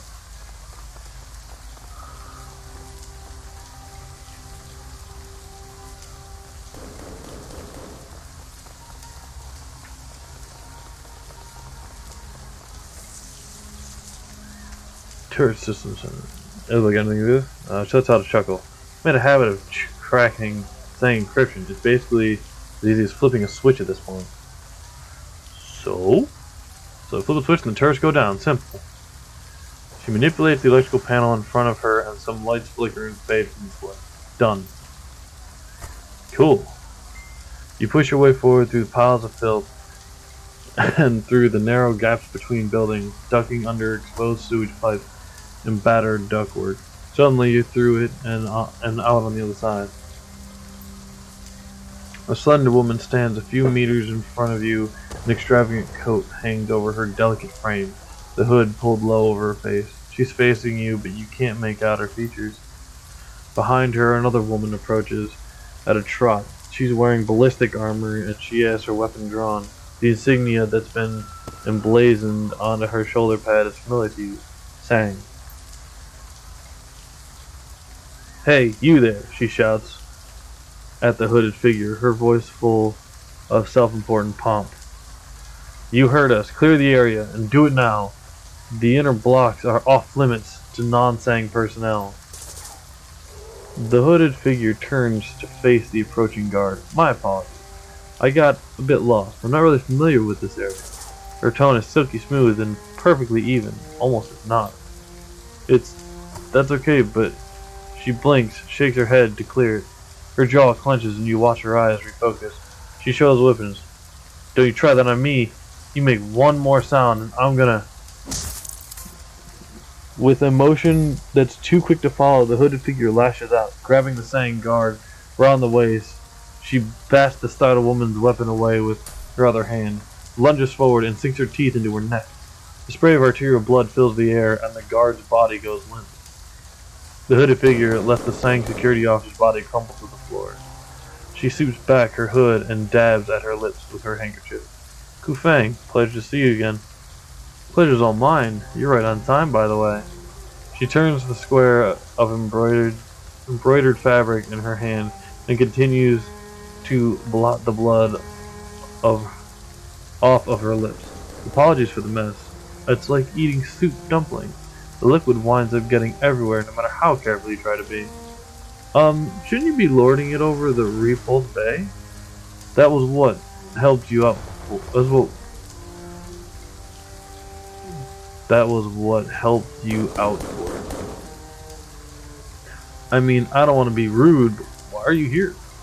"Why I'm here? To help you, of course, and to bask in the misery of the walled city." She shrugs, half smiling. "It's quite intoxicating, you know. The poisonous energy of this place and of the being at the center of it all. I'm surprised that you can't feel yourself."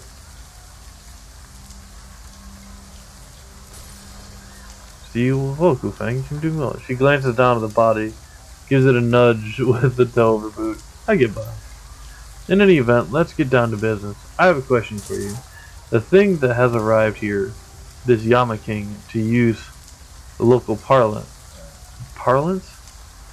What are your intentions for it?"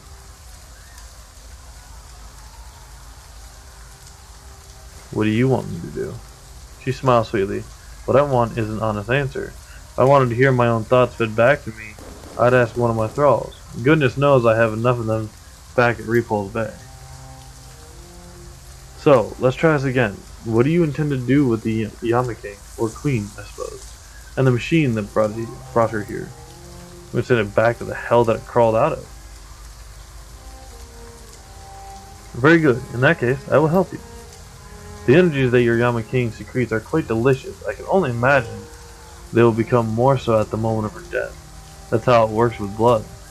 Why would this be any different? I'd be honored to have you fight by my side." "Great, sure, why not? Let's bring the bipedal leech on board. What's the worst that could happen? We're gonna guide you on the team. What's the hurt here?"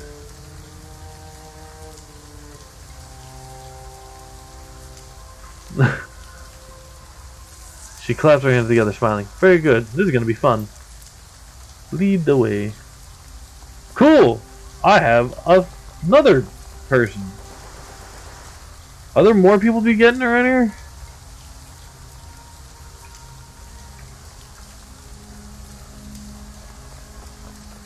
There's another bit of people that don't really want to fight, I don't think. That's probably more that I don't want to fight. Mid-ring of the walled city.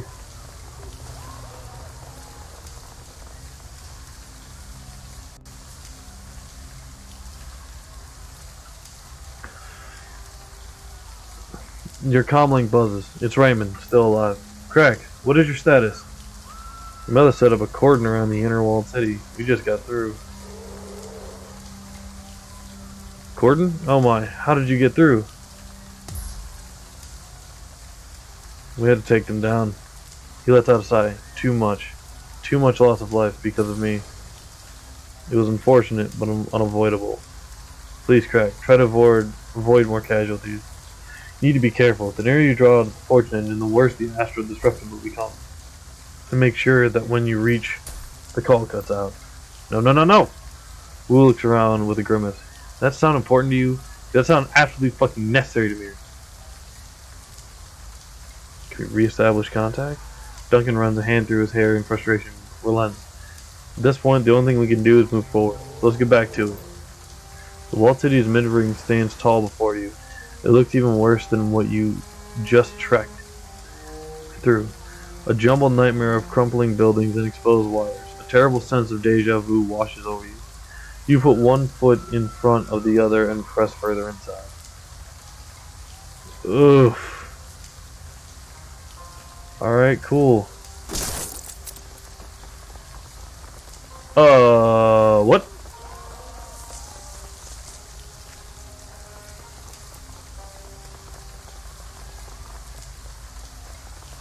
So something of you. Range servitor. Click.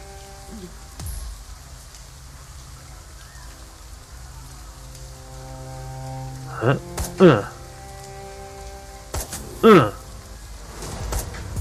Ah, damn. Go up a bit. And go. Blow. I forgot I have the wrong weapon. Blow.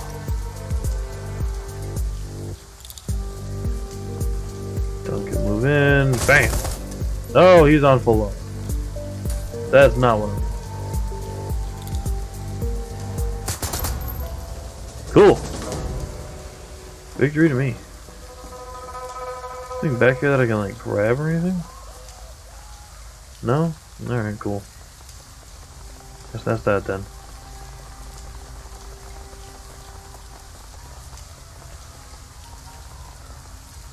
The crowd is in a frenzy. They're shouting, screaming at the sang security officers who block their progress. Dead body lies in rapid expanding pool of blood at their feet. The gloves are off. They've already killed a man. This is gonna get ugly in a second. Ku Feng shoots you a backward glance. Sang security arrived here in force about an hour ago. They've been cordoning off the streets and pushing people out ever since. Looks like they're trying to take control of the inner walled city, but the desperate poor have them outnumbered 1,000 to 1. You know a massacre should begin any second now. The crowd surges forward and a burst of gunfire pushes them back. Back away! Back the fuck away! The muzzle's weapon dips and weaves as he barks out orders. Those in front of the crowd try to backpedal, only to run up against those surging forward from the back. I'm warning you, clear the area now! Please, this is our home. Our families are still inside. This is for your own good. We are here to protect you. He gesticulates wildly, spittle flying from his mouth. You can't be here. Back away. This is our last warning. Fuck it. As you raise your weapons, you see them ready their own.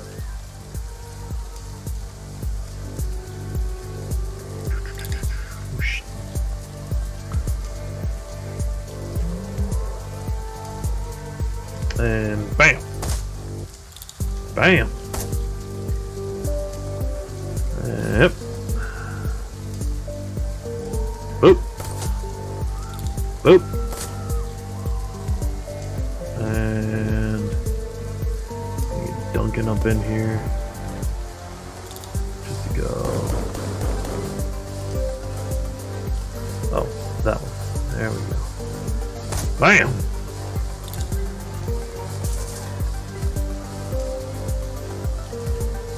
Add aim.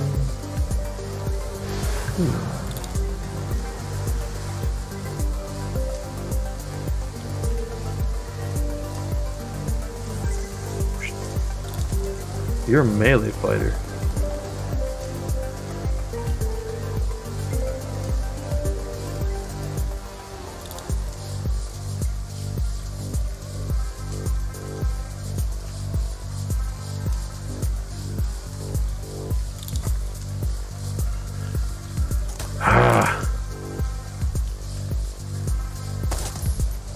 Bam.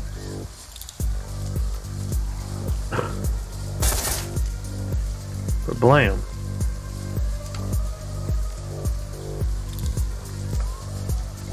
Rip. Attack. Attack. Bam. Bam. Bam.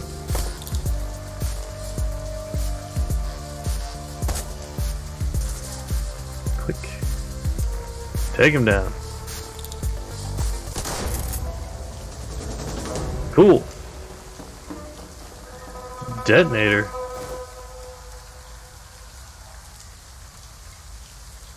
Okay, well.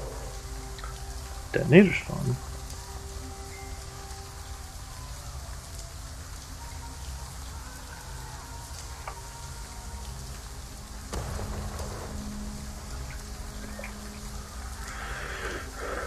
Well, through the door, I guess. I got a melee fighter. I mean, she practically healed herself, to be fair. Still. Interesting. Oh, well. Alright, cool. That's cool.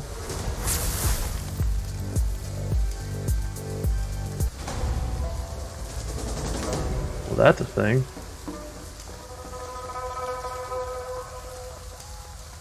You hear the muffled sound of shouting coming from the west. Multiple voices all calling out for something. Can't make out what they're saying, but they sound like they're in a panic. Great. Another of those things. Can't say I'm thrilled with the prospect of wading deeper into their territory. I have concerns, is what I'm saying.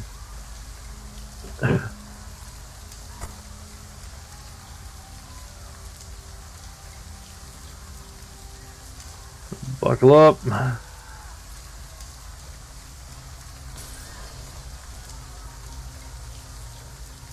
I don't really want to fight these things. Be straight honest with you. All the extra fighting is fine and all, but I really don't want to.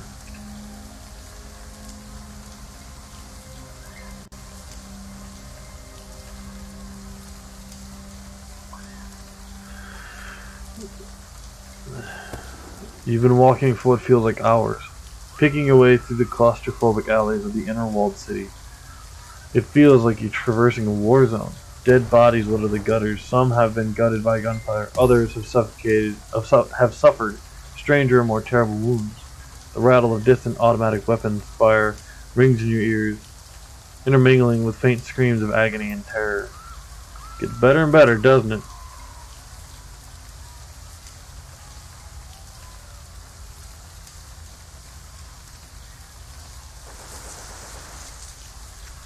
Look at the bright side. Right, we have to keep moving. After all, we can't keep the malevolent demon god waiting. Ahead, you can see a cluster of Sang security personnel. They look to be embroiled in some sort of argument. If they notice you at all, they don't show it. Wait and watch. As you watch, one of the officers lose his cool, start shouting, "She's here for us! I've seen her in my dreams!" What is here? I don't know what you're talking about, damn it. The security officer lurches toward his partner, his eyes bulging. His body language makes you think of a wounded animal. Panicked, terrified, ready to lash out at anything within reach. He shakes his head like a wet dog and focuses on the woman beside him. "I know how to keep us safe. I saw how to do it." He reaches for an object that's clipped to his belt. "Open your mouth."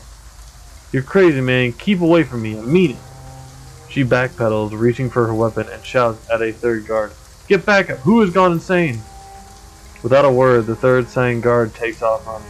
As if on cue, the deranged security officer takes another step forward. "This is for the best, Yang. Trust me. I'll do you first, then I'll do me." Light shines on black iron. He holds a multi-tool clenched in his hand. You can see that he's configured it into a set of pliers. By the time I'm done, she won't be able to hurt us anymore. With a flurry of motion, the man with the pliers lunges at his companion. She drops into a fighting stance and meets him head on.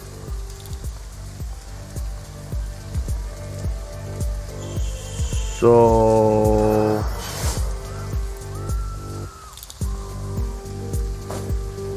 he's just right next to me. What an ass. Alright, cool. What's up, bitch? Yeah.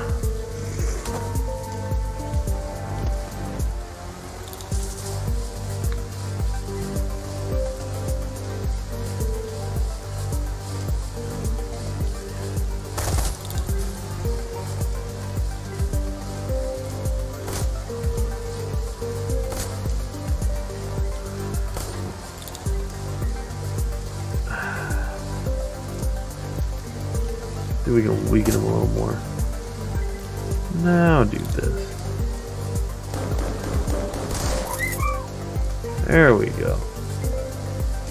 Dunk in there. Put Gob in here. Add aim.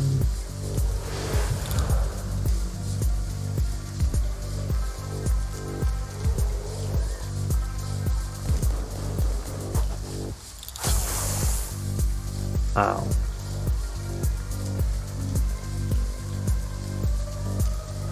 The hell? Alright, so there's another one running away. Alright, so I need a better spot to be. There's the bell. I'm just gonna put you here.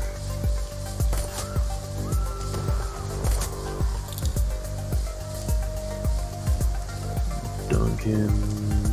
Bam.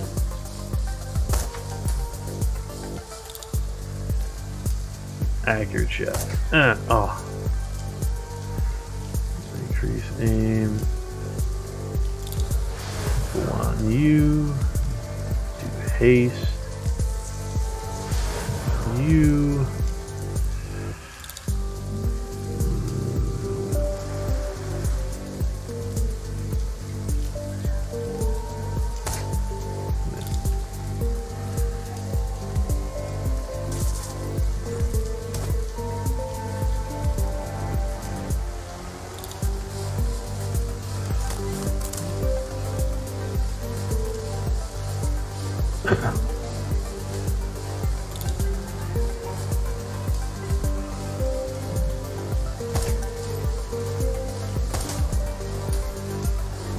There's you.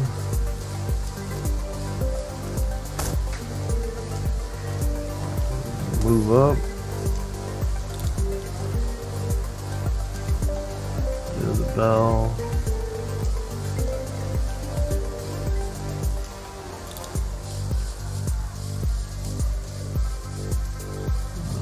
Move Duncan up.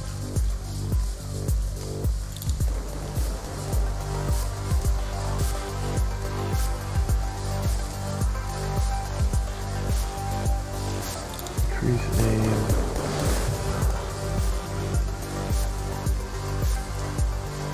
Here. Fire on this motherfucker.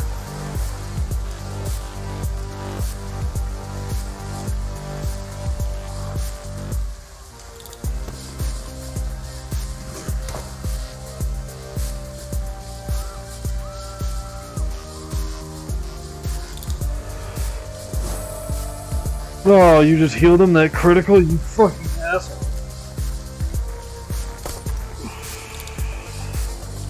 Oh, man. Let's get up here. Up here. Nope. Alright, cool. Let's really hurt you. Here.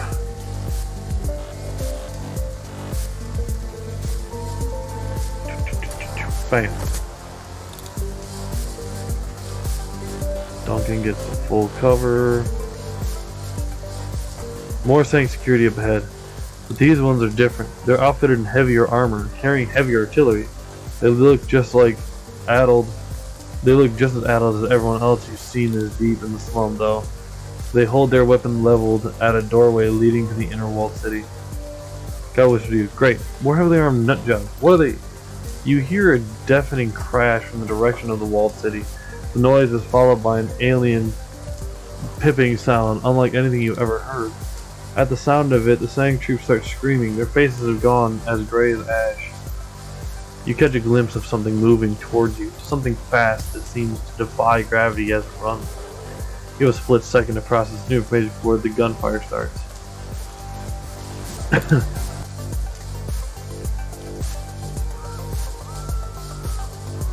Yeesh.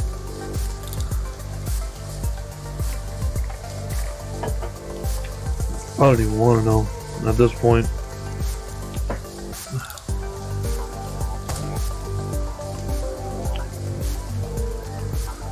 Come on, Midge. Get out from behind there. I gotta move Gobbit up.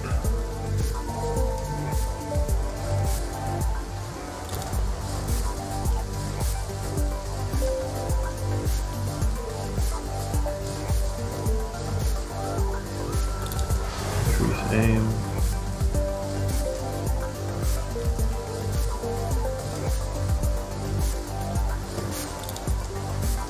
Bite this motherfucker.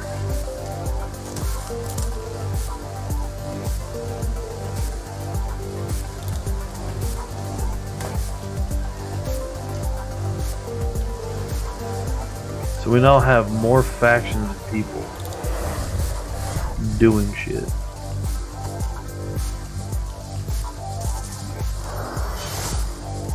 Mystic armor. Oof.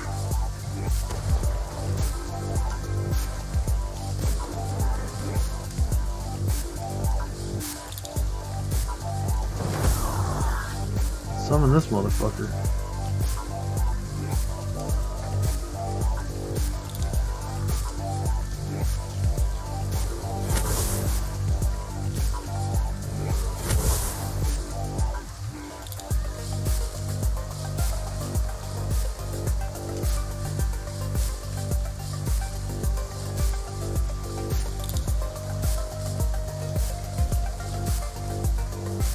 Bam! Duncan. Put you in full cover. Wow.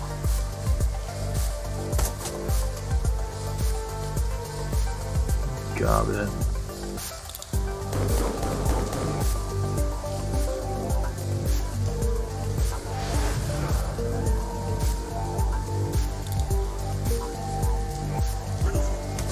Kill that guy.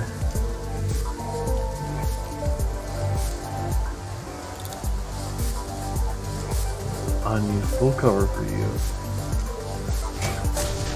Ouch.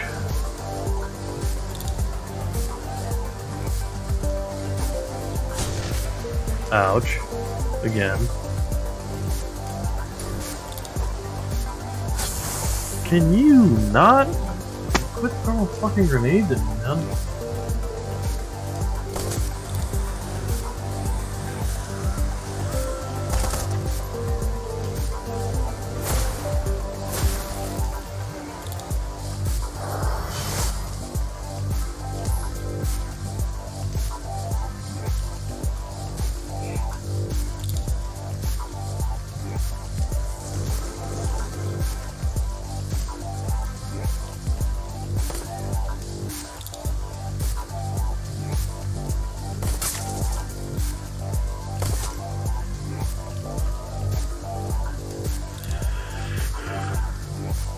First things first, click this, and you, just because you're irritating.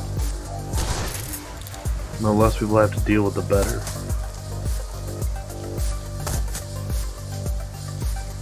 Alright, got it. Heal.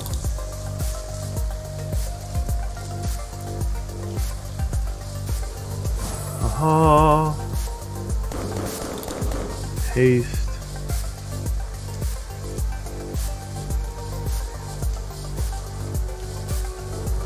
Duncan, sure why not.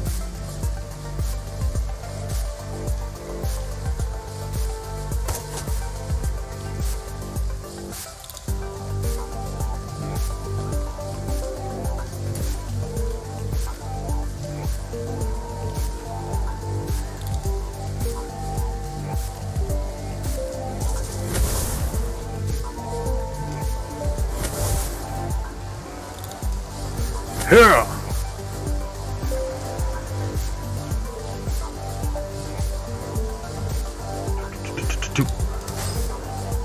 Aha.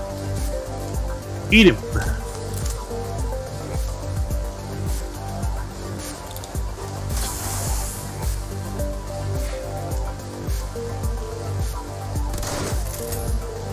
Ouch. Ouch. You guys are assholes.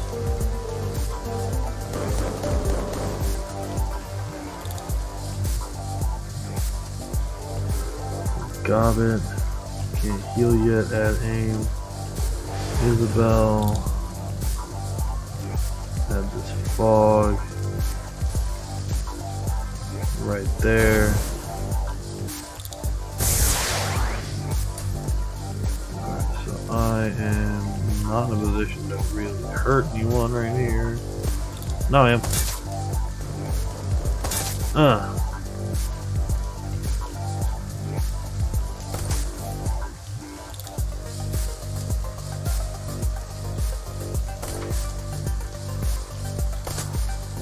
Aha.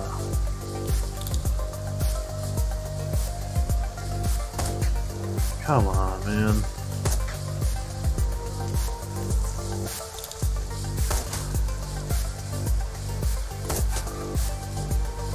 The dude's got next to no fucking cover.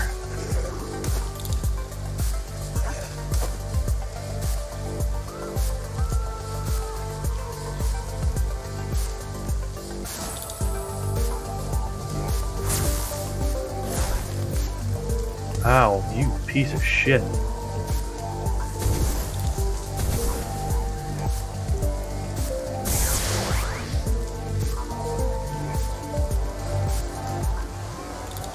Switch.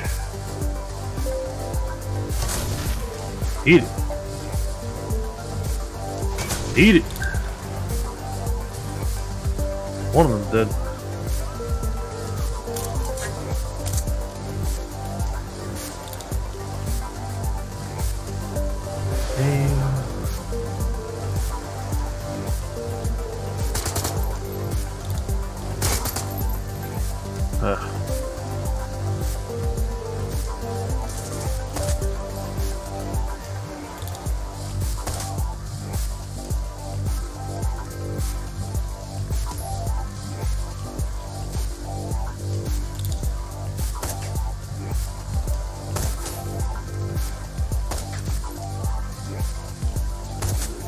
Aha.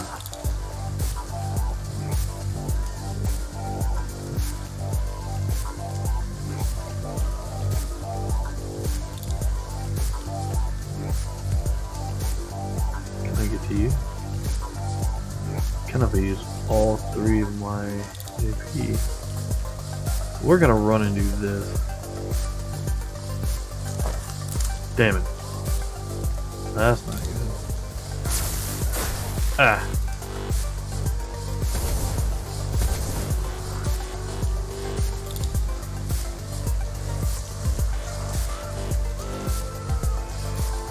Yep.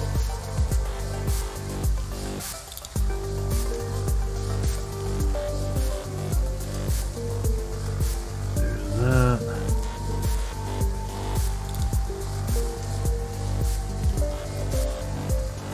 One. Oh, cool. And you're gonna get to move up.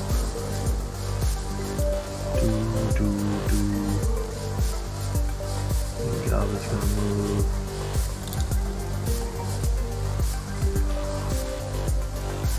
There.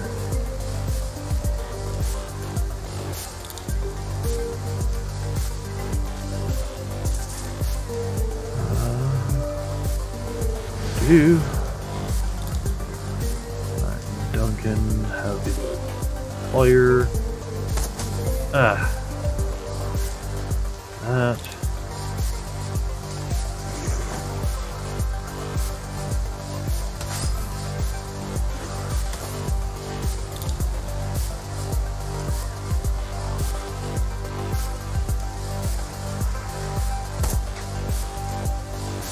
Aim shot, jump to 5. Come on! Dunk it.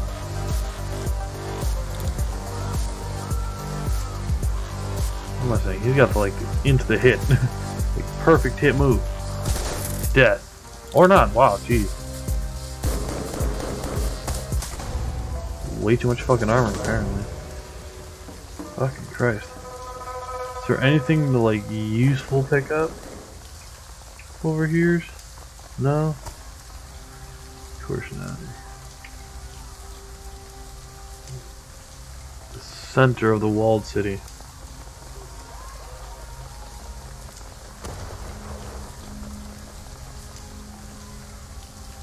Here we go, boys. End of the game.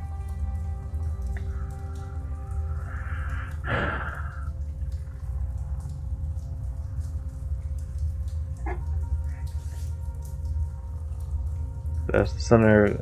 Reach objective. 32 out of 50, 53 out of 60, 80 out of 86. So I need to have a singular med kit put on me. There we go. That's what I wanted. Is there anything useful to pick up? As you pass into the hallway, Ku Feng brushes up alongside you. I'm afraid that we're going to have to part ways here, XCrackrok. She shudders. The negative energy of this place has grown a little too strong for my liking.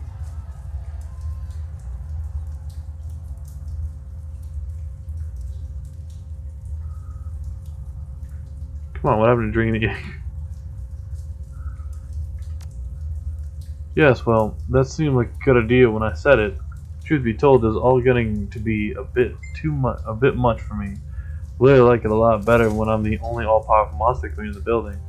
Weird sense of adventure. I'm sorry if my decision disappoints you, but at the end of the day, I really don't have a horse in this race. Why should I care if Quan Ya wants to rule a filthy slum? It's no skin off my back. I've got Repulse Beta looking after.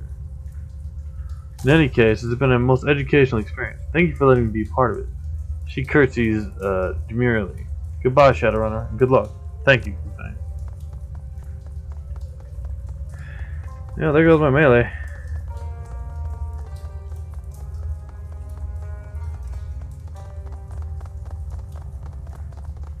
Ugh.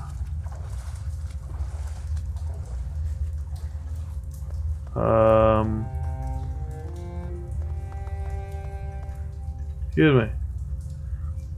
In the clearing ahead of you is a sobbing middle-aged man amidst a pile of bodies. He's dressed in a cheap suit with a bright yellow tie, but the fabric has been smeared with blood. He takes notice of you and recoils. Leave me alone! Go away! As he tries to pull away, his mouth drops open. You can see that he's missing at least half of his teeth. Can't let them find me. Can't let them catch me. I have to hide from them. From her. Slowly, methodically, he begins to claw at his own eyes. Can't get free. Can't get clean. When my eyes close, I see them there, twitching, shaking, like broken things. He reaches for you with blood-stained fingers. Please, please help me. Something scrambled his brains. Might be been Quan Ya or her servants, or maybe just the stress. Either way, there isn't much we can do.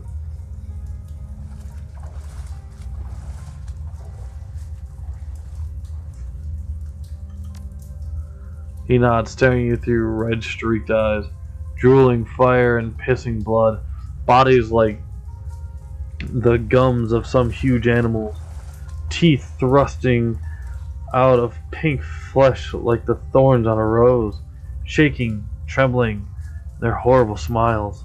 His entire body begins to tremble. He doubles over, clutching his head and sobbing. The tears spatter down on the mangled corpses at his feet. We better get moving, Crack. We need to stop this before those things drive us. Drive us as crazy as he is. Who's going to stop all of this? Besides, uncomprehensively.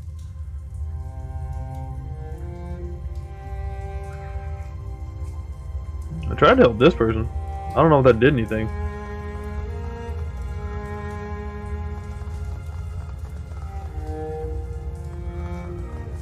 Jesus Christ. There's a goddamn war zone.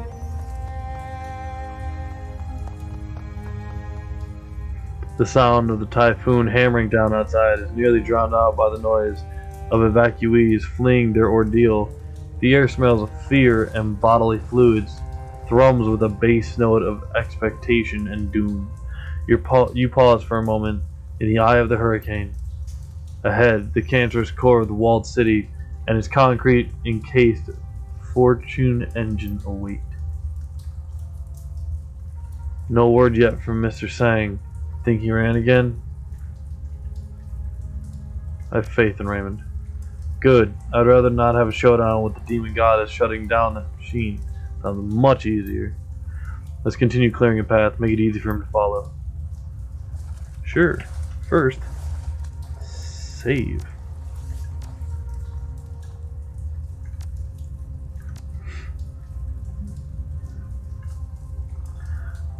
You're about to leave the location, move to the heart of the walled city. Continue? Yes. Ooh, I've been going for a while. Jeez. But we're doing it. We're beating the game.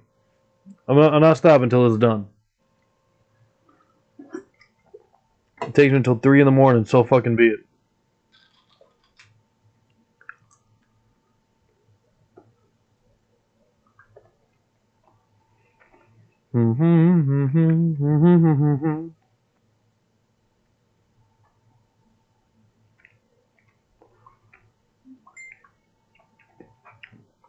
The deafening rattle of machine gun fire fills the air behind you, and the metallic tang of blood cuts through the stench of garbage.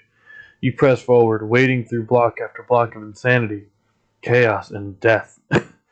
All around you, the walled city is descending into a churning cauldron of depravity and violence. The comms of no use. You've tried several times, but there's still no word from the B team. No sign of Raymond, or of Kinley Chang's tried soldiers. Finally, you reach the center of this hellhole, an industrial hatch with its door ajar. This is the place where Raymond Black built his infernal machine, the threshold across which Quan Ya, the queen with 1,000 teeth, clawed her way into this world. The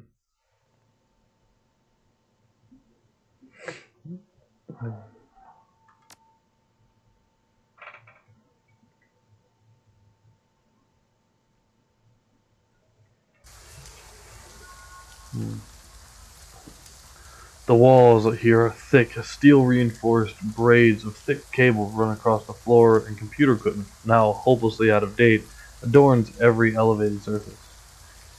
Something in the distance is calling to you. It's faint, but you can feel it. The bone-shaking thrum of an enormous machine. This is it. Prosperity, just like in our dreams. He scans the room, scowling. The fortune engine has to be somewhere in this complex.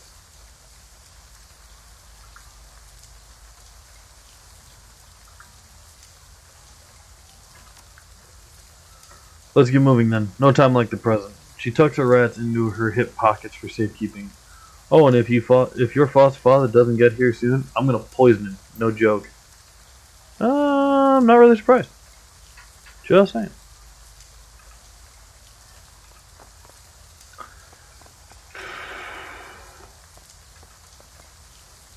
Yeah. Alright. Cool. There's gotta be something.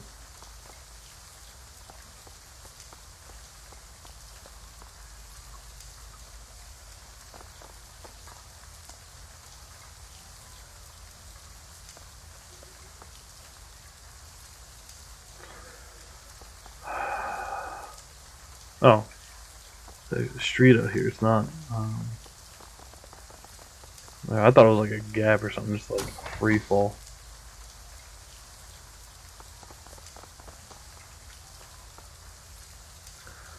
Generator. Actually, I want to see something. 10 points. Spend 10 karma.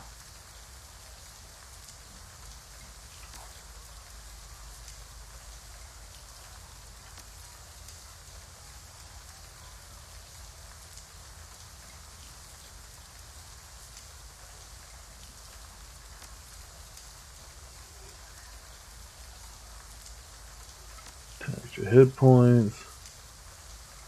Throwing grenades. Drones and such. I'm pretty sure my drone's dead already. Yeah, I think willpower. Charisma's not gonna help right now.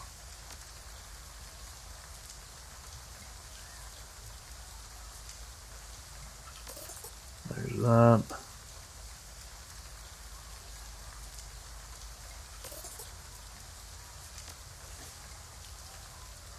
There.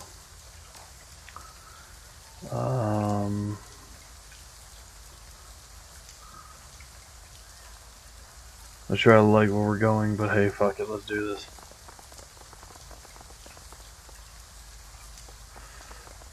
Prosperity. The door has been sealed. Looks like it's been shut for quite a while. There's gotta be some way to get the door open, yeah. I imagine it's not gonna be pretty. What's this?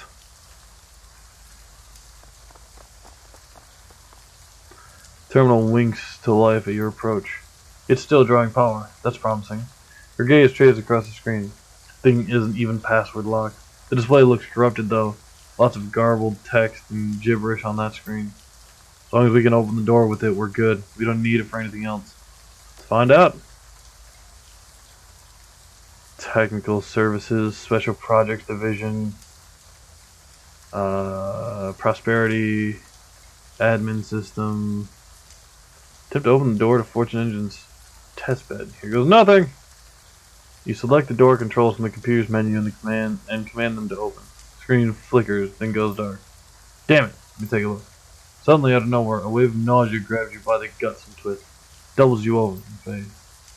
Duncan turns to you, wincing. What was... Did you straighten... You can feel the hairs in the back of your neck stand up straight. A buzzing sensation washes over you, drowning out your companion's words and filling your head with white, warm static. The center of the room, something blossoms into the world. Oh! The figure from your dreams looms over you. Enormous and alien, the creature is beautiful and terrifying in equal measure. A thing of billowing silk and carved ivory. Kuan Ya stands, still as a statue, peering down at you from behind a mask of sculpted gold. Smaller spirits take up positions around her, bowing their heads in difference? Well, her hands tighten on her weapon as the color drains from her cheek. Shit.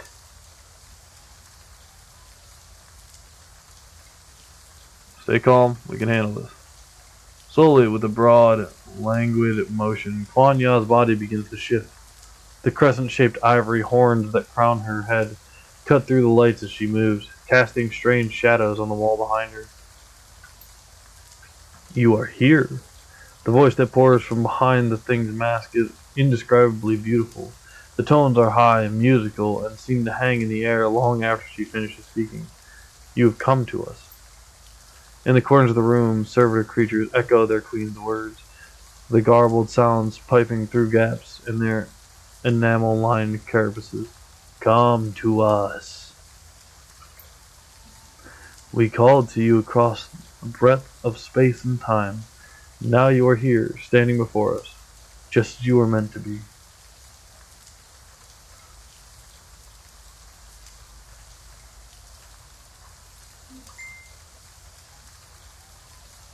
What do you want? We called all who will listen. Her voice is joyous, triumphant. All are welcome in our court. All are welcome. We are all welcome in our larder. The Yama King spreads its arms, his movements full of malevolent grace. You belong here, slave thing, with us, now and for all time.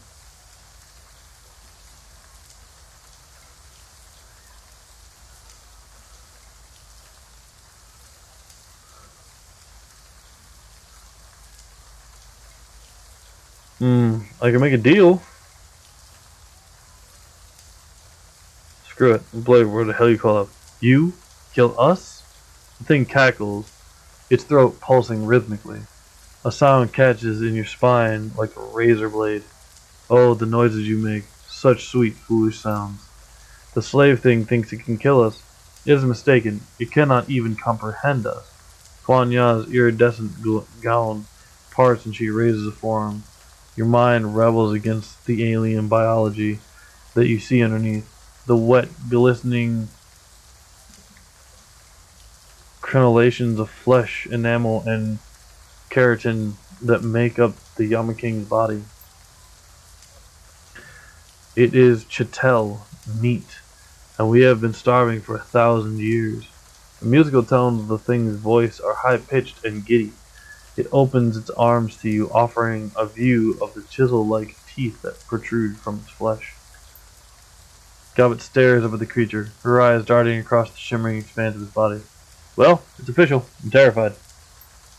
The queen with 1,000 teeth lowers her head, and the unnaturally thick air turns rank and cold.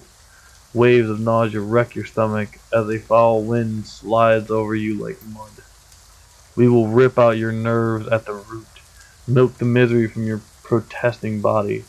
Her glistening claws weave strange patterns in the air. We will feast on your sorrow now and forever. Alright, cool. You're behind a barrier. And there are multiple things that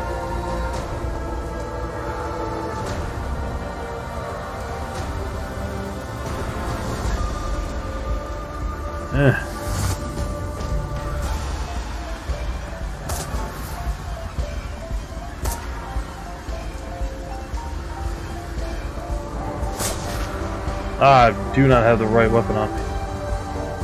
Shit.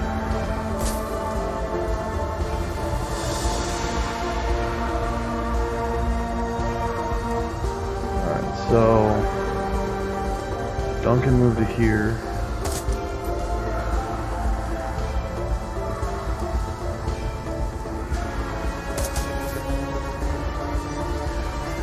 Gobbet is going to go and snuff.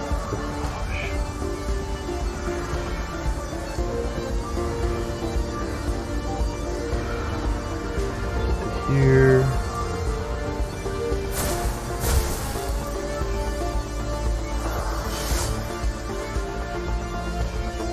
Hey, more armor. Of course, more goddamn armor.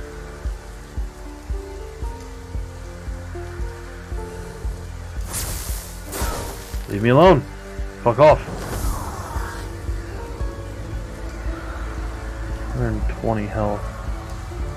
I'm guessing the fact that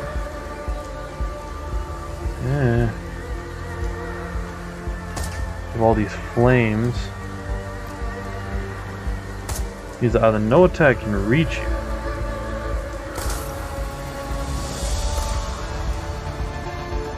or you're going to regenerate in just ridiculous amount.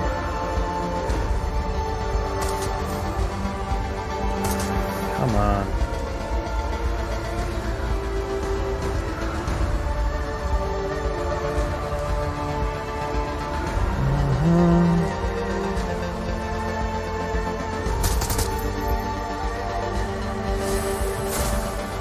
Healing?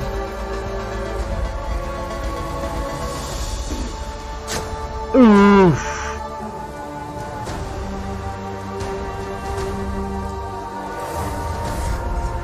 Oh my god. What is this fucking nonsense? Getting beaten like a madman. The medical box doesn't really mean a lot at this point.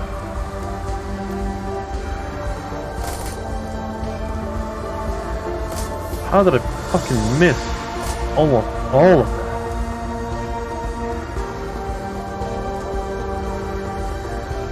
Good lord. I need to fucking end these pieces of shit.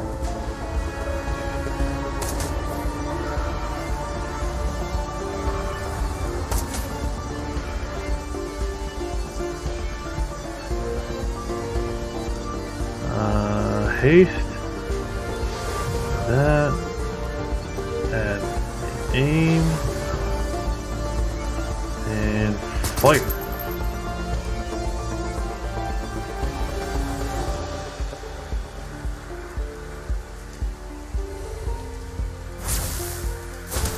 Ugh, shit. Would you fuck off? How many fucking flames are there? Alright, I need to fucking heal myself first off. There we go. And now I need to...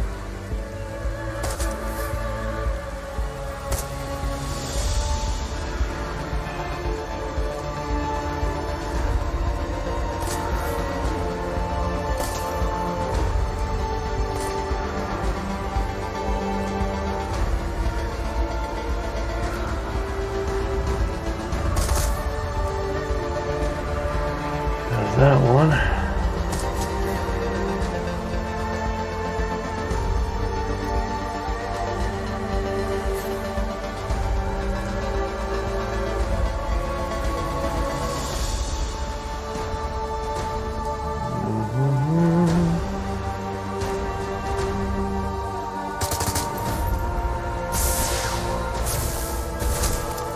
Ouch, you piece of shit.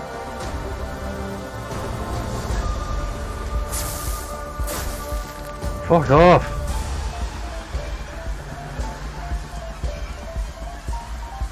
So you're just summoning these things?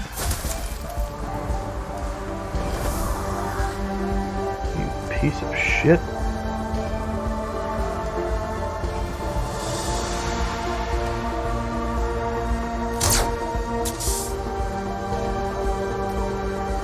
Aim it then.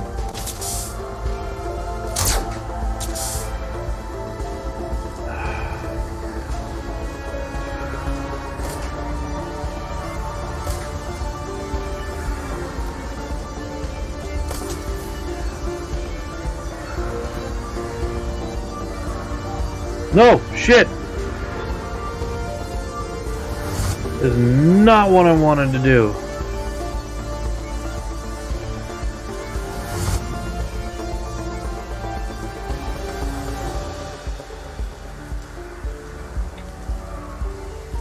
I wonder if that helps at all.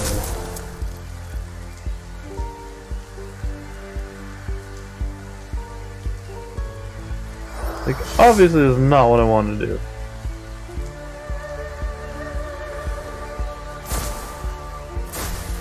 Ow.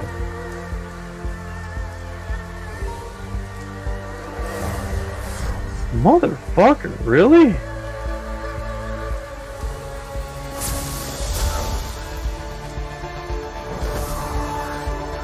So, reload. Heal myself.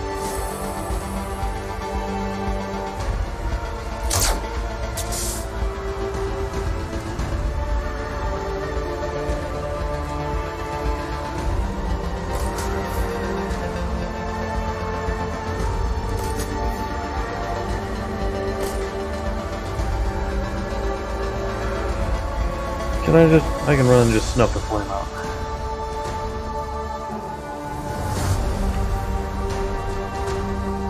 Now the question is, well, the flame is snuffed out.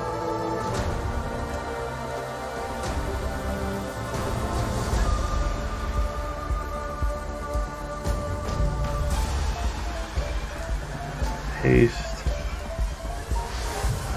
you. Let's go. There we go.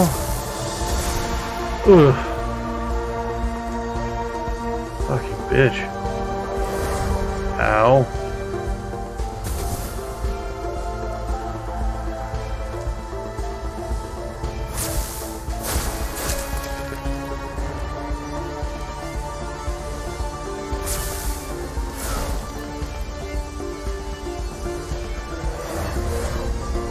If you wouldn't mind completely fucking off, that'd be great.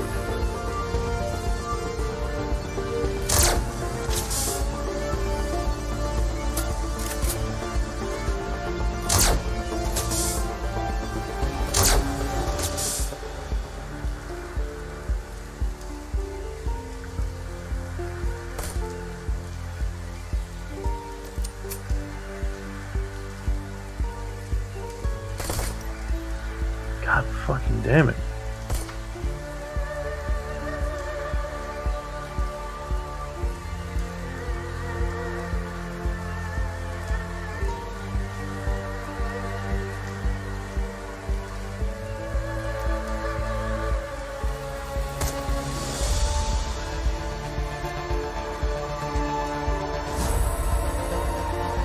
Alright, so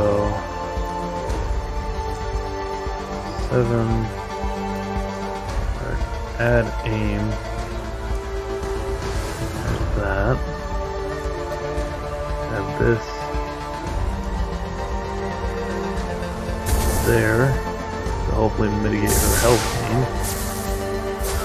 Aha!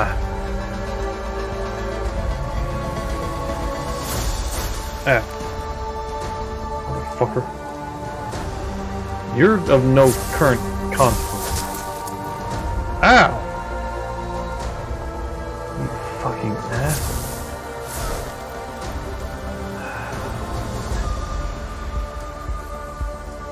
Can you please, for the love of God, eat shit and die? Oh, gotta reload.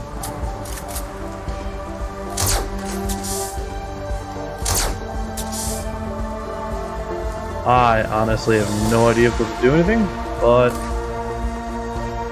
come on, man. There we go. 50-50? Let's try. Really?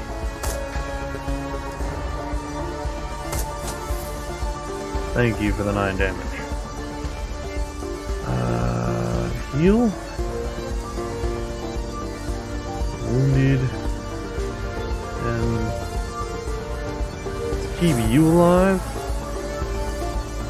Add aim. You over here.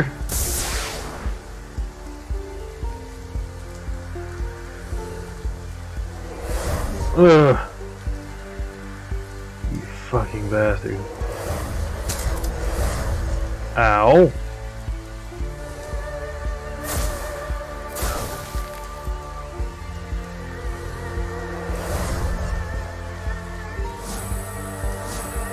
Ay, ay, ay. 45 health.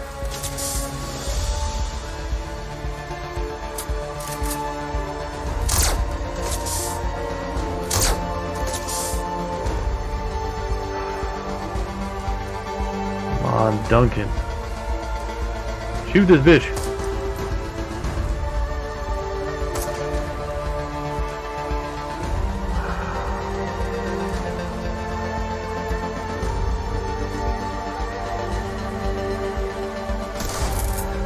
Yeah!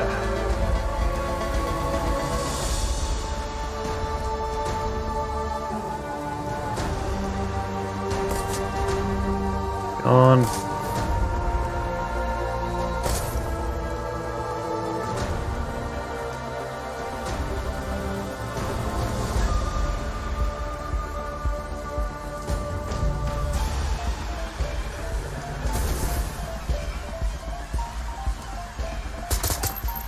Damn it. Ah. Do I need to kill you too?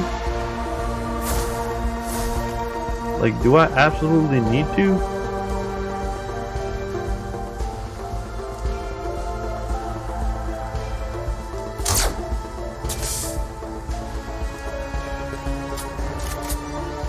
I fucking will.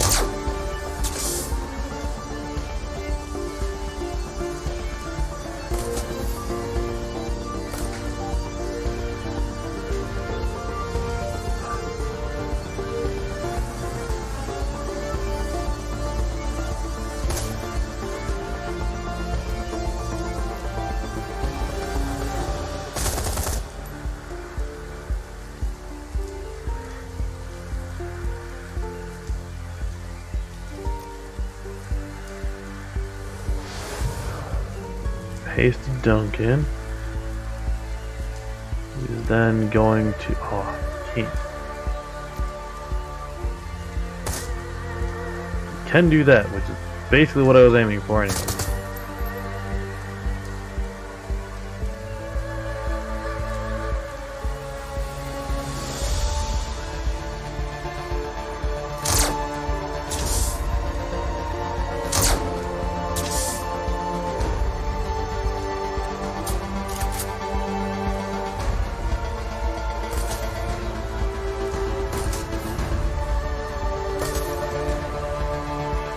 Alright, and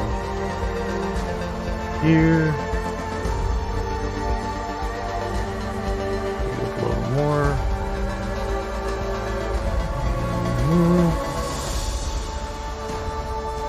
This is very obviously not working.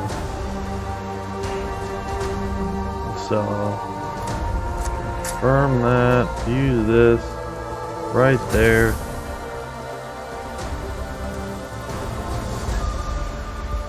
There's literally this thing left. Just die, god damn it. Oy.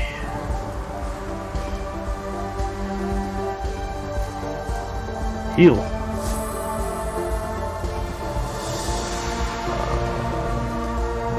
Duncan is going to move to here.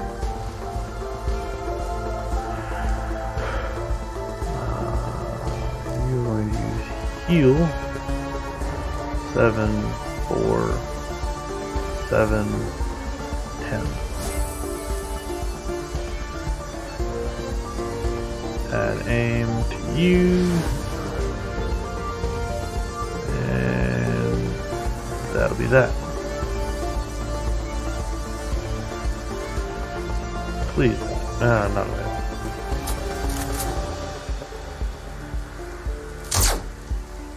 Aha! As you watch, Kuan Ya's blast-marked and broken body begins to reform. Her gown knits itself back together. Black blood wicking onto the floor. Slowly, terribly, she begins to laugh. You cannot kill us, meat. You have not even seen us. Her voice fills with mockery. This form is but a shadow, a droplet of divine essence, filtered through a keyhole. Gobbet scans the room, her eyes glinting. I think that is telling the truth. That thing over there isn't Kuan Ya. It's just a fragment of an enormous astral entity. The little ones, the servitors, are all parts of her too. The glow in her eyes fades. She bites her lip. We are so fucked. Kuan Ya begins to cackle. The rat servant sees the truth of it, glimpses us as we really are. Were you to behold our full magnificence, your mind would wring itself into pulp. The crumpled form of Kuan Ya rights itself, begins to rise. You will see, slave thing. We will show you a world not meant for mortal eyes. You will see. Okay. So it just straight up disappears into there.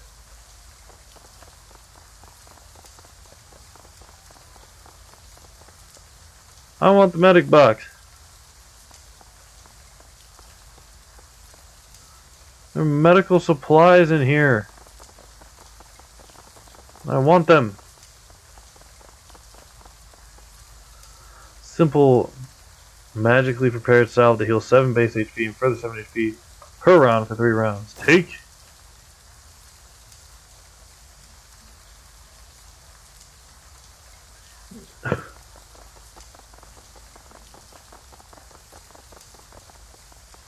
Okay, apparently I can't have that one anymore. There's one back here though.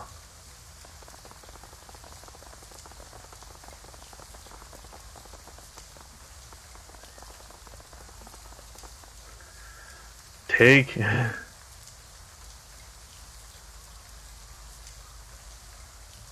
So there is nothing over there. So let me see my items that I have, which probably is not much.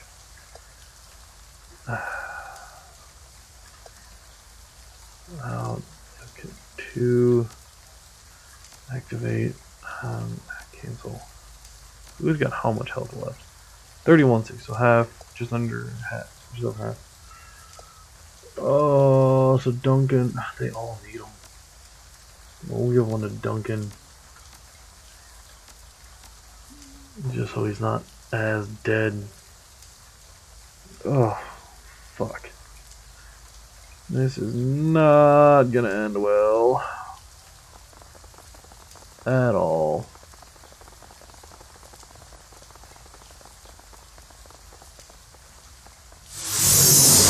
Oh! Welcome to our domain, meat. Oh, shit.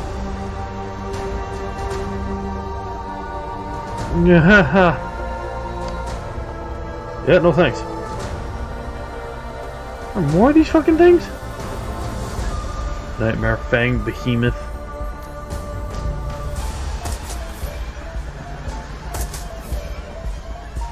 Do me a favor. Eat shit.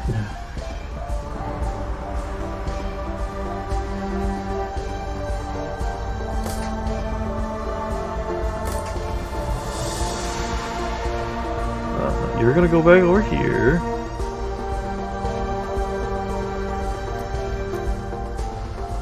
Do attempt to end this thing. Kinda like that.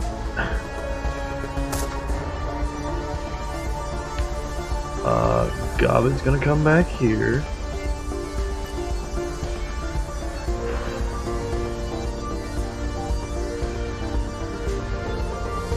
Do that.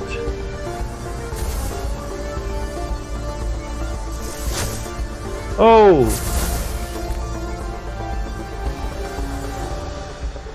Okay, cool. What?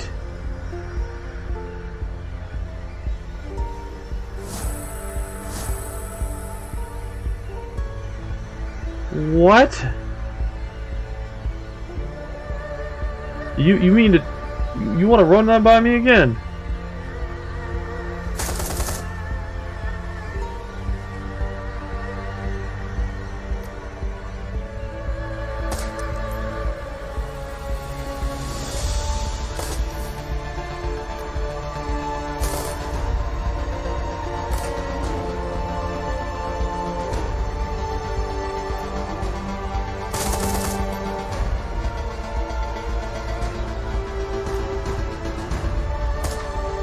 Really? I can't really. I can add aim to. We're gonna add to Isabel. Ace. Sure. Hopefully this works.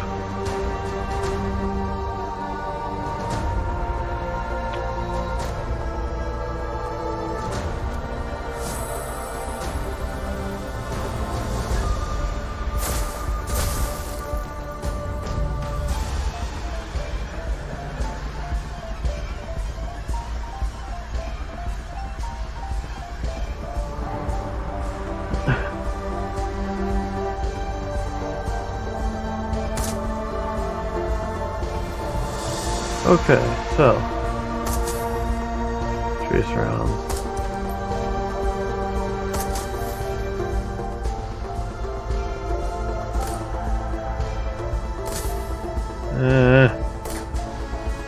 Fucking die.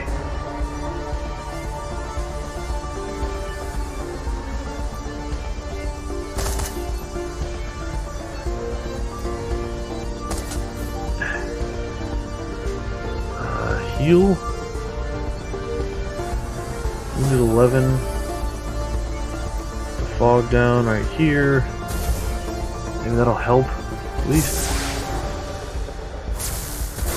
Ah, fucker. Do you fucking mind?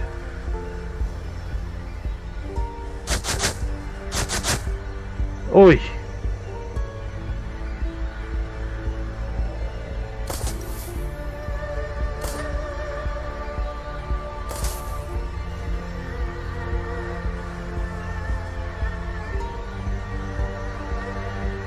Full auto.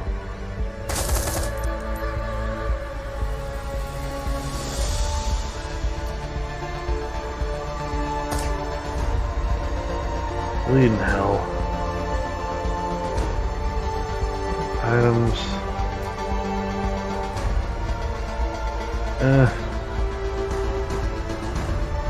There. Fire.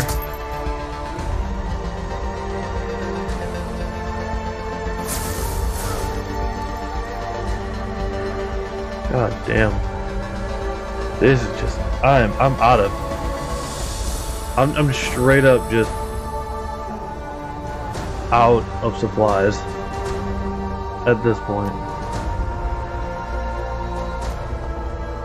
Let's try that.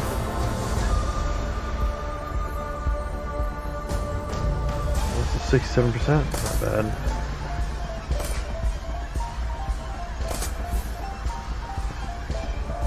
She's right the fuck next to you, bro.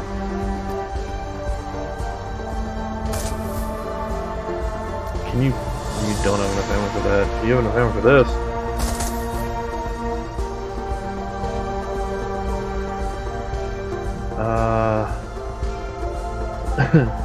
Plus shamanic fetish.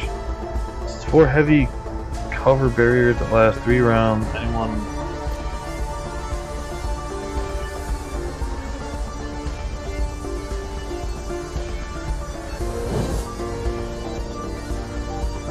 Let's see if that works. And maybe put you here. Try and give me something.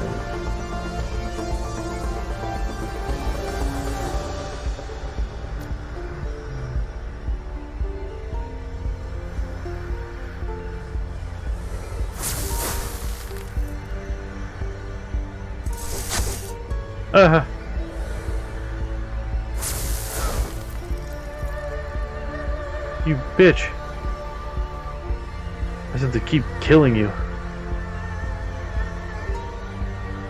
I think I did the smart thing and I killed her fucking little extra boy first.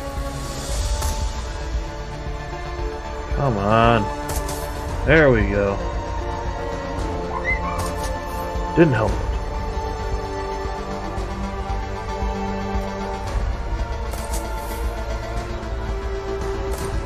Some damage going on. Not enough though.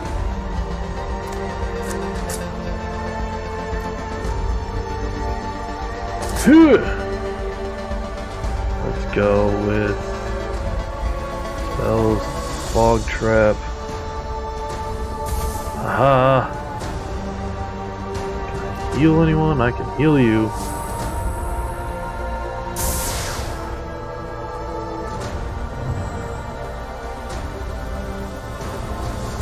You do mana arc.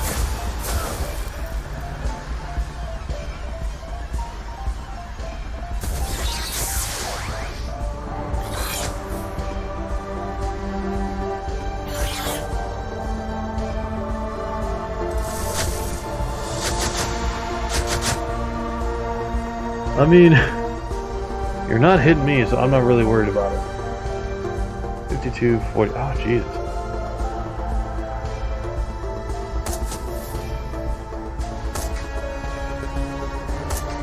Come on.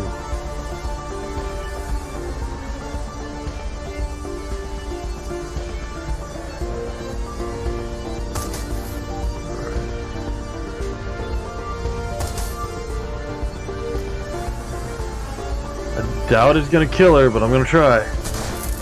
Nope. Alright, so I'll put Isabel over here for a good shot.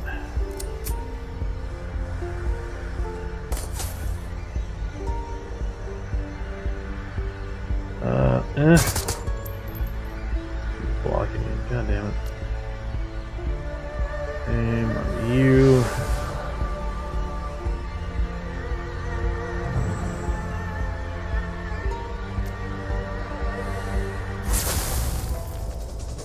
Yes! Kicked her ass. As the Yama King's body crumbles, a cackling sound fills the air. Once again, her broken body begins to knit itself back together.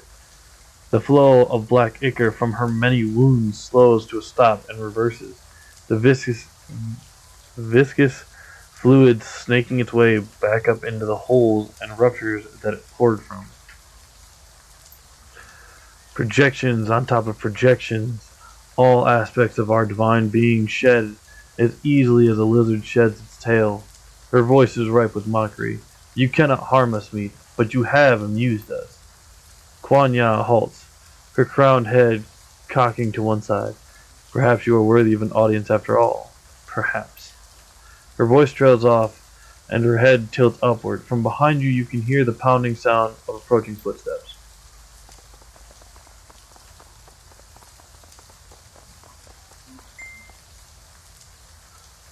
As he falls into position behind you, Gaichu raises his blade high. His milky eyes are locked on Kuan Ya, and there's a look of grim satisfaction on his face. Raymond Black steps forward, an expression of grim determination on his face. The Yama King still lives. He smiles through a mouthful of strong, sharp teeth. Good. I did this. I brought this creature here. He speaks in the grim tone of a man on his way to hit the gallows. His complexion has gone gray as ash. My fault. My responsibility. The Queen with 1,000 teeth cackles with glee. It has returned to us, the tunnel builder, the architect of my ascendancy. Ascendancy.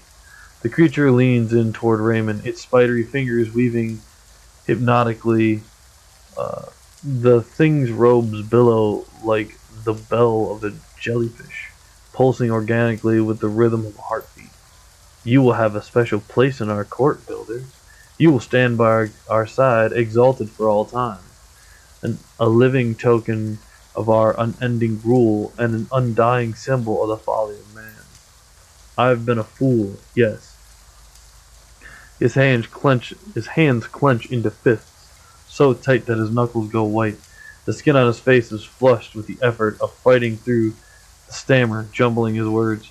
A great fool, but I will not be your slave. I will stop you. The Queen with 1,000 teeth leans forward, her movements full of alien grace. The gasping crescent of her mouth parts into a ghastly smile, and you can see row upon row of fangs. They run down her throat in overlapping layers, a bristling forest of glistening shrapnel enamel.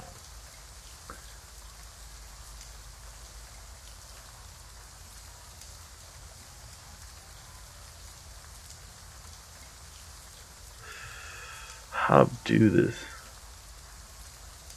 I earned an audience with you, Queen. This man did not.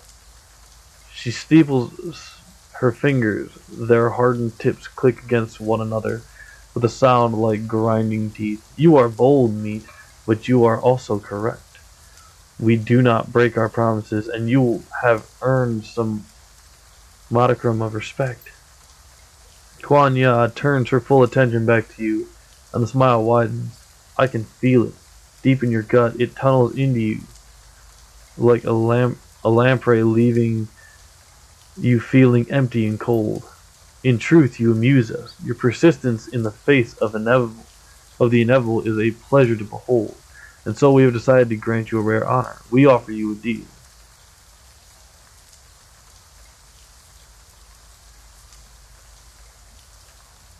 Go on then, I'm listening. Our terms are simple. We want you to leave. Leave the chattel here to their fates.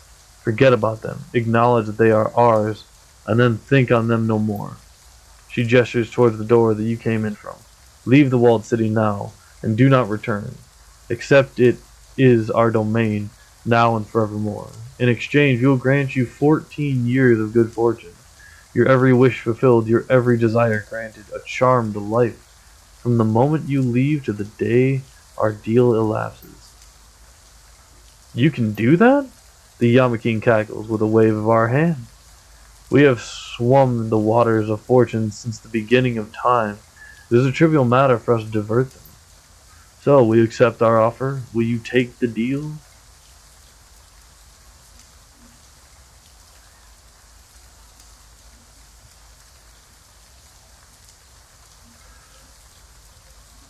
Counter-proposal. Duncan's brow furrows. He looks surprised and uneasy. His grip tightens on his rifle. Ya leans in towards you, her face folding open in a hideous smile. A counter-proposal, you say? How amusing. How would it then meet? Tell us what you would have of us. You came from and you're going to close the door behind you. She cackles a long, malicious laugh. And tell us, slave thing, why would we do such a thing? What do you have to offer?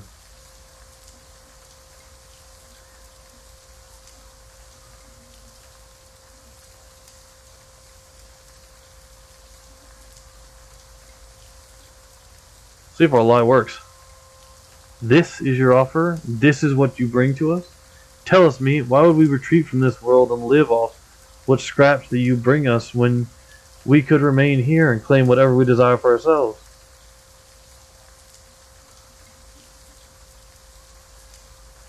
Because the best offer you're gonna get. Take it or I'll burn you down. It threatens us. Her voice is mocking and sad. This meat does not learn.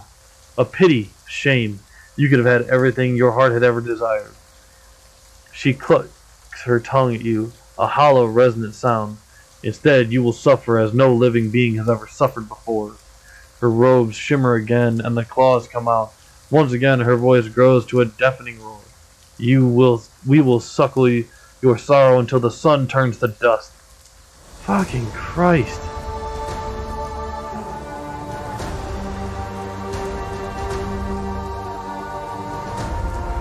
And you're obviously weakening.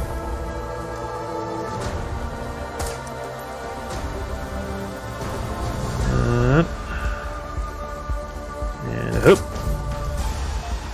Hoop.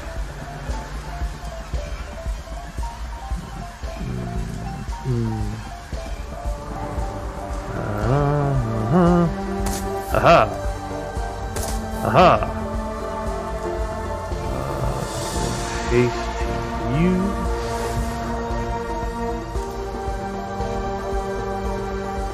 At accuracy.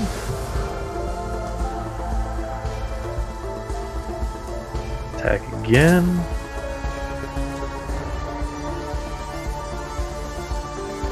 Damage checks can only attack stun targets. Disease.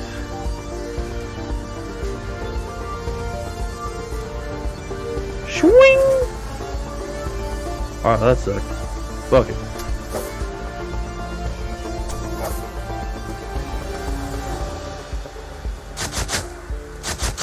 Ow. Ow.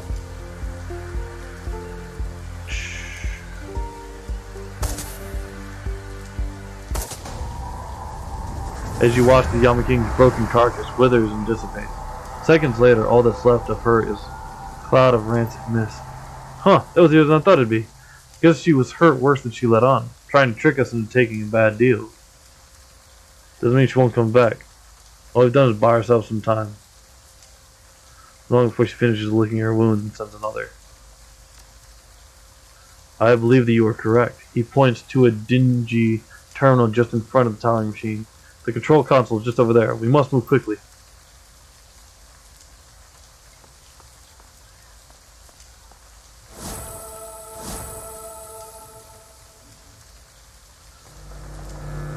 The Fortune engine itself stands before you, an enormous malevolent presence that fills the test chamber ahead.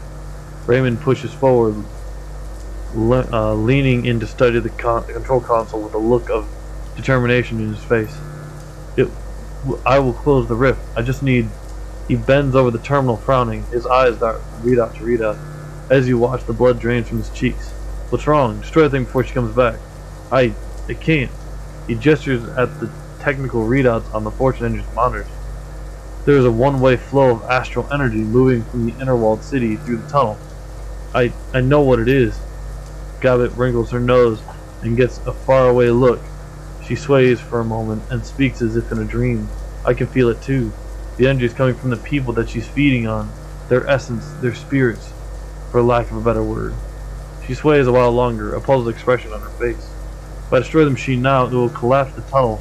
All those people will have the better part of their essence. All those people have the better what makes them who and what they are, trapped inside with her. Forever. Thousands of people condemning to an eternity with that parasitic thing. Do we have another option? Raymond squeezed his eyes shut, works it through. Yes. Someone could enter the tunnel, close the rift safely. The people would be saved, restored to life in the real world. What happens to the person in the tunnel? He stays there, forever, with her. His shoulders sag. There's no way out once the tunnel is closed. There's a long pause as the assembled group digests Raymond's words. Duncan nods to himself, his jaw clenched. He pushes forward. I'll do it. Just tell me what buttons to press. The old man stares at the controls. Cold fear washed across his face. No, if anyone is to do this, it must be me. His voice strengthens, and you can see the old fierceness rising from within. The iron will of your childhood. It will be me. Hang on a minute, Raymond. No, not Raymond. My name was Edward Sang. I built this machine. I set this avalanche in motion. Whether I'm meant to or not, it is my responsibility to stop it. He turns to you, a look of resignation on his face. That is what this is all about. What it's been about since the very beginning. Raymond, listen to me. You're too weak for this. Just tell me what to do. No. The Yama King could return at any moment. There is no time to teach you what to do in there. I must set things in motion. It must be me. He turns to you. Goodbye, Crack. He smiles sadly. Thank you for coming to Hong Kong. Thank you for coming when I called. For what it's worth, I'm glad I did. The old man flips a lever and steps in the machine. There's a flash of light and Raymond Black is gone. Was that it? The day I took you and Duncan off the streets. I told you that the past is just a story. That if you can just accept that, your past loses all power over you. My past is a terrible story. I didn't expect it to end with redemption.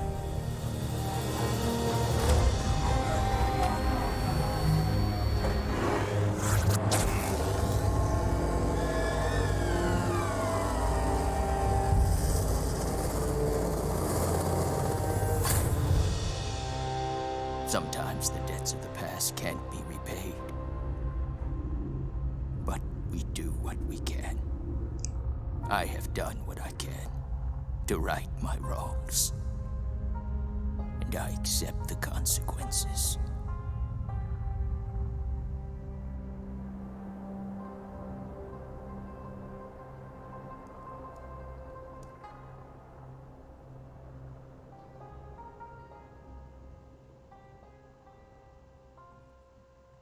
Damn.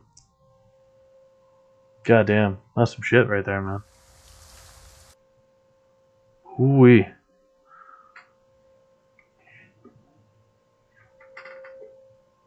Aftermath. You depart from the Prosperity Chamber and are instantly caught up in a wave of refugees fleeing for their lives. Struggling through the panicked wave of humanity, you are able to retrace your steps and eventually reach Aoi. Although the typhoon has passed, the scene is wet and chaotic. The newly homeless crowd the streets, dazedly wandering, searching for missing loved ones and nursing injuries. Relief workers are already on the scene, providing blankets and medical aid. Rescue personnel carry the stunned and wounded to safety. The entire area has been cordoned off by the HKPF, while knight-errant officers and a military peacekeeping force attempt to maintain order. Great.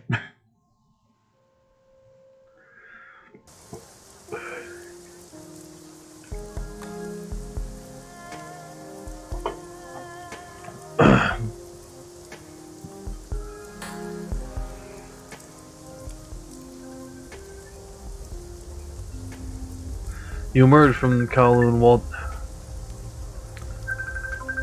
Hang on 1 second.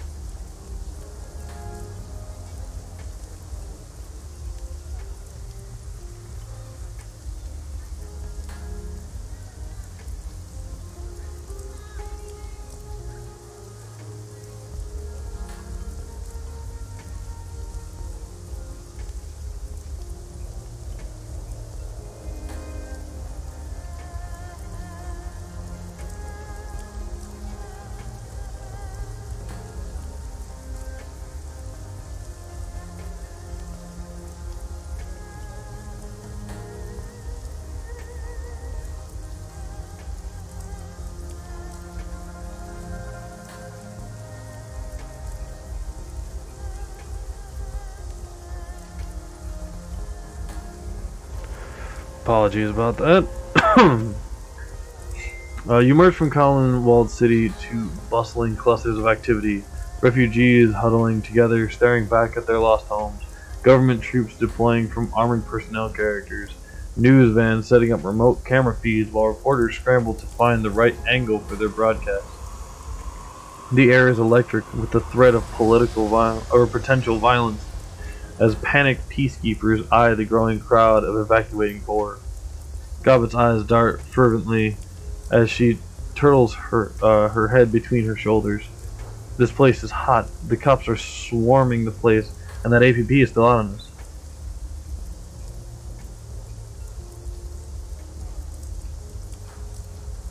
Take it easy and try to blend in the crowd. I want to have a look. Not the best time for sightseeing, Crackrok. The place is crawling with badges. Isabel lifts her nose towards a reporter interviewing someone from the inside of Walled City. Looks like we get to see a show, though. That reporter already has his hooks in someone, hoping for a soundbite.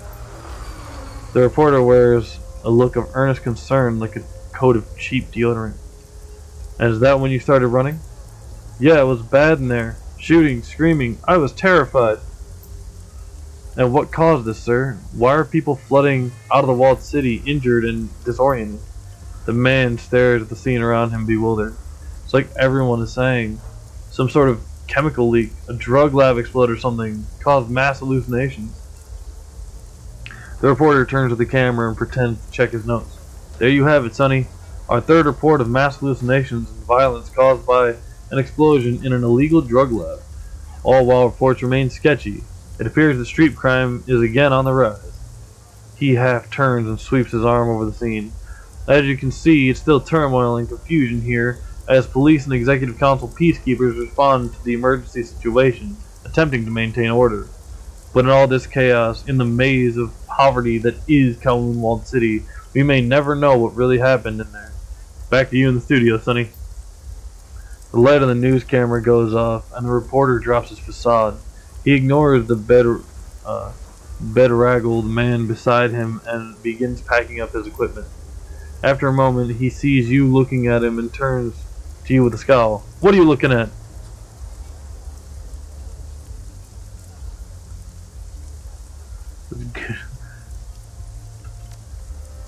He laughs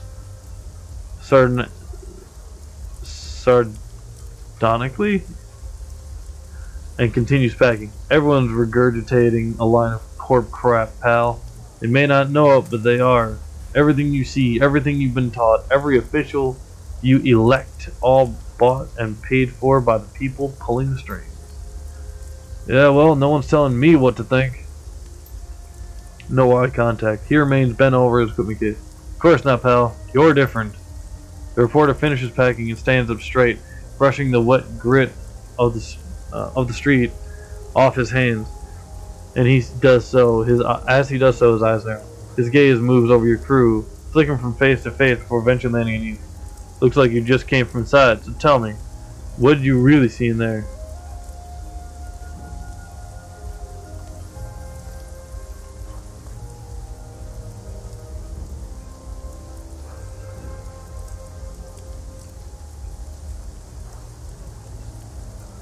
A mess just been saying never cleaned up.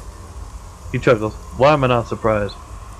No one even remembers that she built this hole in the first place. Not that it would matter. Joe Sang holds this town by the balls. It wouldn't surprise me if she was running some kind of test in the walled city. It's like their little petri dish. He snorts. Wouldn't surprise me if the whole thing blew up in her face because of low safety standards either. They test food additives, body modifications, pharmaceuticals, whatever some junior executive can dream up. Nothing surprises me anymore. We could change that. He looks at you like you're from Mars. Good luck. You look like just the guy to do it. Could use your help? The reporter gives you a lopsided smile. To what? Spread the truth? The truth isn't my business. Ad revenue is my business. Do you have any idea how much competition there is for eyeballs these days? News is nothing more than content. Just like the new Mammy Canyon Flesh BTL, Urban Brawl broadcast, or Maria Mercurial SimSense experience. Everyone on this island knows that my news service is just a mouthpiece for the Executive Council. Hell, if you look close enough, you'll probably find that it's owned by a member of the Executive Council. People buy what we feed them because the world is changing and it's scary. They feel small. They need scapegoats to blame and authority figures to tell them what to think. My news network gives them. He points at the TRID screen mounted on the side of the news van. And there's a prime example of an authority figure. Joe Sang, rising star on the Executive Council. Just look at her spinning this to her own ends, talking about the humanitarian relief effort she's mounting. You know, your comm chirps. It's Kinley Chang. Go ahead and take your comm. I'm gonna go before the scene turns into some kind of riot. It usually does. Hello, Auntie. Don't hello, Auntie me. I lost contact with the soldiers I sent into the walled city with you, and now these Sang assholes and government troops are all over the place. Get over here and tell me what the hell happened. What about cops throwing APB on us? Some mysterious benefactor lifted the APB on me. You can hear her suck on a little black cigar. We'll talk more when you get here. Comm clicks off. Isabel tugs at your arm, her eyelids at half mast. I want to sleep for about a year. Heading to the bolt hole crack. I could use some sack time too. I'll see you there. You better go talk to Auntie, Seattle. Oi.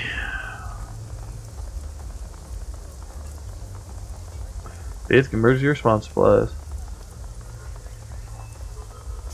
A Tridio monitor displays a live feed from the network's newsroom.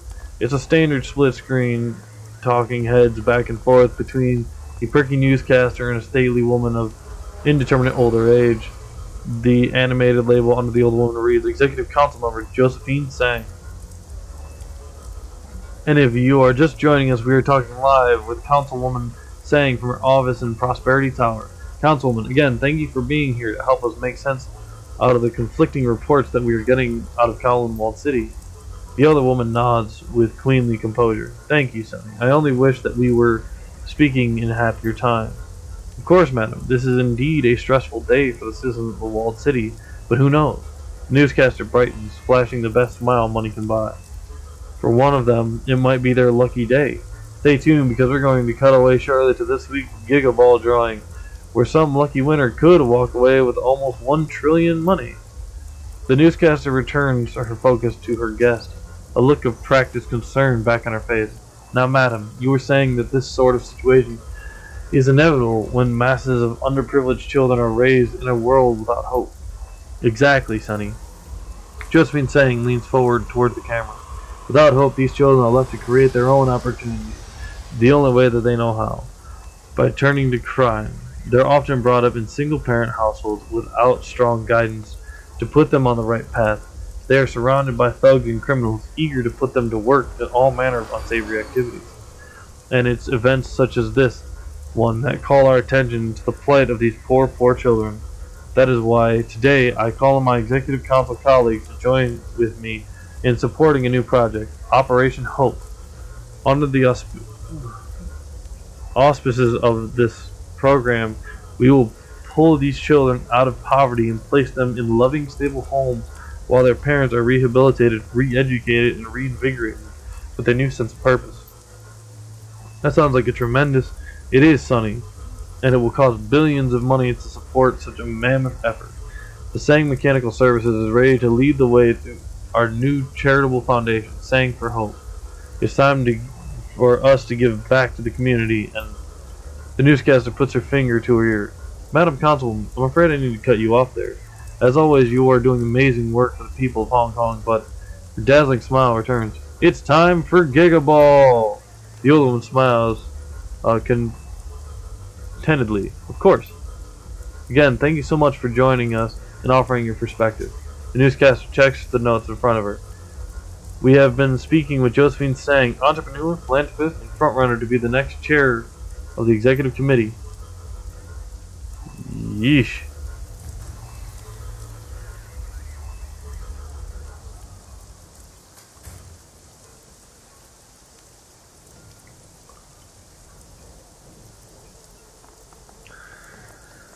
Whoosh. Speak to Auntie. The commotion from the streets of Hayway bleeds into McKinley Chang's mahjong parlor. Triad soldiers bustle to keep up with their boss's orders. Couriers come in regularly, whispering to her lieutenant before listening intently and running off again. Jesus. As you enter, Kinley Chang is giving instructions to Strangler Bao, who nods enthusiastically, sticks over at you and holds up a hand. Wait. And send Wong and Ho to snatch some of those medical supplies off the relief trucks. With all the excitement, nobody's watching them at all. She nods to herself, grimacing in satisfaction. There will be a big black market for them over the next few weeks. Good thinking, Mrs. Chang. Bao lifts a finger to his ear to transmit the orders. When he sees you waiting, he inclines his head a quarter of an inch. Crackrok, I figured you were dead. Last I heard, my soldiers had found you and everyone was heading into the walled city. Then things got out of control. She takes a pull of her thin black cigar. Where are my people? What the hell happened?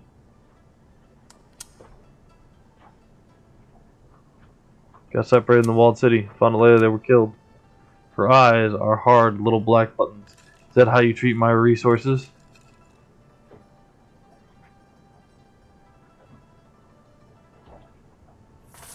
Soldiers die. That's what they're for. No, soldiers are for killing the other guy. She takes another drag off her cigar. Exhales the smoke through her nose. When your soldiers die, it's called losing. She taps her ash on the floor. Well, they knew the risks. They had a shot at moving up and they missed. Forget them. Got bigger problems, like customers and tenants streaming out of the walled city, screaming for their lives, like the HKPF and those Sang security shitheels swarming the place. She drops the stub of her cigar in an ashtray. Now tell me what happened to the walled city, or do I have to get an acetane torch and ask nicely?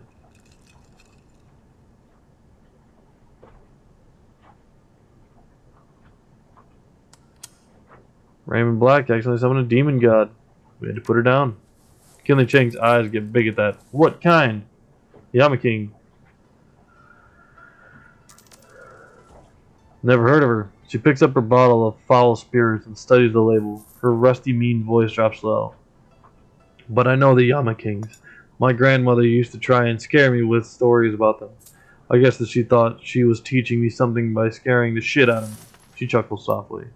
I remember one Yama specifically. Fu Mang, the serpent of the setting sun. Oh yes. Fu Mang promised wealth and influence for those willing to do what was necessary to take it. Her voice turns wistful. The story of Fu Mang spoke to me. All he asked for in return were 44 hearts, pulled from the chests of those closest to you, while they were still alive. Hearts from random victims wouldn't do, so those who took Fu Mang's bargain would befriend others before taking their hearts, turning their entire network into a list of victims. Yes, Fu Mang spoke to me, but I didn't listen. Strangler Bao leans in, his finger to his ear. My apologies, Miss Chang, but one of the men you sent with the runners into the walled city is still alive. He stumbles into Wong and Ho as they were pulling medical supplies off a lorry. Chang turns to you with an edge in her voice. At least one came back alive. Strangler Bao lowers his head, listens to his earpiece again. Our man says that Wong Lun Fat is dead. He got shot up by the HKPF inside the walled city. Bao lifts his head and makes eye contact with the Triad boss. He's almost salivating with avarice. Our man saw it with his own eyes, Miss Chang.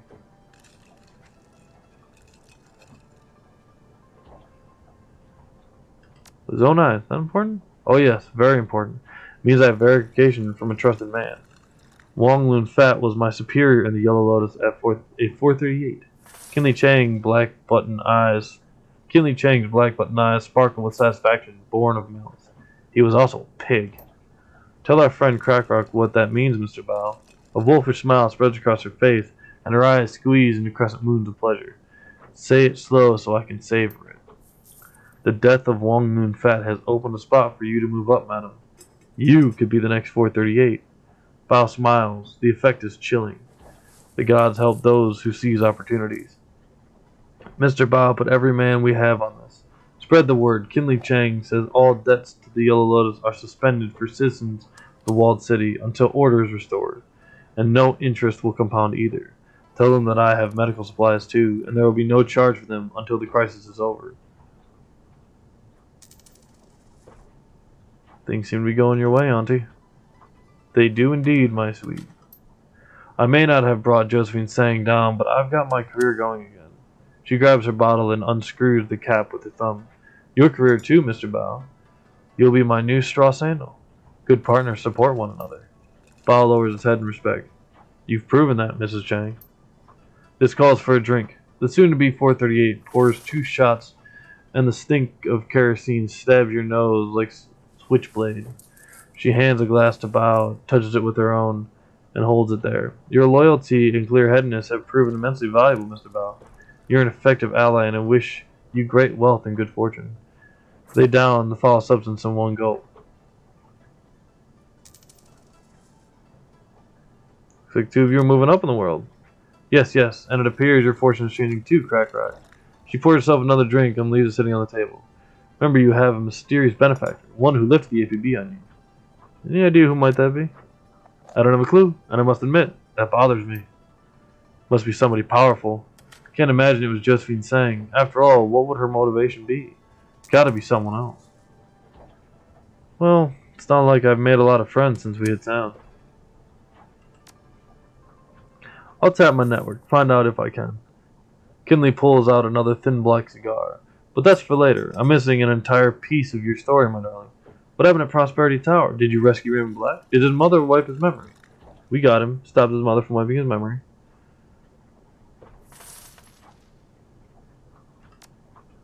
Impressive. You've become quite a shadowrunner, XCrackrok. She lights a cigar, a gleam of hunger in her shiny black eyes. While you were in Prosperity Tower, did you find any incriminating data on Josephine Sang? Dirt, something you can use?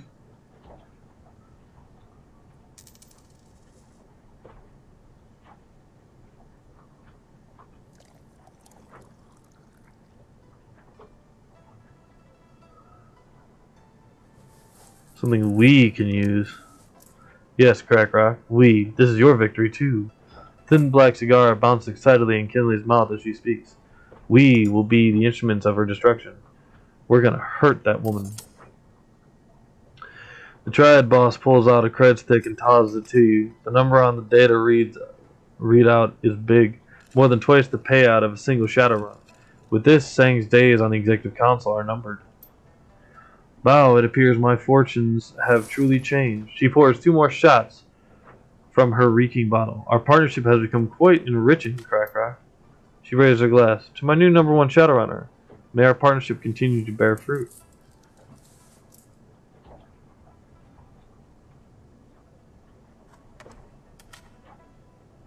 The beginning of something big.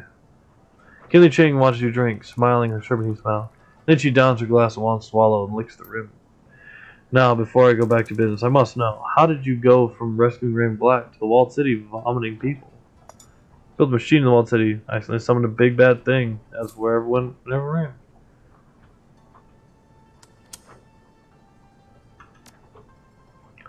The Triad boss cocks her head, raises her cigar to her lips. If the demon summoning was accidental, what was his machine supposed to do in the first place? Create fortune. Your foster father created a magical fortune machine? The Triad boss cocks her head, raises her cigar to her lips. Please tell me you have control of the device. Please tell me you brought it to me. Nope, sorry. That's a pity. I'm sure there are plenty of people who could benefit from it. Well, this business has certainly proved lucrative for me. Kinley Chang studies the glowing tip of her black cigar. I'm in a prime position to be the next Yellow Lotus 438. I only lost 4 men, and I finally got something I can use against Josephine Sang. Can't all be so lucky. Raymond wasn't. Luck is when preparation meets opportunity. She lowers her eyes, her voice softening.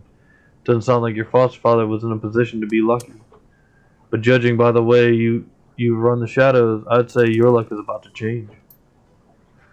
You've made quite a splash since arriving in Hong Kong, XCrackrok. Many shadow runs completed in a very short time. The reports from our clients are glowing, mostly. You can add closing a door on a demon goddess list. Made a difference. Perhaps for some, for a while. The Triad boss leans in, her voice conspiratorial. Listen to me, my sweet. When I was a girl, there had never been a pandemic like Vitas, but in 2010 it happened. We'd never seen death like that. A quarter of the world's population disappeared. It was miserable. It pushed us to our limits, but the survivors moved on. Then the spike babies started appearing, and the dwarf babies. And then suddenly there were dragons and goblinization and magic, and every time the world changed, we got used to it. So if a demon goddess decided that the walled city was her new living room and you didn't, whatever you did, what would have, whatever you did, what would have happened? She shrugs, sniffs. Perhaps the news would cover it, until the next sensation pulled their attention away. But after a while, it would be drowned out by all the other crap competing for our attention, and the demon in the walled city would become a new normal. He isn't under magical influence anymore. Congratulations. The poor can return to their misery with no interference from magical machines or big bad things because of you. Now let me give you a piece of advice for the future, my sweet. Something Mr. Chang used to tell me. Respect ghosts and gods, but keep away from them. It sounds like you almost lost your ass in the walled city. I think you'd best listen to that.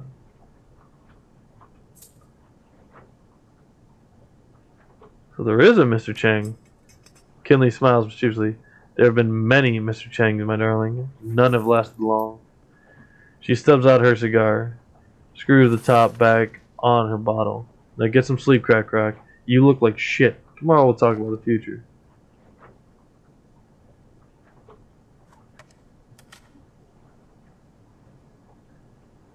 Sammy told me to go to bed. I woke up with Shadowrunner. What happens? We get to work, my darling. You heard Mr. Bao. She dips her finger into her empty glass, finds the last drop of liquor, and brings it to her mouth. The gods help those who seize opportunities. Kinley Chang turns away, dismissing you with a wave. Bao, what's the status in those medical supplies? Well, off to bed it is then.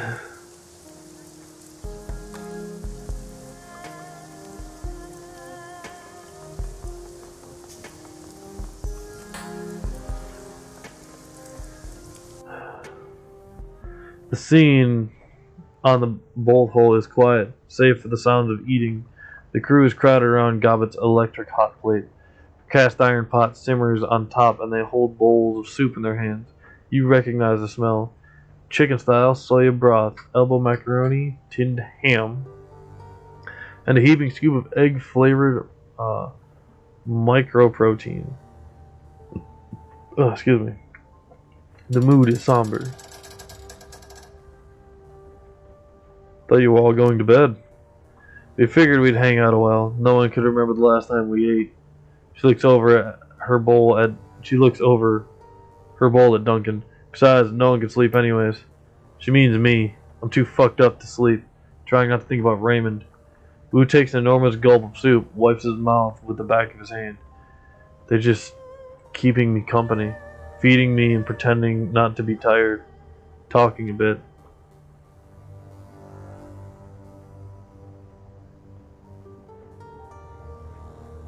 Sure you're not afraid of going to sleep and have another nightmare? No one's afraid and no one's keeping gun show company. Isabel finishes a chunk of something out of her soup with her fingers. Flicks it to the floor. I just thought we should stick together a while. Have some chow. Debrief a bit. Yeah, talking about all that's gone on. Everything we've been through together. She shuffles her feet a bit. Sorry about Raymond, Seattle. You too, Duncan. He was trying to do good with that machine. You two need to remember that. Wu drops his head. His words come out slowly, as if they were being forcibly extracted. I can't believe he did that. Gave himself that demon.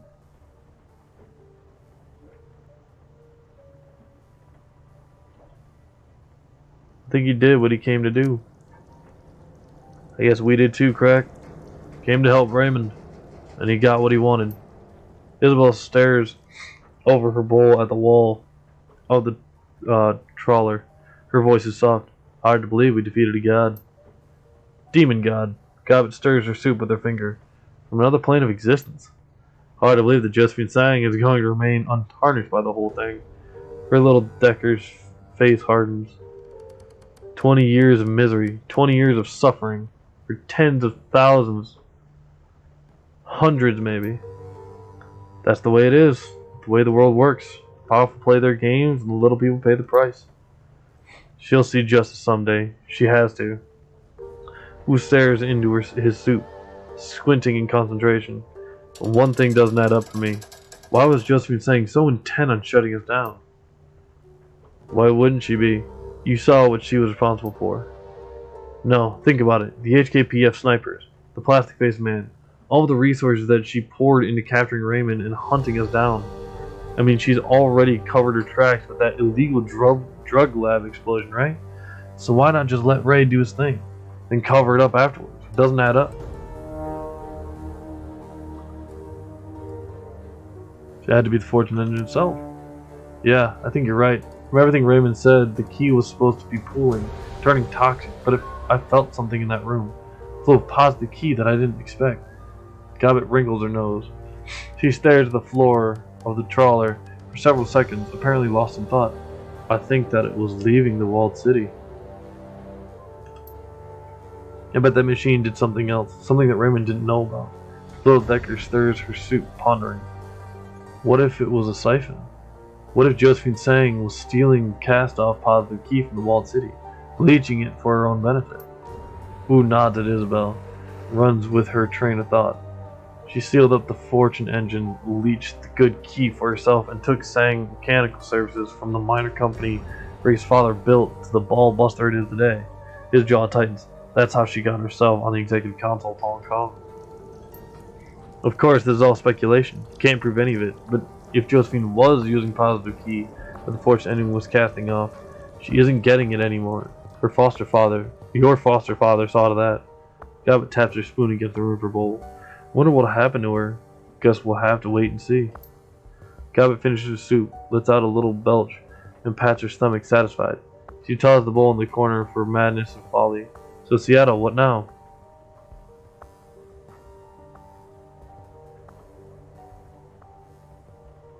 Maybe watch a trip. Anything on?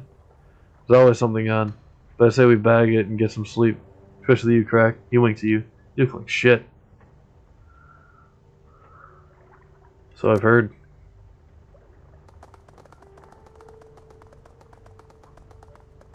Catch up with everyone.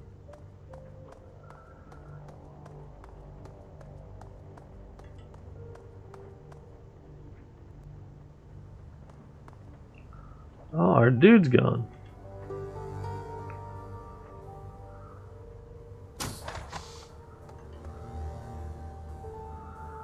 Kaiju is in the process of cleaning his cabin as you enter. Using a small hand broom, he sweeps dust and debris about in small piles. Sensing your arrival, however, he pauses. You realize that should we ever try to tell the story of what has happened here tonight, no one will believe us, yes? Then again, they may not believe you anyway. You took in a ghoul, gave him a room in your home, then left him to his own devices. I don't care what people think. I just did what I had to do. Yes, you did. Kaiju cradles his chin in one hand. Push a man to the edge, and then you will see what he is truly capable of. I confess I am confused as to why you invited me into your home, yet never came to speak to me, at least in any meaningful fashion. Do not mistake me. I am grateful for all that you have given me, but I expect most people would have been more concerned by a ghoul in their hole. I wanted to respect your privacy. Kaiju bows respectfully. We'll take this as a request to speak with me more in the future then. I would very much like to get to know you, and it has been a long time since I have had a friend. For now, however, I will need to keep cleaning this cabin, or I will need to learn to live in filth. See you later, Kaiju. Now it's coming back at me. In fact, I never really talked to any of them.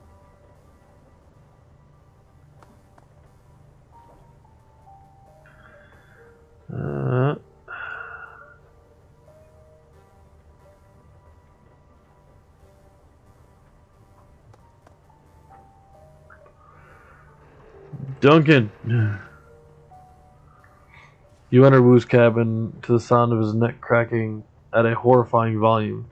You catch his eye and he nods, then begins his standard stretching regimen. I wish there was a stuffer shack in this damn country. I need some nerps or bromo fizz or something. He rubs his stomach and lets out a burp. That goblin stew is heinous. Yeah.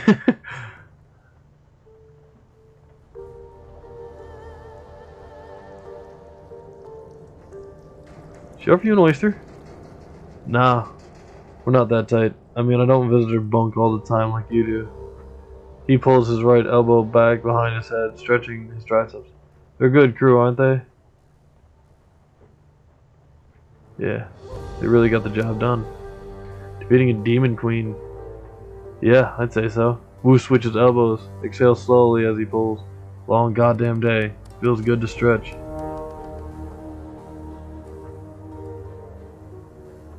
Yeah, I bet. You doing okay?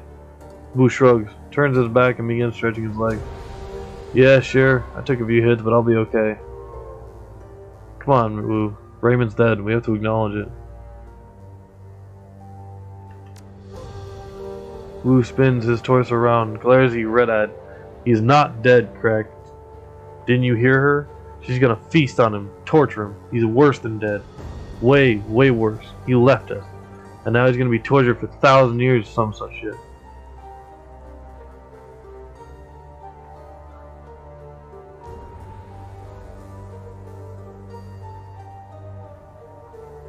Raymond paid for his mistakes, no question about that. No question about it. High fucking price. Wu grabs an ammo box with one hand and begins curling it like a dumbbell. Jesus! What about you? What do you think about Raymond? His mom, the fortune engine, the whole messed up business.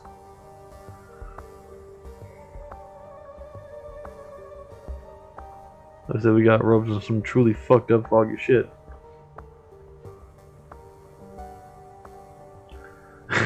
You love Hong Kong, Duncan Wu. I love Hong Kong. Not me. Still hate this country. Wu drops the ammo box on the floor with a crash. Time for bed, Mr. Rock. I think we deserve a good night's sleep. Get out of here. See you in the morning. Yeah. Isabel. Isabel looks up at you, a troubled expression on her face. She's found any peace from your victory in the walled city. She isn't showing it. We did it, I guess. You get to take a scenic tour through hell to a childhood home that I've done my best to forget. Then we fought off a monster that I've spent my entire life pretending not to believe in. She squeezes her eyes shut. Somehow, it's hard to get excited about that. We won. That's a good thing. But in the end, it's just a drop in the bucket. Monumental evils like this one that Josephine Sang perpetrated go unpunished. The most that people like us can do is clean up the mess, knowing that there will be another bigger mess waiting for us tomorrow.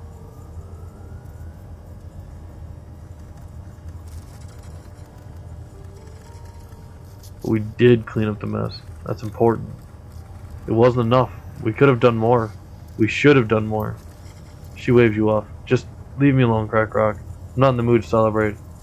All that I want to do is sleep. Alright. Gobbit.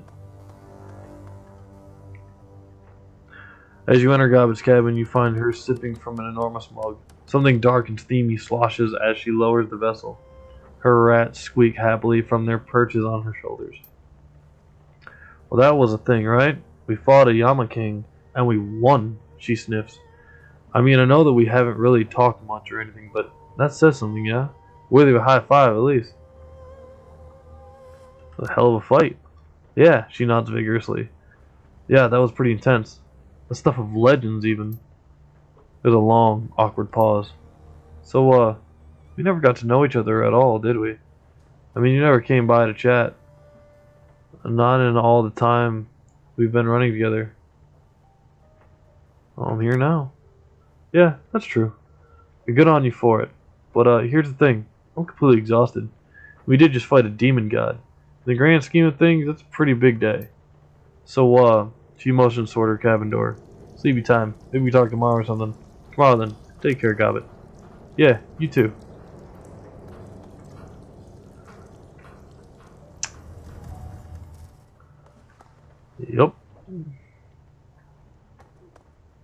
bunk.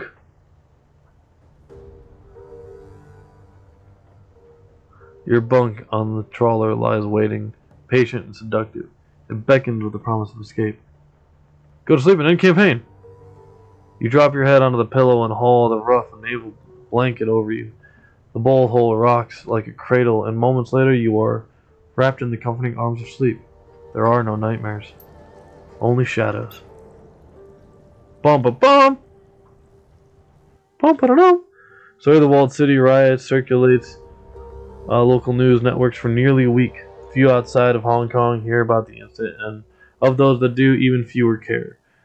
But by the end of the month, the city is back to business as usual. In Haoi, the flow of refugees eventually slows to a trickle. Those who do escape tell stories of a terrifying demon goddess, and of an old man who sacrificed his soul to banish her. Their mad ramblings are generally met with pity or contempt. After the incident in the walled city, the unbroken lucky streak of the propelled Sang Mechanical Services in the limelight comes to an abrupt end. Evidence of Josephine Sang's culpability in the walled city riots, as delivered by a reliable source, is aired on the Horizon News Network, and the corporation's stock prices go into a freefall. Within a year, Wuxi Incorporated buys out, absorbs, and dismantles the company, and Josephine Sang is quietly filed away in a corporate prison. She remains there, buried behind walls of concrete and rebar until she hangs herself 3 months later. Haoi remains a safe port of call for smugglers, gangsters, and shadowrunners alike. You are no exception. The shadows here welcome you in a way that Seattle never did. You've earned the respect of your fixer, your clients, and your community.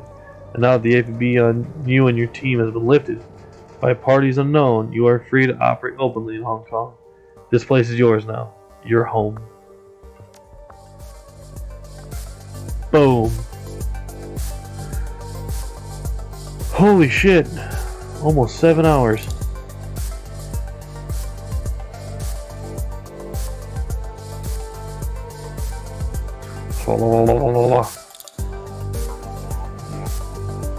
Good lord. Credits for days. That was actually a fun game. Really fun. Like, I love these types of games. Where, like, you get a squad that you control, like, turn by turn. But at, like, basically the way the combat was set, where you had so much AP or so much energy to do things per turn. It was your team's turn, their team's turn, your team's turn, like so on and so forth. I also enjoy the ones that's like individual by individual, not team by team, which is really fun. But yeah, those types of games are really fun. I love them. I mean, obviously I should have done more. I should have talked to all of my companions more, and seen if there were anything with that. I should have talked to that dude in the underbelly of the bolt hole more. I should have talked to more of the people that were around. Probably would have gotten better equipment, better just all around, like more missions, more karma, better stuff. And then obviously, like going through the game, you realize especially playing through blind, realizing that I put points into things that I never used at all. Like the decking, like I didn't use that. Any of the hand-to-hand stuff, didn't use. The SMG stuff, didn't use. A lot of the spellcasting, didn't fucking use. Like the drone was really useful, and I should have put more into that. Or probably more into range combat, or like trying to get a rifle, like actual. That rifle at the end though, like the prototype rifle is really cool, but the rifle at the end that you get like basically right around the end during that last mission, really useful. I really like it. Especially with the tracer rounds that up the accuracy, that was really cool. But yeah, honestly, I thoroughly enjoyed this game. There are 2 more in the series that I currently own, so I'm probably gonna move into playing those. But yeah, shit was fun. There's a lot of fucking credits too. I did not think that this would take this long. Yeah, I mean, there were a couple of like little breaks I had to take, unfortunately, you know, tucking the wife in and whatnot. Random phone calls or random things. Like, there was a problem with my son that I had to go deal with immediately. But I mean, it is what it is. So no, there's tons of fun. Probably gonna play the next one next few days or something. I don't know. I still am trying to play Remnant, and I'm trying to play Vampire, and I still am trying to get Underrail to work. So, I mean, there is that. So hopefully I can get back into Underrail. I'm at a point where I don't know what to do with that. I might have to go around and just try and farm some levels or something.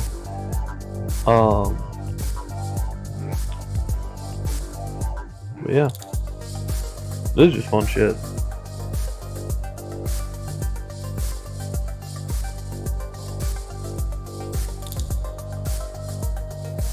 I also wish you could change your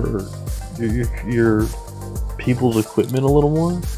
And for the fact that you only really got 5 people, like you and 4 others total, I mean, I guess I wish that you could have more people with you. I mean, it probably would have made the game easier, borderline too easy, but I mean, I kind of wish that, you know, you could have had all of them. I will say that the fact they all leveled up simultaneously was really cool. It was really nice. Because then you just got to choose new abilities for everyone all at the same time. So, that was really cool.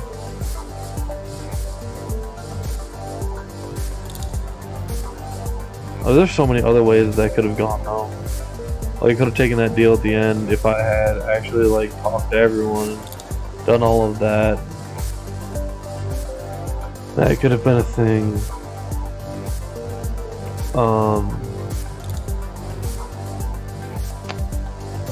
So there's those. There was, like, what if I had instead lost? Would have just been like, oh, well, all this should happen. Instead, you know. Or what if like during that last little bit I chose different options, like instead of going in like, yeah, I'll take a team ahead, like, fuck that, no, we're all staying in a group. Or what if, I don't know. I mean, there are a couple of different ways I'm sure that could have ended. I mean, I'm pretty sure that the end bit there with Raymond dying and all that, sacrificing himself, I'm sure that was guaranteed to happen regardless of what I chose, but yeah.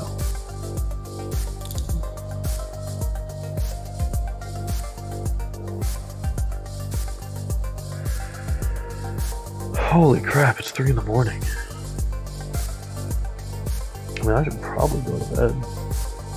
Probably. I don't know if I will though. There's a couple of games I want to try and get into playing, see if I got some friends online. But I don't know, we'll see.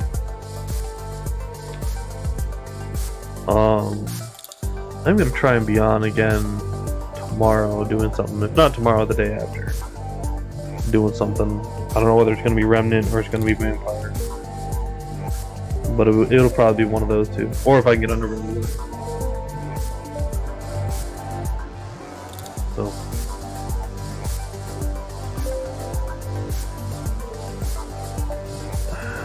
Right. There. There was too many credits. Goddamn.